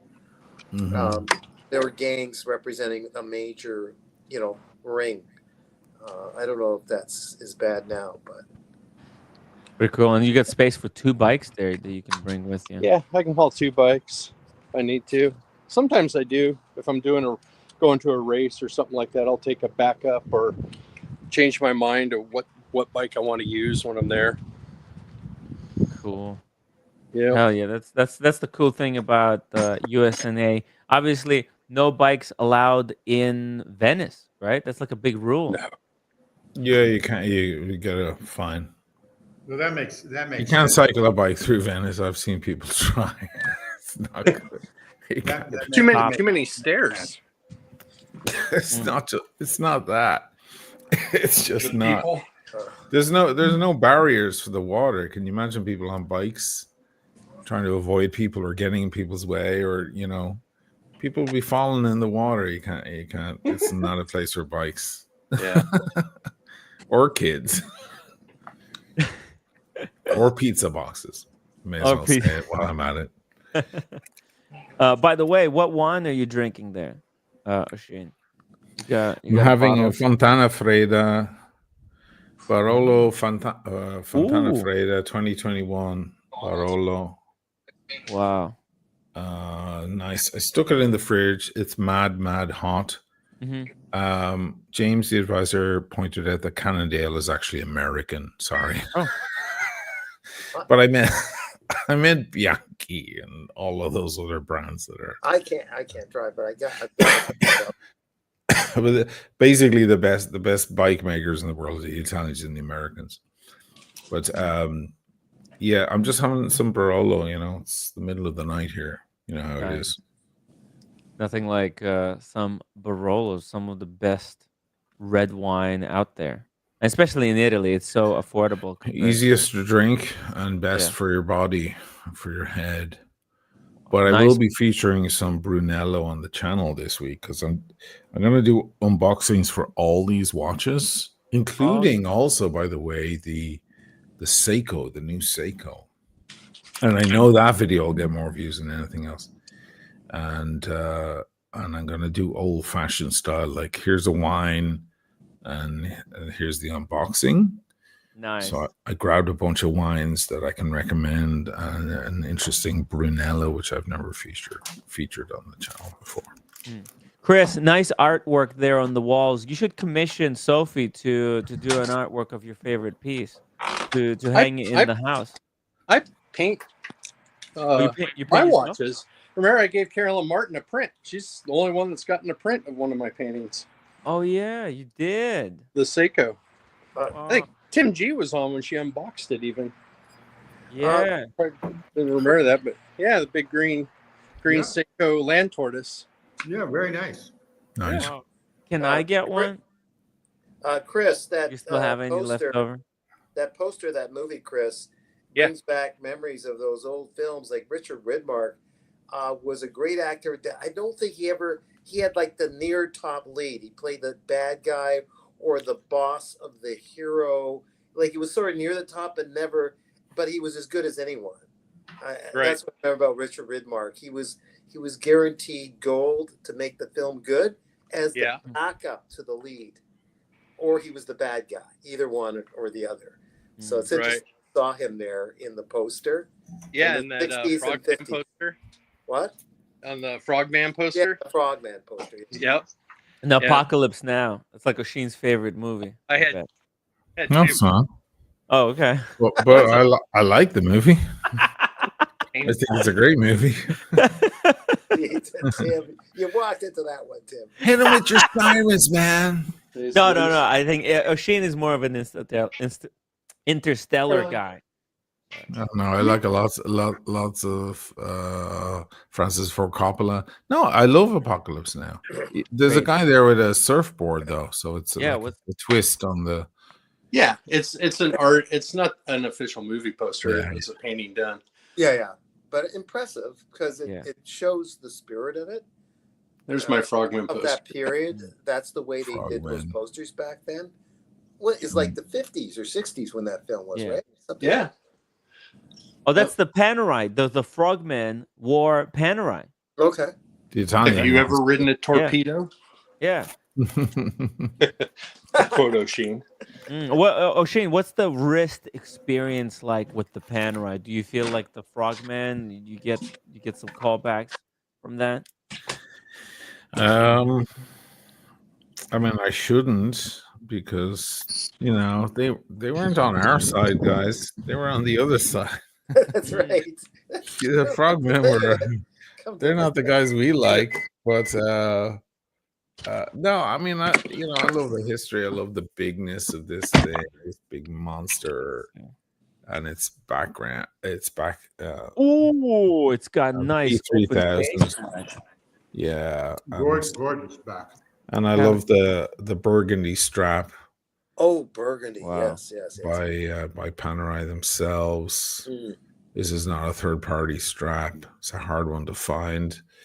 I like the Panerai vibe, and it works well for me. So, You gonna do a video about it, about the Frogman, tell the story, or just? I was thinking of revisiting the video that my watch channel just quoted, and making an updated version, because a lot of people missed that video. A lot of people saw it, but a lot more people missed it and never saw it, because people don't tend to go back in through your back catalog of videos. So I was thinking I might just do a remake, add this watch into it, for kicks. Yeah. And do the whole thing, because I think the Peace, whole my watch channel. Take care. Drive safe. Enjoy man. the bicycles.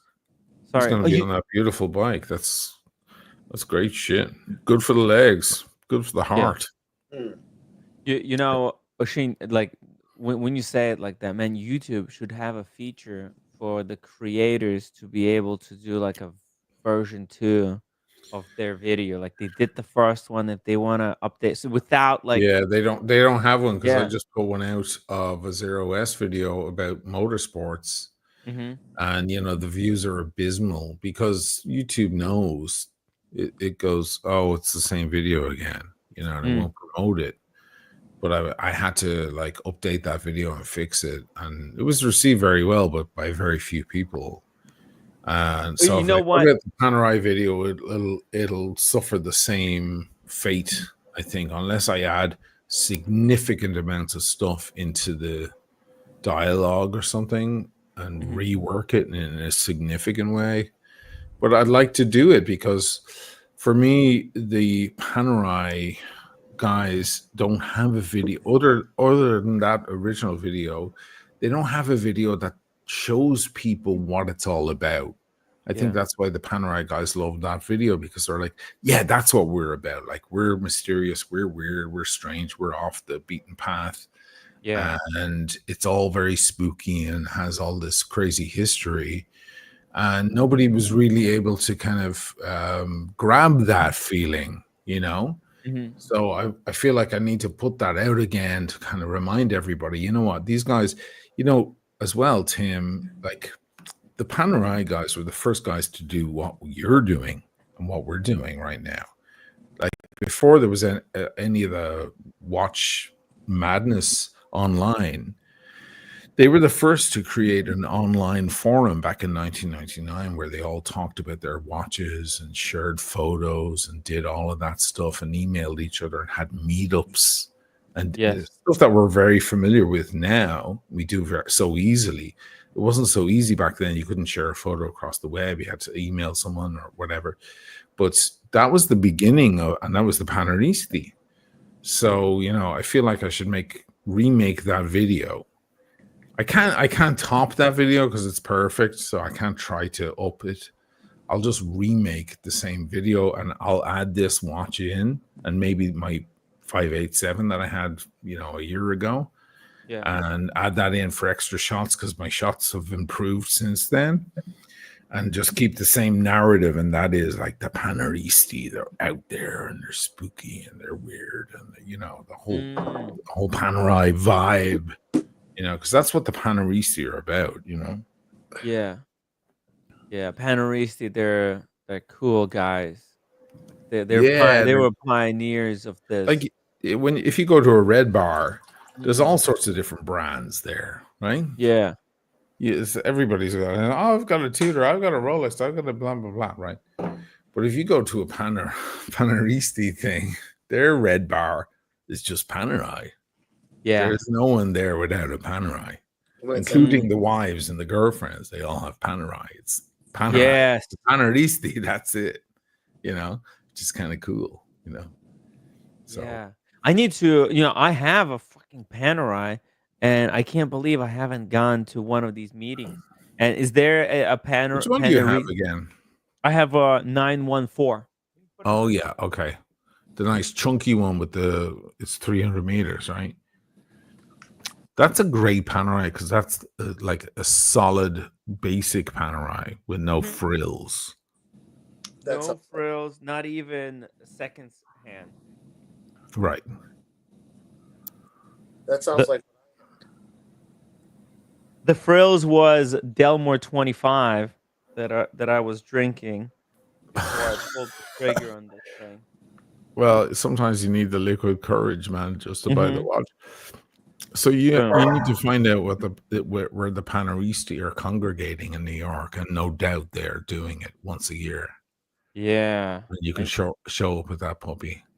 Dude, I need to show up with this puppy, and I need to bring the Panoristis onto the live stream. Go talk to them.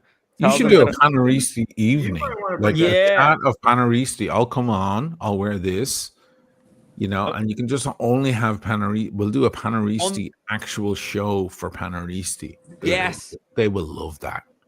Timmy, That's you how might to wanna- bring new people into your crowd. Yeah. Yeah. It's a You may wanna genius bring- idea. You may want to bring that to Italy. Daily? Italy. To Italy. Oh, when to, you're- to Italy. when you're- Oh, bring the one. Yeah, definitely. Definitely. I'm going to bring this. If you're going through Florence, you have to wear it. Yeah. You have to go to the flagship store. I'm going to get a strap whilst in Italy for the Panerai. I'll go to Panerai Boutique. Go into the Florence store and ask them for a new strap and see what they have. Have something fitted. That'll be a beautiful moment, and make sure you film it. Now you have that Crown Guard. You have the classic. Yeah. The patent Yeah. pending, patented technology that they I developed. I love that. I don't have that. yeah, I didn't. Mine is the Rolex style crown. Mine Yeah. was the cheapest version. It was just the crown and the wires at the lugs. Oh, the wired lugs. That's, Yeah, Radium, that's pre 1940. Yeah, Yeah, it was a reiteration of it. It was present day. Do you still have it? No, I sold it Okay. to whoever. Yeah. And you'll have to pay for the Geneva trip. So unfortunately, the No, that Panerai- was before the Geneva trip, but I did Well, to have pay pay for the some Geneva things. trip.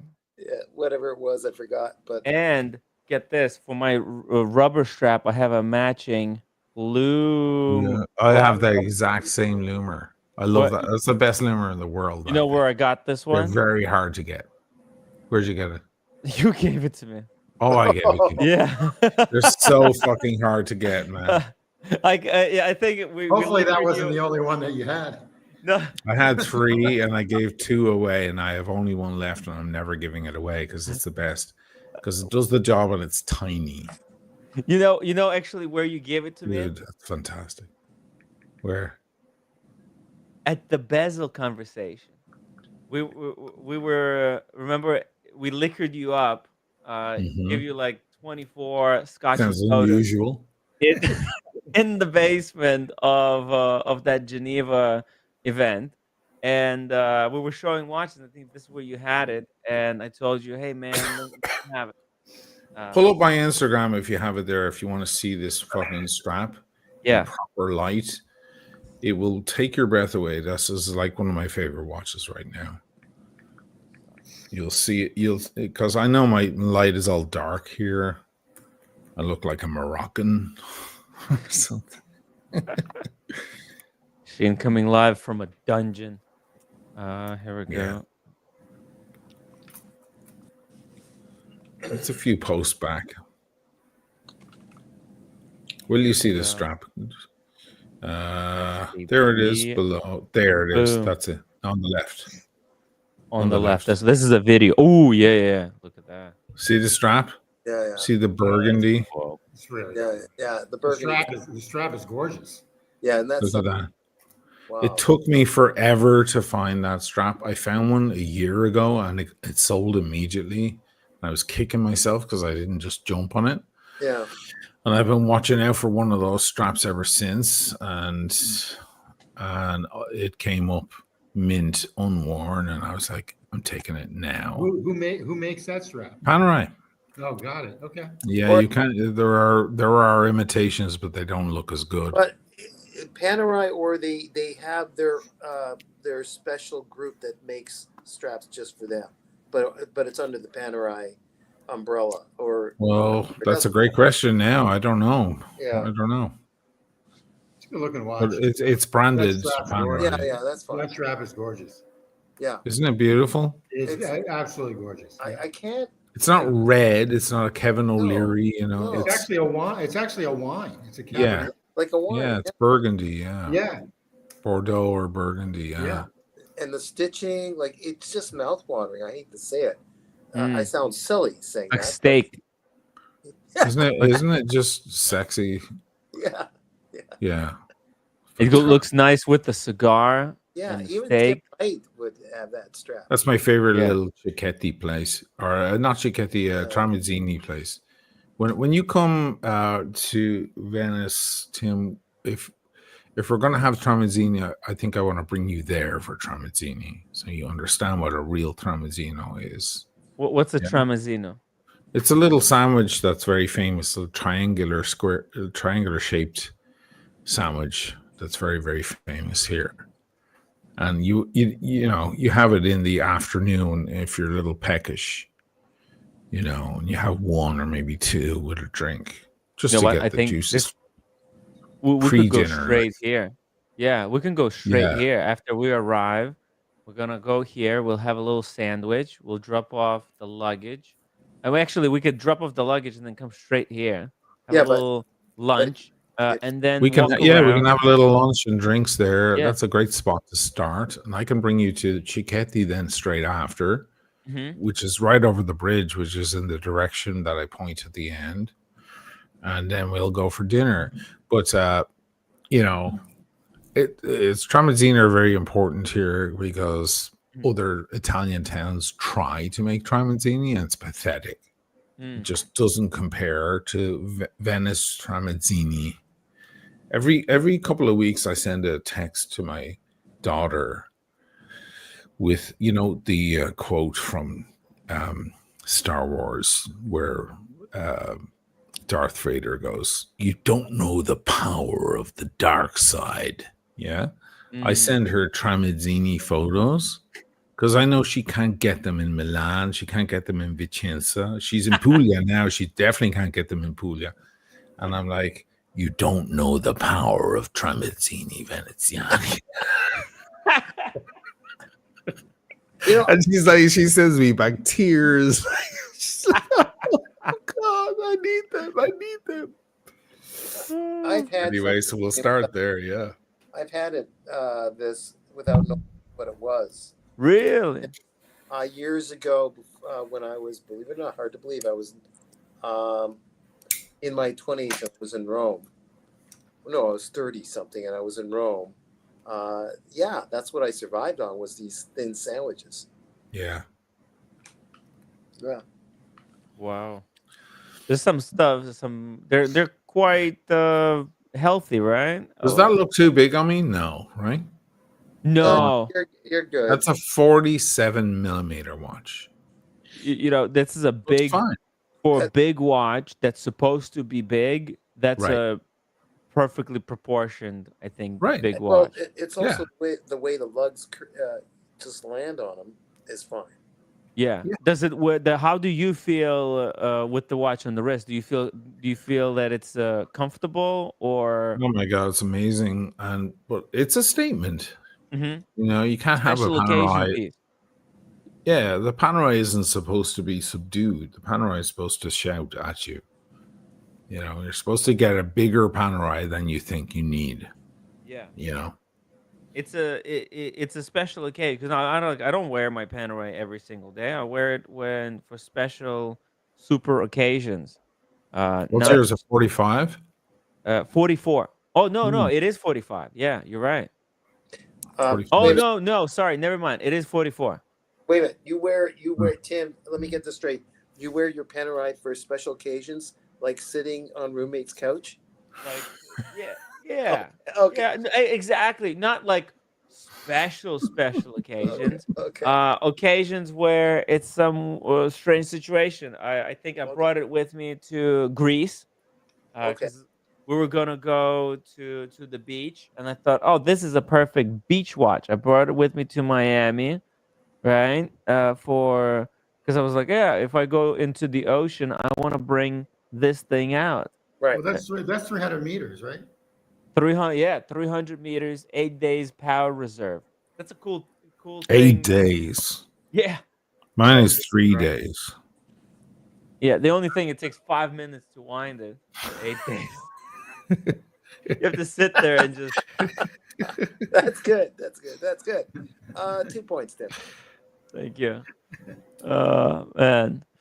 But besides the Panerai, you also got the Tag Heuer Monaco. That's a statement watch. What? Yeah, you want to see it again? Yeah. I want to go through your watches here, just dissect them a little bit. I know before it's a you- lot of watches in And- 1 week. And I got a Chiara Nardo custom built. Do you want to zoom in? Ooh, I'll zoom what? in. Look, Yeah. Chiara sent me. So this is my Chiara Nardo, the blue, which I think is a Aquaterra killer. Well, not a killer, but it's definitely, it has the same vibe as an Aquaterra. It can dress up and it can dress down. It's Chiara Nardo, Italian brand. Oh, okay. And then she sent me this just the other day. It arrived. Can you see the detail? Ooh. yeah, that's Oh my God! You got Osheen O'Malley logo at 6 o'clock. That's And you got a fucking two. cool. You got a two. That's a huge two. And the big two, yeah. Yeah, the big two. Yeah, Wow, this is like their shtick, CN. the big two. It's a CN. It's Chiara Nardo, her name, Oh, and she made me a custom one. where are these available on their website, or is it on your? CN Horology. Let me send you C- the link. It's pretty So, cool. yeah. Send me the link. Can you put it in the You got your private own chat? logo, that's cool. I'll just put it in the chat. Oh, put it in the chat. Of course, you can put it in the chat. They're top quality and they're not that much money. You know what I mean? Yeah. They're fucking Wow. solid, and the box and presentation is top quality. It's pretty cool that It's just they cool, man. did this little detail for the fans of your show. There it is in the private chat. I mean, throw it on the mainstream. Bringing it up on the big screen. Here we go. I love those watches, and the bracelets are amazing. There you are, CN watches. Yeah, it's They're pretty nice. cool. CN Milano. Whoa. Here we go. Look at this. Sportivo d'Elegante. I should Oh. put my videos on our channel. Look I at didn't that. know. That's There's very one cool. you'll see nice shots on the Cartier Drive video that I did. Uh-huh. I can pull it up. 1 second. If you Cartier. want to see some sexy shots, just to understand how it really looks, because these are not complimentary shots. Mm-hmm. You know what I mean?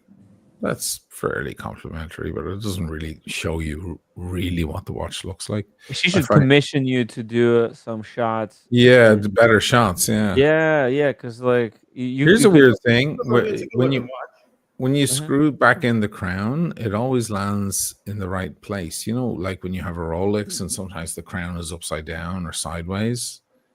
You don't get lucky that your crown is upright.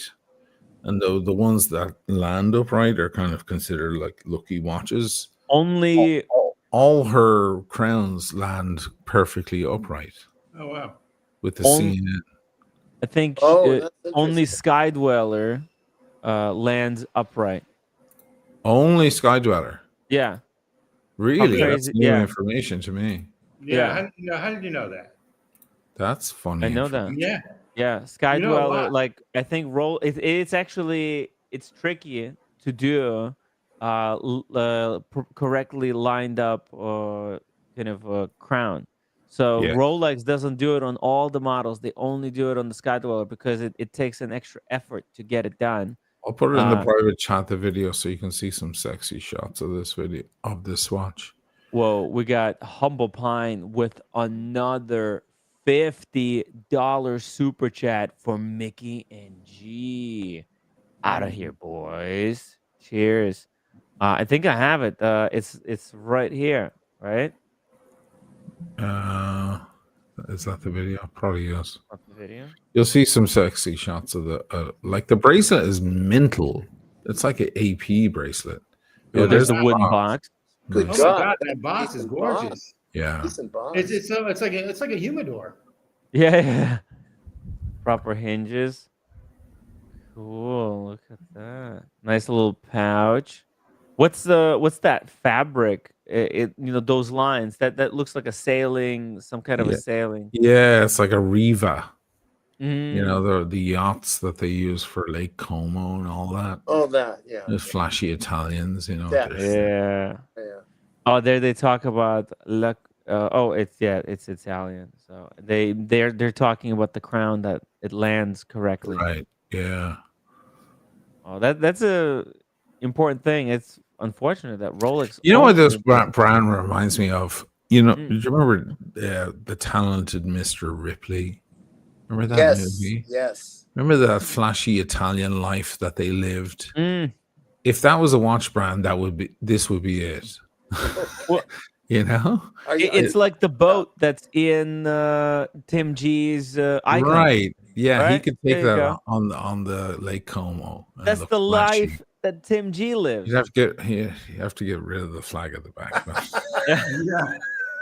I'm Yeah. fucking, No I'm offense, fucking Tim with G, you, I'm but- fucking with No, you. Put an Italian I'm flag. okay with all that. But look at the bracelet. It's fucking wild. Yeah, Yeah. it's nice. Yeah, it's kind of sexy, understated, less is more kind of Yeah. Yeah. design. And yeah, I mean, for $1,700, it's It's a good looking watch. pretty good. Yeah, it's pretty nice. So she sent me that custom one, which is kind of cool. Oh, it's a one-off.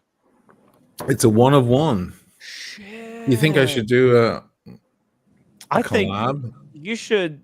I think if they could do like a limited edition run of maybe Yeah, like 10 pieces. yeah, huh? like, like something limit 10 pieces for the friends of Osheen O'Malley channel. You know what happened with the ashtrays? Because they're all sold out now. They're gone. That's the end of the ashtrays. Oh, that's and then it. everyone's like, "Oh my god, they're gone! I can't get one." I'm like, "That's it. You had your chance. Yeah. It would be nice to do like 10 or 15 of these and go, oh, you had your chance. That's it. That's the Yeah. end." Yeah, exactly. Exactly. It's really And nice. it's a cool one. It's not super crazy expensive. And it No. would be cool if somebody comes in to Venice. It's like an Aquaterra. Yeah. You know, it's essentially like an Aquaterra. Somebody's in Dresses Italy. up or dresses down. Doesn't matter, you know. Yeah, it's a cool watch to get if you're just like visiting Italy and you're a fan of Osheen's YouTube content. And you want to get a watch to remember There's the Italy and Osheen. There's the Monaco, everybody. Check that out. That's a First time you've statement ever watch. seen a Monaco on me. Yeah. I've never seen it on you. I actually love them. Right. What- I think So, Kojak- so many people have written to me over the years going, when are you going to get a Monaco? What's going on? What's Yeah. happening with a Monaco? And there it is, finally, a Monaco in blue. Yeah, very nice. People think I actually like Tag Heuer, even though a lot of people think they're shitters. But the Monaco is a classic, so everyone should have a Monaco. Holy Fook, Humble Pine, another $50 super chat. Please support Tim. There Thank go. you so much, man. We're at 4 hours 45 minutes again, guys. I do this show for you, and we want to welcome Osheen O'Malley to the channel, coming on, updating us with his incredible Coming 4 on and new insulting additions. your Yeah. co-hosts. He said he's going to come in for a Gee. couple minutes, but we're able to Oh, that's just good. call him. It's good. all Call good. him. It's all good. It's all It's my skill. It's my special skill. Where he's got a monaco. What drew you to this monaco, Osheen? How do you because it's see fucking it fit? blue, and everybody's like, you need to wear a monaco. It'll be right for your wrist. I mean, I don't. I just not that many times I disagree with Mike Lewis, but I actually like Monacos a lot. I just Humble think that- Pine loves Tag Heuers as well. He's a huge Tag Heuer fan. It's like my first major brand as like Yeah. a youngster. And when I Yeah. met Tim G, This is the in Walter White person- one. This is Oh, the. that's right. I had one. I had my career on. That's right. Not this is my son's now. Yeah. But isn't this the Heisenberg one? That's, That's it the is. This is the It is Walter White one, Yeah, the it's a good looking blue.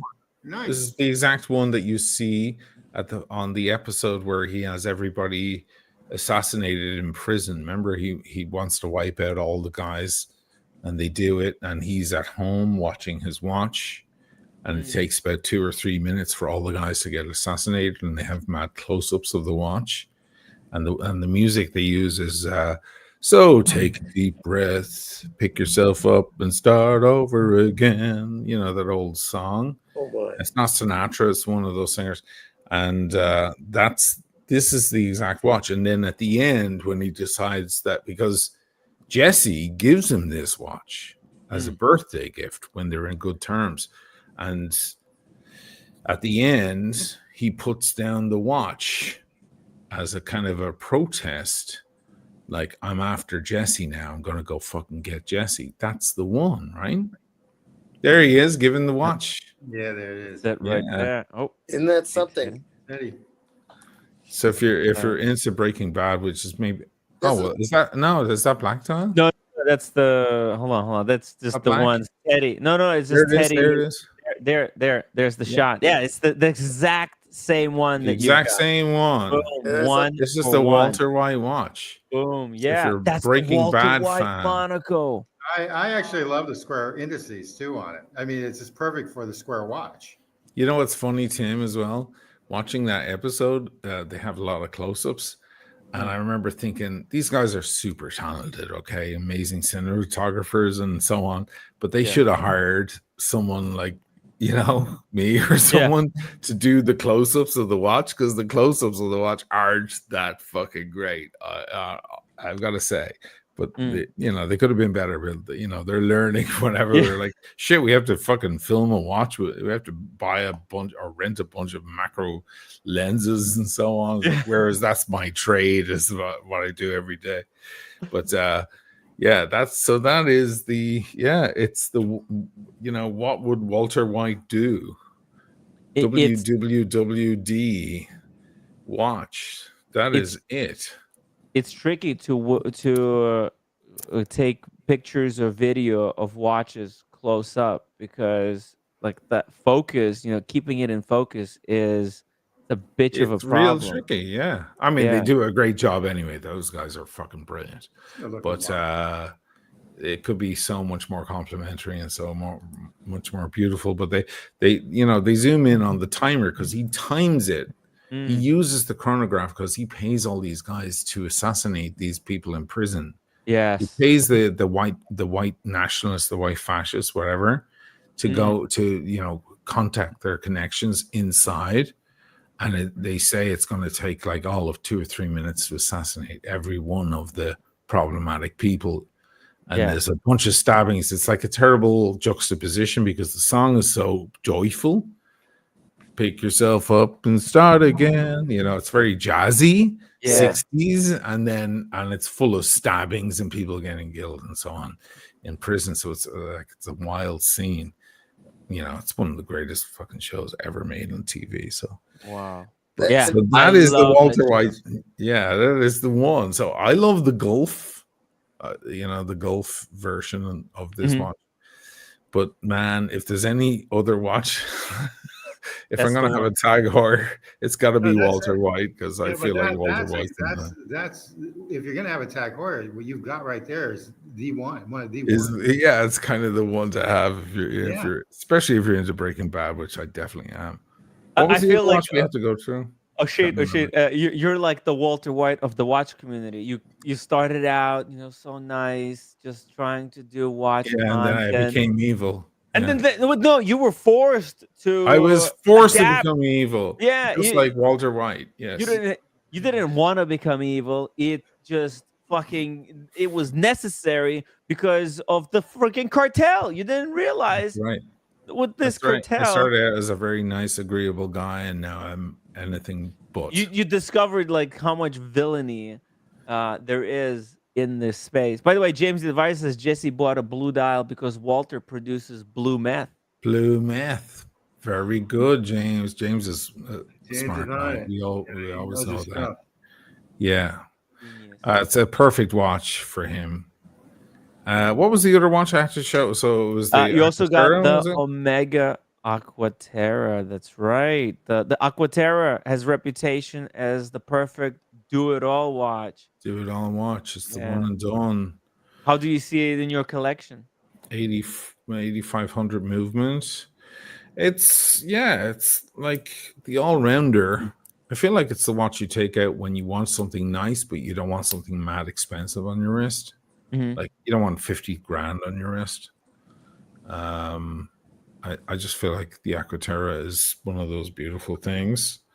I love the dial. When you get in close with the dial, and I'll do it on the channel, you kind of figure it out, like those applied indices and all the details on the dial are magnificent. Aquaterra is like a one and done. And the Chiara Nardo is like a budget Aquaterra for me. Yeah. The You know two what I mean? the dials are very similar. Yeah. Like the pattern. Yeah, the white as well is metallic.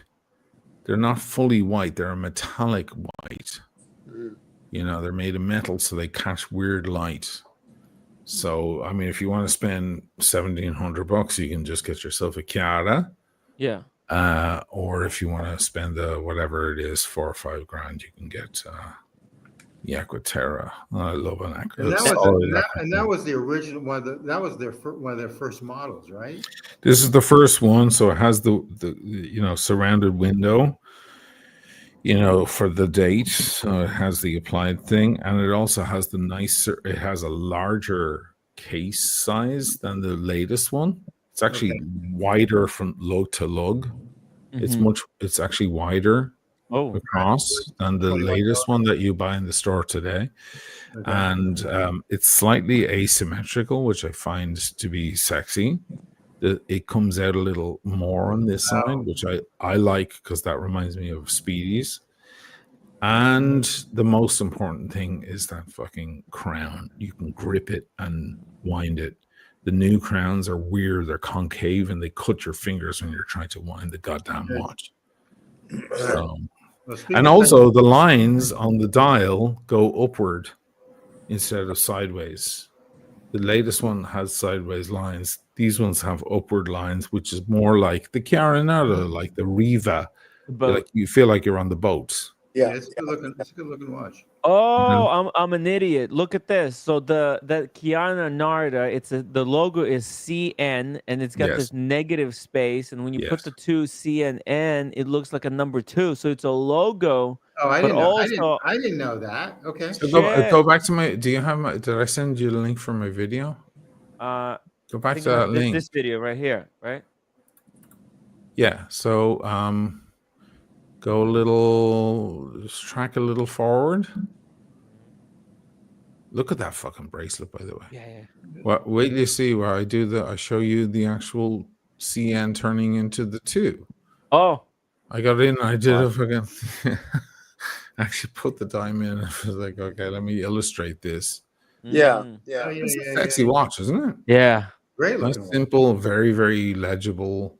Less is more, and you see now CM will turn. Oh, boom! Here at the bottom, you see. That's cool, actually. That's cool. So you've got 101. They're not going to produce any more of these. I could ask her if she wants to make more of them.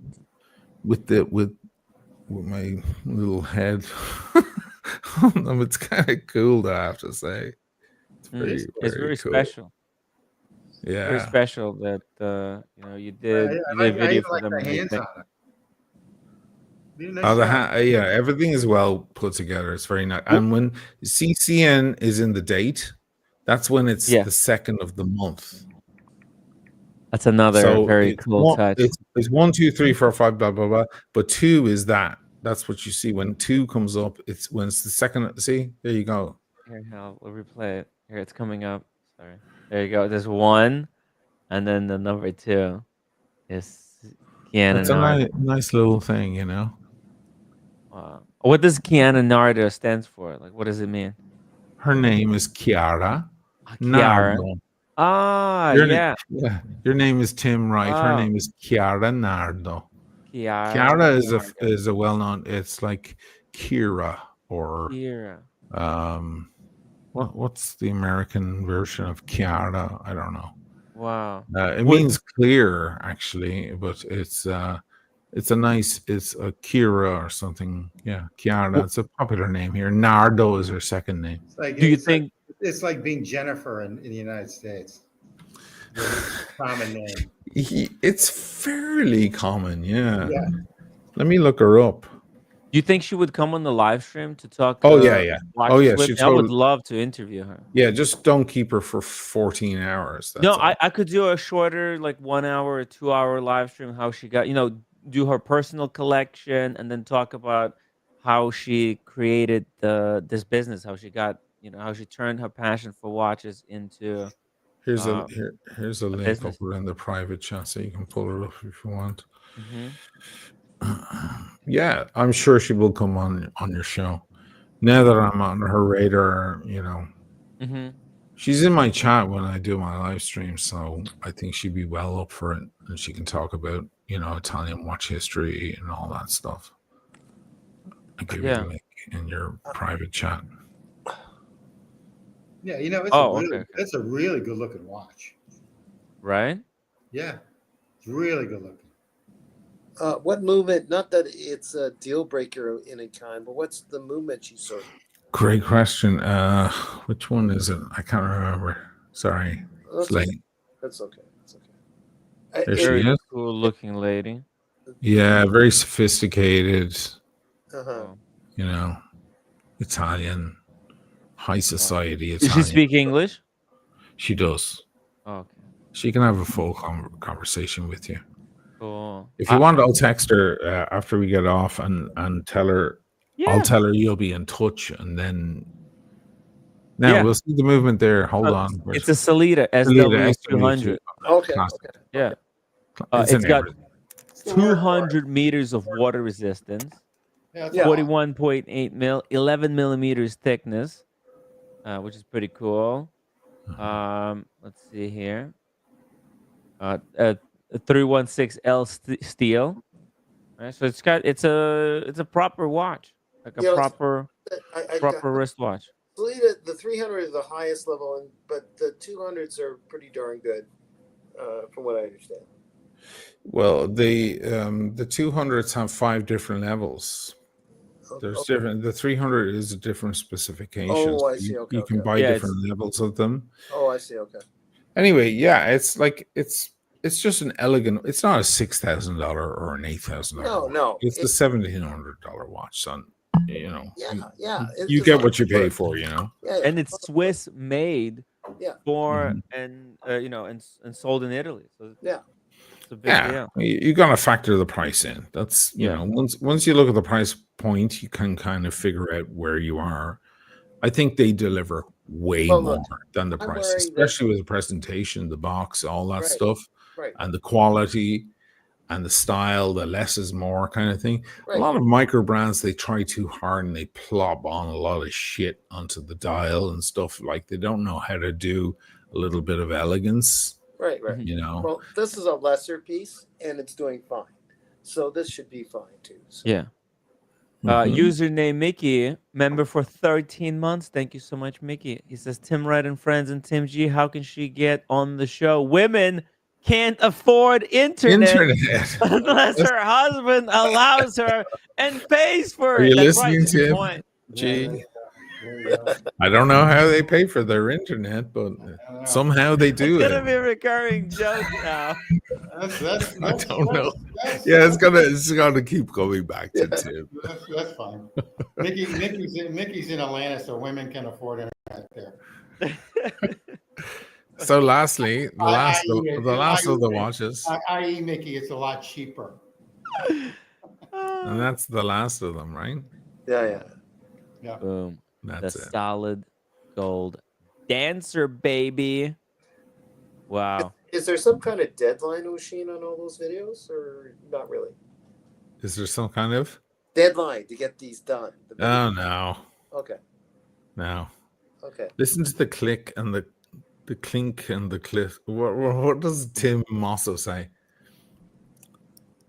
Yeah, I heard it. Yeah. Okay. Nice. From That is, gold. That's wild that it comes off Yeah. of gold the same way. But That's- I think it's got ceramic ball bearings in there. Oh, If yeah? you open, if you open the clasp, you see Uh-huh. there's those little balls that protrude from the side. No, the other one. Where? Yeah. Oh, there. There, right there. You Okay. see it? They're popping out. Those are ceramic ball bearings. You can actually push on it, and you'll see that they're spring loaded. They look gold though. They look gold, yeah. Because they're polished. Okay. It's fucking incredible how they did it. You know. But so Osheen, looking at like what you just picked up, do you think like the collecting is shifting towards bold statement pieces or versatile everyday wearers? Well, I just got a Hoyer Monaco. That's not a Yeah. bold statement piece, and the Aquaterra is not a bold statement piece. I think the Palm is though. Yeah. The Palm is. Palms are bold statement pieces, no Mhm. matter what they are, right? Yeah. And I the don't solid know. gold dancer is also a bold statement piece. You got two versatile everyday wearers and 2 Mhm. bold statement pieces. That's kind of where do you Yeah, think? I can Yeah. I can recognize that Pam from the end of someone's big ballroom. So, I want to ask you, Tim, when are you finally doing it? Because we've been talking about it now for 2 years. When you're going to fucking sell off pieces and buy yourself a gold sub? That was your plan ages ago. What's your plan now? Has it changed? No, it's still the same plan. It's just I've been on this weight loss plan. There's just spending all my time trying to Do you expedite. do what I did? I lost fucking nearly 20 pounds. Actually, Yeah, both of man. you. You're Salad. looking Eat good as salad. well. Actually, both Yeah. of Eat you. salads every day. That's it. Chisel. Look at me. I'm Yeah. like, Yeah. I lost You so lost much. weight I'm like, too. I lost my fucking man boobs. Thank God. Nice. Yeah. What motivated you to do it? survival. Oh, Survival. it was pity. Pity PT woman. Womo. Oh, Pity Womo. I had to fit in a shitload of clothes. Oh. And I had to I didn't want to make an idiot of myself. And Alexandra Dobre reached out to me. She goes, are you going? And I was like, yes. And she was like, I'm not going this year, but I hope, I wish you well. And I was like, fuck, if she wishes me well, I better do the best I can. Then I messed up my ankle and I couldn't go. I couldn't walk for a week. It was the weirdest thing. I think I whacked it. I don't know what I did to my ankle. Oh. And so I totally missed PT, and I spent all this money and got it and dieted and exercised and everything and got ready for it. But then I went, fuck it, I'll just keep going. And the truth is, man, I'm over 50 now, and I'm like, I don't need that much nourishment. I don't need that much food. I'm fine with a little food. I can have a little bite of the end of a sandwich and I'm fine for the day. Like, I'm not growing anymore, right? When you're 20, you inhale food constantly. Yeah. But I was like, and then I just kind of got into this rhythm of like, I'll have a salad. And that's been going on ever since. And I'm down like easily like 15, 20 pounds now. I'm kind of stuck there. It's the carbs. Did you cut out? I never eat carbs anyway. Okay, good. I never eat carbs anyway. But I quit the steaks, and I'm just having like greens and a little tuna and then hard boiled egg and Yeah. whatever. All The right. boozing hasn't stopped. The boozing has come down a lot.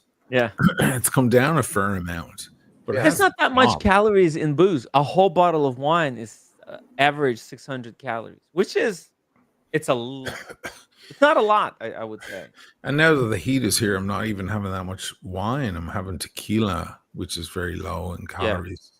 But honestly, the important thing, Tim, is consistency, because I was doing it and nothing was happening, but then you just keep going, and then eventually one day you wake up and people, you don't even see it in the mirror, but people start saying to you, "Oh my God, you lost weight." I went to a restaurant a couple of weeks ago. I hadn't been there in ages, and they were like, "Oh my God, you lost weight." They see it more than we see it in the mirror. We don't see it in the mirror. We look at ourselves in the mirror, we don't see it, but other people see it. So just do that. You don't have to get crazy. You don't have to go on some binge or some crazy fast. Just reduce it down. Have a nice salad every evening. Actually, have a nice salad. That's it. Actually, Osheen, the fast has other health benefits other than just losing weight. It's good for So the most important thing, it helps prevent cancer, because what happens on the day 3 of a water fast, your body starts breaking down all the bad cells for energy. So just start searching your whole body, your bad cells in your brain, your bad cells in your muscles, and it starts tearing all that down for energy. And then on day 4, you go into ketosis, and then you're burning pure fat, all the leftovers fat. So if you wanna get jacked, and if you wanna get jacked, and you wanna break down bad parts of your body, you have to do extended water fast. I join us if you want to challenge yourself. I highly encourage you, join us. I'm going to be doing a water fast, 7-day water fast on September 11th. Okay, Tim. Okay. Let me say that you're both right. The way Osheen's doing it is darn good. I hear about the cancer thing. I'm not saying that's wrong. For me, my naturopath is saying, for me, unless I'm doing this particular workout plan, like super workout with the fast. Join us, Daniel. Rejuvenate your body. September 11th. He's got a rejuvenated body already, though. Tim, I know that sometimes. Don't believe these naturopaths. They don't know anything. What are you talking about? Tim, I'm not saying you're wrong. What the hell does she know? She knows me. There's certain idiosyncrasies about That's me. a cult, it's not. You can't just worship these people. To discuss later. No, you don't have to. I'm not pressuring you. Look, I know maybe you don't want to do it, but actually, I think the older you get, the more necessary it is to do fast. Danielle knows that. He's the oldest person ever on the panel. Humans used to do fasts all the time, because we are not built to have access to food like we're having access to food. That's true. And every animal in the world other than us is constantly hungry. Yes. Every animal. Oh, yeah. Every animal, the cat, a fat cat that you take care of isn't. But animals out in the wild, they're just always hungry. And a seagull, a puma, a whale, they're Yeah. all hungry all day long. And that's the way we used to be. We don't have that anymore. That hunger goes away. Actually, the hunger goes away because hunger is the result of eating carbohydrates. Carbohydrates activate a hormone. I'll tell you, I went by several days not eating at all. I was partying hard as a viewer came to town, and we were going out, and I wasn't eating. Yeah, we were drinking. I guess that's calories, whatever, sugar, whatever. But there was no, and this is a diuretic that I've been smoking a fair amount, that's for sure. And coffee, I would love my coffee. Black coffee. Well, you just reduce, and what happens? Your stomach. Last night, I went to the Hard Rock Cafe, and Nina was there, and Nina just wants to give me all the food in the world and all the booze in the world. And I ate like I ate before, and I was sick all night. I don't have the stomach for it anymore. Yeah. You know, you just reduce the intake. But I'll do the water diet with you on September 11th. Yeah. Is there any coincidence about that date, or is it just, did you just pick it out of the air? Because September 11th is kind of special to me because I was in New York, you know, Yeah. What's when going that on? shit happened. What's going Well, on? It's I think because it is a special date. And I think fasts they have ceremonial meanings, right? All the religions they use fast as part of their ceremonies. Right. It's actually a really spiritual thing to do That's beyond. interesting. I like that. Yeah, so there, all you have to do, it's only water. Stick to just water, and you have to get pink salt. A in order little salt, but that's only after a few days, man. You know, after It's 2 funny- days. it's So funny that basically, it's, yeah. I look at For electrolytes, right? those are the electrolytes. Because Yeah. otherwise, if you don't put pink salt in water, so basically, it's only in the morning and in the evening. So in the morning, on day 2.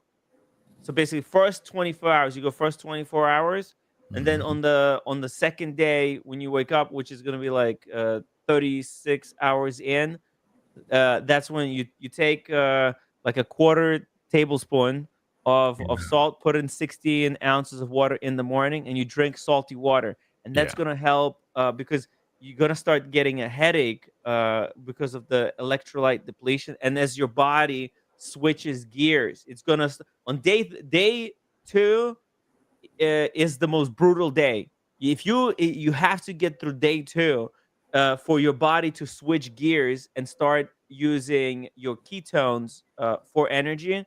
And it's very important on that day that you have electrolytes and that you're not doing anything too exhausting. Just have it as a day off. Don't try to do anything really intensive. But Right. then on day 3, boom, it's like you completely change. You're gonna be full of energy. You're gonna feel more energized than when you were eating, and then it's just smooth sailing for the next 5 days. So we're gonna do 7 days in total. I'm interested in doing that. Guys, I'm gonna go. And Captain Kirk, I'm not You're gonna go to do it now? Not yet, Daniel. Daniel's Wait going. until September 11. We will No, start with that was September good. 11. We'll That do was- it as a spiritual thing. You can do a video about it. And it's going to be incredible He for was your dead work. serious. He thinks you meant that you were going to go do it. Oh, he did. That's what I thought too. I'm just leaving the show. That's in my mind. I'm here for He's a just while. leaving the show. He's pissed off. He's bored. No, it's Could not you blame him? But Captain Kirk, I'll be better next time. I'm not gonna eat in front of him day 2. So The day 2 is when Daniel eats in front of you. That's when Daniel chose to eat in front of me. When I was doing a 4-day water fast, Osheen, day 2 is like the most brutal day. I was still doing daily live streams while doing the yeah, fast. but I wasn't. I'm not. And he had a big bagel. Daniel in front joins of you. in with lunch. Hey Tim, what's up? How you doing? Wait a minute. Oh, No, I was boy. gonna break off. I was still bad. But I was gonna break off for lunch or whatever it was, and I shouldn't even have mentioned it. That's what happened. So okay, guys, I'm gonna go. Thanks. All right, man. All right, a good Daniel. night. Thank you. Good night, man. Yeah, username Mickey. You're right. Bye. Love your sisters. God. Oh, we love Daniel. He should join us. He should definitely do it. I don't believe his homeopath, because she's just trying to sell him some other alternative nonsense. Fasting is actually, it's a spiritual thing. It's good for the spirit. You know how like incredible it is, like not eating, because the thing is, you don't have to eat. I mean, fucking Jesus Christ went for 40 days no food. He wasn't bitching and complaining about it. It's true that digesting food is a huge task for your body. Mm-hmm. Like that's why when you're quite sick, you don't want to eat any food because your body has so much on its plate trying to fight this virus or whatever you have in you that it doesn't want to have the problem of also trying to digest food. Digesting food requires energy in itself. And by not doing that, you allow your body to focus on other And things. that makes a lot of sense because the esophagus, which is that obviously that tube that goes to your stomach, Mhm. they're muscles that push the food down. So even Oh, if it's and the intestines, they're all squeezing and they're Yeah. all doing work. And there's work in the stomach and all sorts of things. If you give your body a break of that from that for 24 hours, 48 hours, it kind of especially if there's something else going on, some sort of healing to take place, which is why when we're sick with the flu or COVID or whatever we have, we don't want to consume food because our body is preoccupied by other makes a things. lot of sense. I don't want to take in extra load on top. I already have a load here on my desk. I have too much paperwork on my desk. I don't need any more shit, And I've seen people do fasts. I know people who did that lemon water fucking maple syrup thing years ago. What was that called? I actually do drink lemon water, but for like lunch. Remember that crazy thing where people drank like it was a little maple syrup and lemon and water every day? 2 members of my band did it. And they fucking went gaunt like in a week. Oh wow. The lead singer, who was already fucking good looking guy, but he went, he turned into Hollywood, scrubbed and dyed Hollywood looking within a week or two. Yeah. But I think it was pretty brutal on their system because when they came back to Earth again, it took a heavier toll. I noticed that as well with drinkers, people who go off the booze, especially late in life. It kills them because, their body is so kind of accustomed to a rhythm and a pattern. And then all of a sudden they shock the system. So you just got to be careful with that. I've found success in the past few months because I've just been enjoying these big fucking fat salads. They're big, healthy salads. It's not like it's skimpy. There's a lot of fun in there. I put eggs in. I've got tuna. I'm really munching down. But I'm not indulging in anything else. And it's once a day.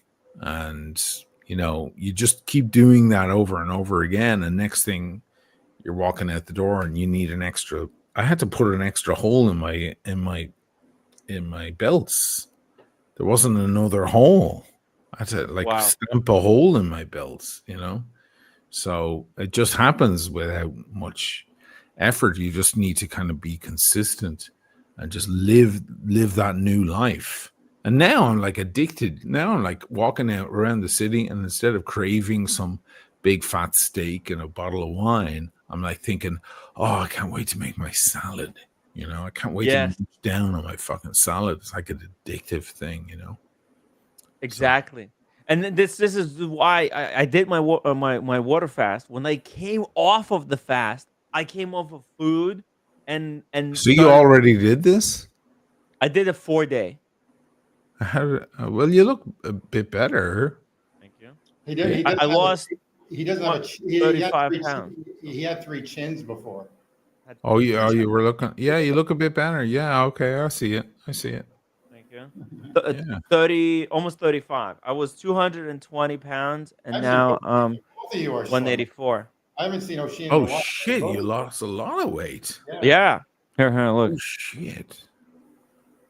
Oh fuck! I didn't realize. Oh man, yeah. Okay. He was okay. That's not what we should. Still got a lot to go. I think I could. It says that my body weight should be 150, so I still got it's a lot less. But I have before pictures. You lose that last. What you just grabbed with your fingers, you'll lose that last. By the way. Yeah, it goes last. That doesn't go first. People want that to go first. Mm. Your general girth and your size of your torso begins to shrink, but your jelly rolls don't disappear until the very end. And that's like AIDS. You need AIDS, or you need a fucking heroin addiction before that shit goes away. Yeah. This is a medium size shirt that I'm in right now. I used to wear. I used to barely be able to fit in large. This is medium. Look how loose that is. Oh, good for you, man. It's a medium.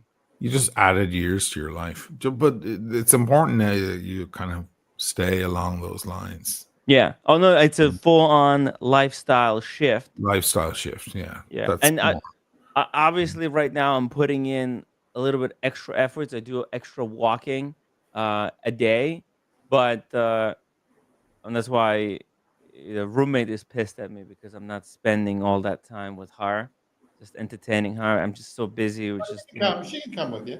well, yeah, she exactly. I'm gonna take her on the walk with me I mean, after that's the an easy stream. one. They say, just come with me. Yeah, yeah, yeah, exactly. Good for So you. It's good for nice. you too. yeah, good for her as well. Yeah, but and after I came out of the 4-day water fast, which I did, which was the best experience I've ever had in my life. It's so 4 incredible days on water. on water. Yeah, Wow. But he had salt, a little bit of salt with that, right? yeah. Yeah. I had a little bit of salt. Yeah. but Otherwise, yeah, you drop dead. electrolytes. Exactly.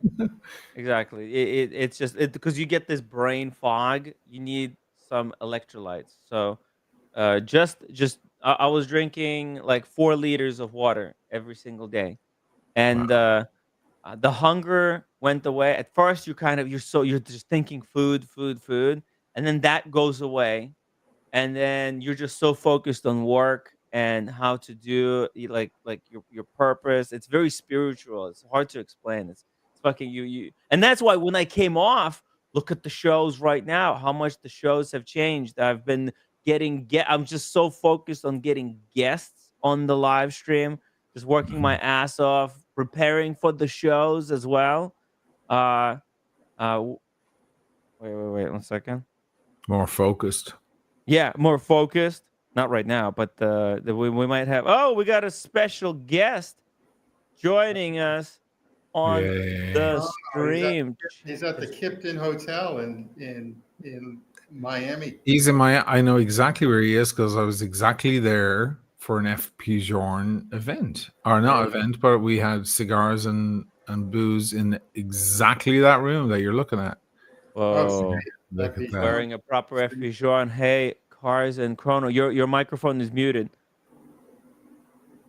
Welcome to the stream. Look at this. I totally have video of those 4 clocks on that wall. I know exactly where he is right now. Wow, Yeah. that's a tall. Look at how tall the ceilings are in this place. That's down FP in Journe Brickell. Yeah, it's right around. It's right around the corner from Brickell Ave. It's right across the street from Dirty French, or from the Russian restaurant. What's it called? I don't know that. Yeah. Really? There's a Russian restaurant across the street, or is it Dirty French? I can't remember which one.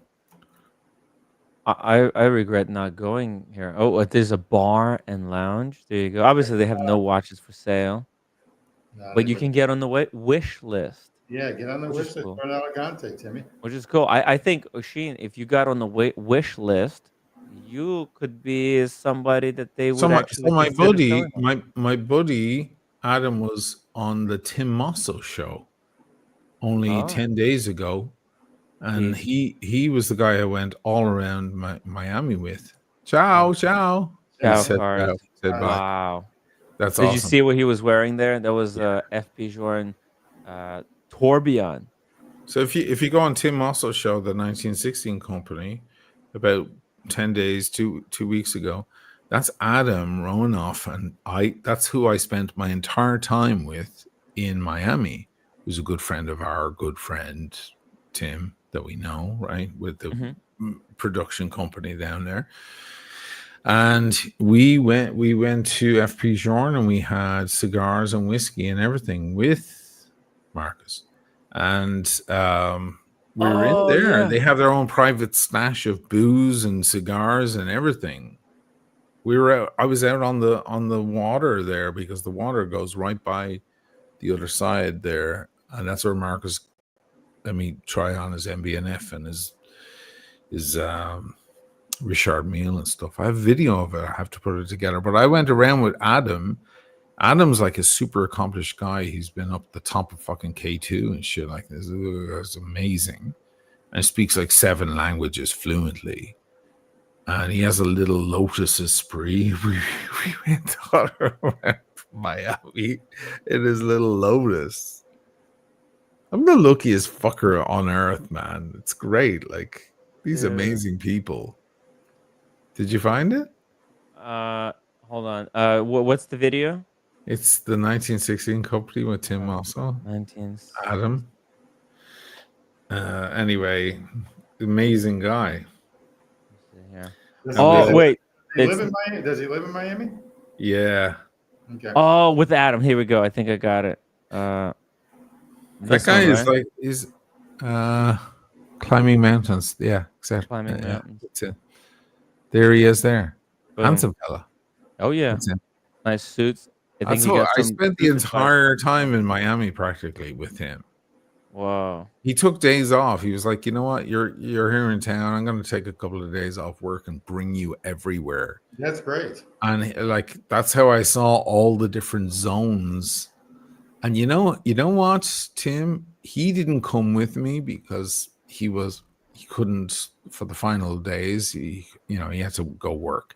Mhm. But he was like, if you go to Cayocho, you have to go to the what was the name of the place that I sent you guys? The Cubano place. Oh yes, That was- Cuban Yeah, bar where you Cuban had bar the coconut with the cocktails. Yeah, Yeah. that was his recommendation. Oh. Yeah, he was the guy who was like, "That's the place you have to go if you Yeah. go there." And Yeah. he sent me like to the best place I could have gone. That was like a perfect place to get a proper cocktail. Yeah, Not some, it's very very like authentic, very fun place to be in. The energy and just the the presentation of how they make those drinks is a show in of itself. unbelievable, isn't it? Yeah, Yeah. that's Adam. He's a legend. That's freaking cool. And you met Marcus there as well with Adam. That's how I got to know Adam. So Mark, There's a friend. Okay, he's a friend of Marcus. I get Yeah. it. Yeah, yeah. Yeah. Marcus just put out a new video as well. yeah. Yeah. He. Why I'll never Marcus is sell a my super Rolex nice as well. guy and very. You know what? Marcus was great as well because I handed him my camera at a certain point because I was doing selfies and stuff. Oh And I was yeah. like, you know what? Can you do? And he grabbed it, and man, he took over. He's like a director. Yes. He knows what to do with the camera, like, and his skills kicked in, man. He was Mm. great, And I have all that footage. I need to edit it and put it all together into a montage. Dude, you need to do that as soon as possible. I'm Yeah. actually meeting Marcus tomorrow. We're gonna go to some kind of a event. That's That guy's that's what I'm amazing. at. Yeah, he just came back from Reykjavik. He went to Iceland, and he did a video at this super world famous watch boutique in Reykjavik. Tim G knows. I forgot what it's called. Oh fuck! It's. Remember, it's like JT. I've actually been there a couple times. I forget the name of it. Incredible place. I'll show you later. And Oh, then he JS Watch Company. JS Watch Company. There you go. Thank you. Right. Yeah, yeah. He directed like 3. He's putting out 3 videos right now. These with his watch whispers, and your video is coming out soon as well. He did Daniel Cat That's right. video. Yeah. Yeah, that's good stuff, man. He's a proper director. Yeah, just needs to keep working at it, keep building the profile. The competition in the wristwatch space is so brutal right now, so you just gotta keep going until you build a brand. He knows all these people. Like he should do a video with Adam as well. Like that's a no brainer. That's like one of his great friends. Yeah. Where's his FP Journe? Does he eventually get onto that? I guess he yeah. does. Oh, he's got Ooh, you the got onto famous, right? Yeah. I bet he got this one because he saw your video. I Osheen. think he did actually. I think he told me that. I actually love that watch. It's my favorite Rolex. I have that right now.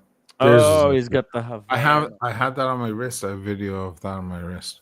Oh, dude. Osheen, Yeah. you need to put out this video. I need to What do the it, yeah. hell, man? I know. What the fuck? Don't is worry. going After the water fast, after you do this 7-day water fast, you're gonna be on? pumping I'll be content. so much more focused. So Dude, exactly. That's a the- serene. That's a serene in a gray dial. Yeah, and What look is at the strap that's on it. Yeah, he has a lot of different That straps. works. That's nice. That's the thing. Once you're on the fast, you like all that food. Like we don't realize how much we think during the day about food, and I don't think about it anymore except for my salads. Yeah, well, Yeah. even that gone now. salad. Even imagine you strip even the salad away, and then No. you've got you don't even have the salad to think about. You're gonna be fully focused on your work, on your art, and the direction you want to take the channel in. That is Dude, a gorgeous watch. you'll see, dude. It's seriously when you're on the fast, when you hit that third day, it's such bliss. You see the world literally in 4 dimensions, because that's the thing. Food is one of the dimensions of life, and once you cut that out, a whole new spiritual like dimension of life opens up in front of you that you don't I believe see. it. I Yeah, believe it. I trust me, it's true. I went through it.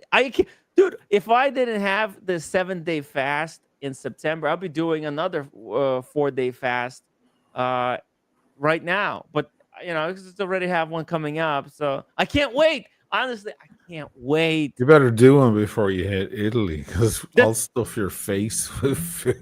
Exactly, and it's perfect because I'm gonna be. When I go to Italy, I want to treat myself. You guys have the best food on the planet. I don't want to Best be food in like. the world. And you know what? I'm gonna do this 7-day fast before Italy, and then when I come back, I'll do another 4-day. That's how I think on TikTok the other day. Some American woman gone. Why is it? I travel all around the world. Why is it that Italy has even amazing food at the airport? Yeah. She's like, I'm having incredible food at the airport. I'm like, that's the way it is. Even at the train station, you can find amazing food. It's just Italy. Oh, there's this Elegante. Because Italians understand that They just life have the culture is of it. food. Yeah. Like no. It's culture, and they understand that that's one of the most important parts of life. You know McDonald's. I came to this realization a couple of days ago. Hear this out, Osheen. Hear this out. You're gonna like this. Okay. Eating McDonald's is like wearing a fake Rolex Daytona. It's fake food. Okay, you're showing to everyone, hey, look, I'm eating food. Yeah, but you're actually not nourishing your body. Actually, It's got no nutritional value in it whatsoever. salt. It's fake food. Sodium. Just like wearing a fake watch and showing to people and telling them this is real watch. Yes, other people might, when you look at somebody who's eating McDonald's or some other fast food, they look like they're eating food.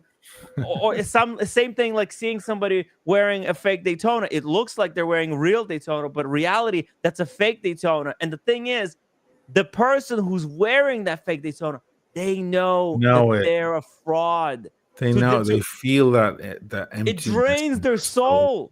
Yeah. Yeah. Because you can fool other people, but you can't fool yourself. You know.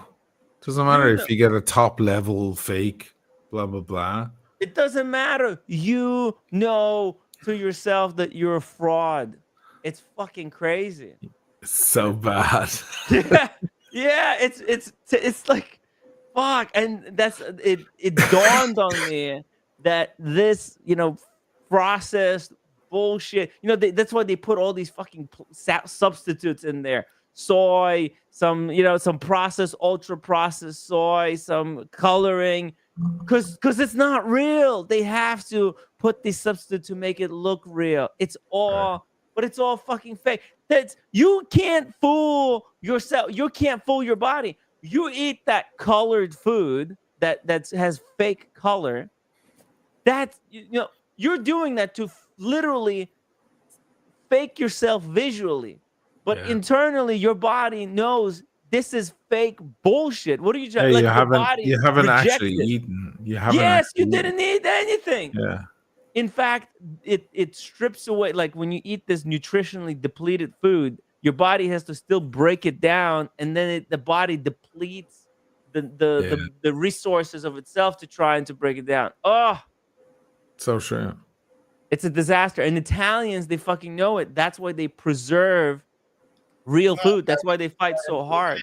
2 or 3 ingredients in their food, and everything's so fucking fresh. It's ridiculous. It's outstanding. That's just the norm for them. That's not even special. That's not something you pay extra money for. That's just the norm. Yeah, exactly. That's why they're all skinny and healthy. I saw a fat guy in the piazza earlier tonight on my stream. It was like the first fat guy I've seen in fucking ages. I was seeing a fat guy in months, more than months. I was like, oh my god, it's a fat guy. I think he's a cop or something, and that's weird as well because the cops aren't allowed to be fat here. I was like, who's that? A security guard? That's weird to me. That's weird looking. Yeah, I don't see that. I'm not trying to fat shame anyone. I'm just saying, like, when you know that that's weird, you understand there must be something wrong with, you know what? Like actually, I'm starting to think there's nothing wrong with fat shaming because I'm like the fattest guy I know. It's good motivation. Like if you're a fat fuck and nobody tells you, hey, you're a fat fuck, how are you going to find motivation to actually lose weight? Right? Sometimes it's good to no, I'm just saying, look, there's a healthy way of like fat shaming in order to, if you have good intention, like you want somebody to lose weight, you want to encourage them somehow. If you treat people with like kid gloves and say, hey, there's nothing wrong with being fat, you're doing that person disservice. Telling a fat person who's unhealthy, because if that person keeps doing what they're doing, they will literally die 10 to 20 years earlier. But if you can somehow sternly say, hey, listen, it's wrong to be fat, you can give them motivation. And so sometimes, look, fat shaming me is what helped me lose weight. Who fat shamed you? Whatever, the trolls in the chat. The trolls in the chat. That actually helped me. I didn't block people who were slapped fat you out of it. Yeah, it's like I knew I was gonna lose. I wanted to lose weight. I just needed some help, and everybody who was calling me a fat ass, I want to thank you. It helped me get me out of the freaking circle that I was stuck in of just eating this fake food. I wasn't understanding. You see, when you eat that much sugar as much as I was eating that much fat, it fucks up your brain chemistry. When you were in I was addicted. When you're in London, you had a ton of food. You must have had like 7,000 calories a day. Okay. Yeah. Oh yeah. I came back. Those trips aren't good for your. No, not at all. Not at all. Not at all. But there's nothing worse than a fat person sitting next to you on an airplane. Like they're obese to the max. Some of them can't lose that much weight. How are they going to lose it without people? That's hell on earth, by the way. If you see a very overweight person like that trying to sit into an airplane seat, you don't judge them. Don't say a thing. Because they're already in hell. Yeah, their hell. They carry their hell around with them every single day. The sight of a mirror to them is terrifying. Seeing themselves in the mirror is a fucking terrifying experience, worse than the worst horror movie you've ever seen. But then they don't need any more shame. That's why I'm against fat shaming. It's like they're already there. So some people are drug addicts, or some people are whatever. They do other stuff. But when you have that issue, you carry your vice around with you for everyone to see. And that is ultra shame. They have a pain constantly in their head. No matter how much they might smile in a photograph at their friend's wedding, they are depressed and super upset with themselves. The self-hate, the only way they can calm that hate is in a cheeseburger, which makes it even worse. It is like the definition of hell on earth. I don't believe hell actually exists. I believe hell exists on earth. And I think that's one of the forms. So never ever fat shame anyone. I don't think. No, I'm not saying like I'm a malicious with the trolls. Yeah, the trolls helped him snap out of it. Snap out of it. Exactly. Like I think there's look. I don't believe in like shaming for just to make yourself feel better. That like it's not good to shame other What the hell? people. It slapped You you out don't of it. actually want them to get You weren't better. morbidly obese. You weren't like the guy in Seven at the beginning of Seven. Right? You know, No. that film, David Fincher. Yeah, yeah. People already hate obese people, usually anyway, or fat people anyway. So yeah, they're Yeah. already prejudiced. Yeah, they're walking around. They hate themselves more than anyone else That's could true. hate them. That's so true, actually. it's- But I can't stand it when they sit next to me on a plane. Hate it. Hate it. Hate it. It's like one of my pet peeves. Oh, this went dark. Hey, let's fuck off because it's late. Yeah. All right, guys. Good show, everybody. Osheen, good having you on the stream. Really Yeah, appreciate it's good you. to come back. Hey, Tim. Gee, I didn't mean anything by it, but you know, I love you, man. You're cool. But man, you've got no fucking filter sometimes. I'll never have a filter. You should go back and rewind and find that part I'm okay and with watch when you say I that think and she's she's I spinning think she's there. okay with it too. So we're all good. It's gonna be a great meme going forward, I think. Oh, It's gonna be on a Saturday hate stream, but that's okay. right. Tim G, at least you know he's not even like he's not a real like he's just a character, you know, with not showing his face, just a character, caricature. Yeah, I think only like someday, Osheen, I will meet you. It probably will not be in Venice. It will be some other event. Man, it'll be at some. I do plan on meeting. There's about 4 or 5 people I really do want to meet. Some of them I don't trust, to tell you the truth, but I will definitely meet you. Okay, man. All good. No good. I'll look at your watch and go, how did you afford that? Well, you know, I look at the people on top of the world who are making a fortune, and you don't see that many women. That's all I gotta say. I know, but don't say that in front of the wall. Your first part is the part we all agree on. The second part is the part you're not getting.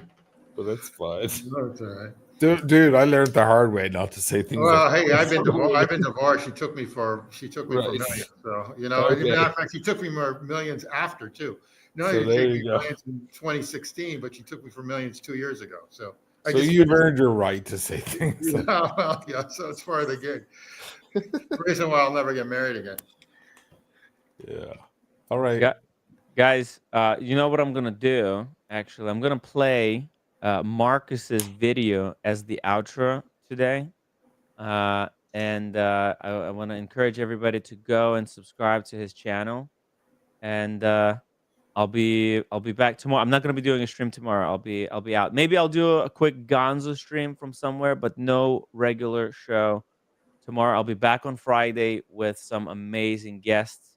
Also, I want to drop the link to Osheen's channel. Please, guys, go subscribe to Osheen's channel, and they know who I am. They do know. I know. We're not fucking super. Everyone. They're like, no, we're not. No, we were and we unsubscribed. Thank you very much. Guys, link thank to you, Osheen's brother. channel in the chat. I really appreciate you joining us today. That was good fun. Good fun to catch up with you guys. Yeah, it was cool. It was important that you pointed that out, that there, was a little bit of like maybe misunderstanding about that comment, and it's good to have clarified it, that we don't think that obviously that women can't afford watches. It's just kind of broad. Sometimes I look at guys and that's the same question about guys. How did that guy afford the watch? And it's not meant to be in like any put down way. It's just I'm curious about what they're doing to be able to afford such things. That's all. So that we can do things in the same way and be able to afford those watches as well, right? Yeah, I guess that's what it's all about. I guess so. We'll just leave it at that. Yeah, we'll just leave it at that. And I'll be back on Friday. Point, I was like, oh, I've bought all these other watches. I might as well buy the watch like I really wanted. Okay, this is exciting. Pleasure, guys. Hi, I'm Andrew. I'm one of Marcus's friends. I'm a software engineer. I also cycle through hobbies a lot. It's kind of my thing, but I also collect watches. Oh, I feel kind of grounded when I look at it. It's very low key and I guess I've just like been through a lot with it. So I go surfing in it. I've like climbed outdoors with it. I've like hiked really dangerous terrain with it. I guess people don't really like using their vintage watches like that, but I feel like it's an explorer, so you have to explore with it. When I look at my watch, I feel pretty content because I think the Explorer is like a really simple looking watch. I want to say that it was my first job watch, but it really isn't. I bought like a couple of first job watches that I like don't really enjoy anymore and like don't have anymore. When I was in high school, I really liked this, like the 1016, because it just looked really cool. I think I read a Hodinkee article like when I was in like high school, and it was about the 1016. I don't really remember which one it was, but I just really liked the design of it. It was really simple and low key, and the whole like Everest story, even if it's not true, it just like seemed really cool. So that's kind of like where like at some point I was like I should just get it, and since then I have been using it a lot. I'd probably say that it's my most worn watch, like by far from all my other ones. I had a service like the day right after I was born, where they replaced the dial with another tritium dial. So all the yellowing in this dial is like consistent with my age, I guess. Yeah, I actually can't imagine. I can't imagine like not having a 1016 in my collection. Mostly because it's really versatile, and I've had a really easy time like wearing it with whatever I'm wearing. Yeah, whenever I like go do anything that's like even remotely explory, I like try to wear this. I guess there was this hike in Hawaii that I did that I honestly didn't want to do originally. And like basically it's like, to describe, it's a passage that's maybe like 2 feet across, maybe 1 foot across, and it's like a ravine on both sides. And I think I was like particularly scared during like one of the down climbs. So on top of it being like particularly dangerous, you have to like climb up and down like 3 ridges. And yeah, I think at some point I was like, wow, I could slip and fall, but I'm glad I have my watch with me. So why don't you tell me a bit about the other watches that you have here today? Yeah, And yeah, why do you have more than one watch? that is a good question. I would like to be one of those people who only have one watch, but it's really hard because it's nice to have variety. So I kind of like vintage watches in general because they're smaller.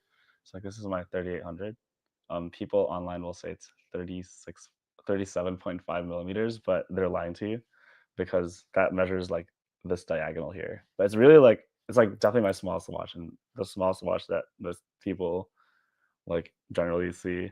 But it's a really cool Nautilus, and I got it when I first moved to New York. So it is my New York City watch. I guess I can basically, yeah, I can just refer to these watches based on the cities. This one is my, I don't really go to Mexico City that much, but this is a Mexico City watch because I wanted a Universal Genève, and I just bought it there. Mostly because like I got a raise and I was like, oh, maybe I should get like something to commemorate this, even if it was just a raise that brought me to a previous pay point that I had at a previous job. But I just wanted to celebrate something, so I was like, I'm gonna get this because I wanted to get it for a long time. I guess because this is the Kyoto, I can call it a Kyoto watch. I've been going there a lot this year, and yeah, it's pretty cool.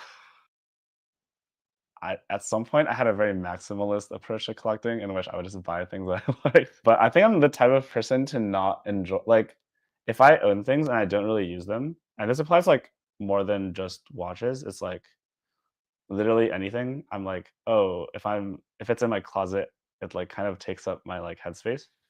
Uh so I really don't like having watches that I don't really wear. That applies even, I have like Casio that I like also wear pretty frequently because I'm like, I don't want it to like sit and collect dust. So I try to keep, these days I try to like keep a pretty mindful like number in my collection where I could like reasonably wear all of them. I guess like the object of something that I've like liked for so long too before I actually got it. So when I have it, I'm like, wow, I don't really need that many more things because even if it's so simple, it like has brought me so many memories and like happiness. I think the biggest piece of advice I would have would probably be to figure out what you like and not kind of do like things because other people kind of like them too. So like, just because I like these things doesn't mean you guys should go and buy them. Just because I like small vintage watches doesn't mean you should like small vintage watches. But kind of like try to feel how a lot of the watches make you feel, and like figure out which ones you like the most. And most importantly, you don't need to own things that you like. There's a lot of watches that I really like visually, or like based on how well they're made and things like that. I like don't feel the need to own. Although there are watches that I also would like to own, but yeah. So yeah, appreciating is not the same as needing to own it. It's the biggest thing.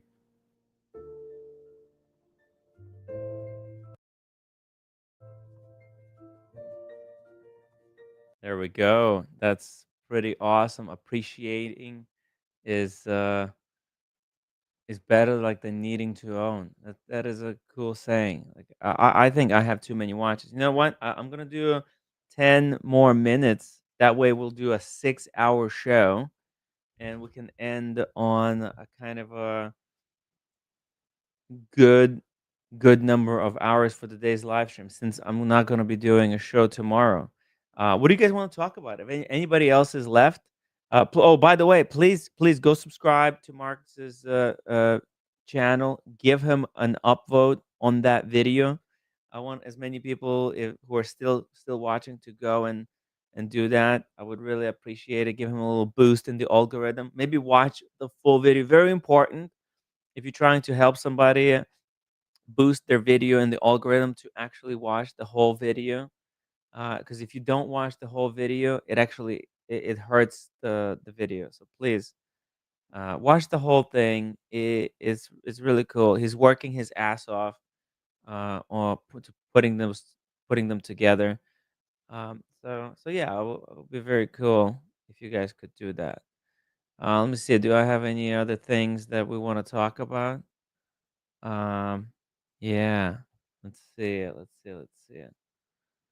Let's go to Hodinky. All right. Let's open Hodinky website. Oh. No.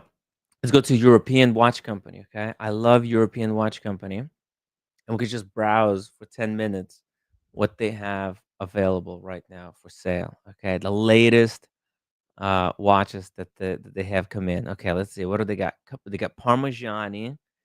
Kalpograph. Oof, these are extra ugly.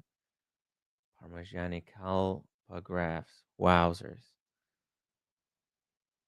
Well, I really like the new Parmigiani watches compared to this stuff. So there's a reason why these are available at mega discount. Then IWC Aqua Timer. I don't see these watches anymore. I think IWC might not even be selling them on the website. Not popular at all, but they have an internal rotating bezel. That's what the crown at the you see here, crown at 9 o'clock is for. So you can set up the timer. There it is. Closed case back. Yeah, unfortunately, it's a little bit too boring. They need to do something more to stand out from their competition in a diver watch. Then they got a Patek Philippe Ladies 24. This is just a Cartier tank, kind of a homage, but done in a very classy way. So good for Patek. A two-tone Black Bay. Shout out to uh, AV, a very private gentleman, AVPG. AVPG. Shout out to AVPG. I think he has one of these, and Osheen might still have one of those. Oh, there's a beautiful monochrome Black Bay 41 stainless steel with black dial, black bezel. These are gorgeous watches. Good to see this. Nice. As Kleiner Hund got himself one of these. It's a beautiful piece. Let's see what else we got here. Oof, I love this. Cartier Santos in full blacked out DLC. I just wish that they had this watch with the black dial, and if it was in the medium size, make this medium. Come on, because I'm not a fan of the date, and the large ones have a date. Oh my god, Humble Pine, $50 super chat again. Just got home, had a nice dinner with my friends, and a gorgeous guest earlier, and not Tim G. Ah, and Tim G cracks me up. Is a funny guy. That was a funny comment, and the fact that Osheen exploded on Tim G regarding that. I did not see that coming. It was well, we got a new meme. How could they afford it? How could she afford it? How could he afford it? I see these this and then I think Mickey, right? Mickey mentioned like how did this lady afford the internet from Italy? How is she gonna be able to join us? Oh, it's funny stuff. I'm dying over here. It's good times. Great day. I had such a fun time interviewing Sophie. She's such a good sport. Uh, to spend 3 hours with her. She gave her everything. I hope next time not to keep her around for so long. We'll definitely do a part two. And in the future, after she finishes couple of more of her projects, maybe some of the viewers who watch today's show will commission work from her for their homes or for their businesses, for their studios, right? She draws cars, right? I think Sean could commission her to do an art piece for BMW. That'd be cool. She could do a high quality uh, painting of an M3 or something. That'd be cool. Uh, Humble Pine says, "See the Charlie, not your guest is gorgeous. See the char earlier.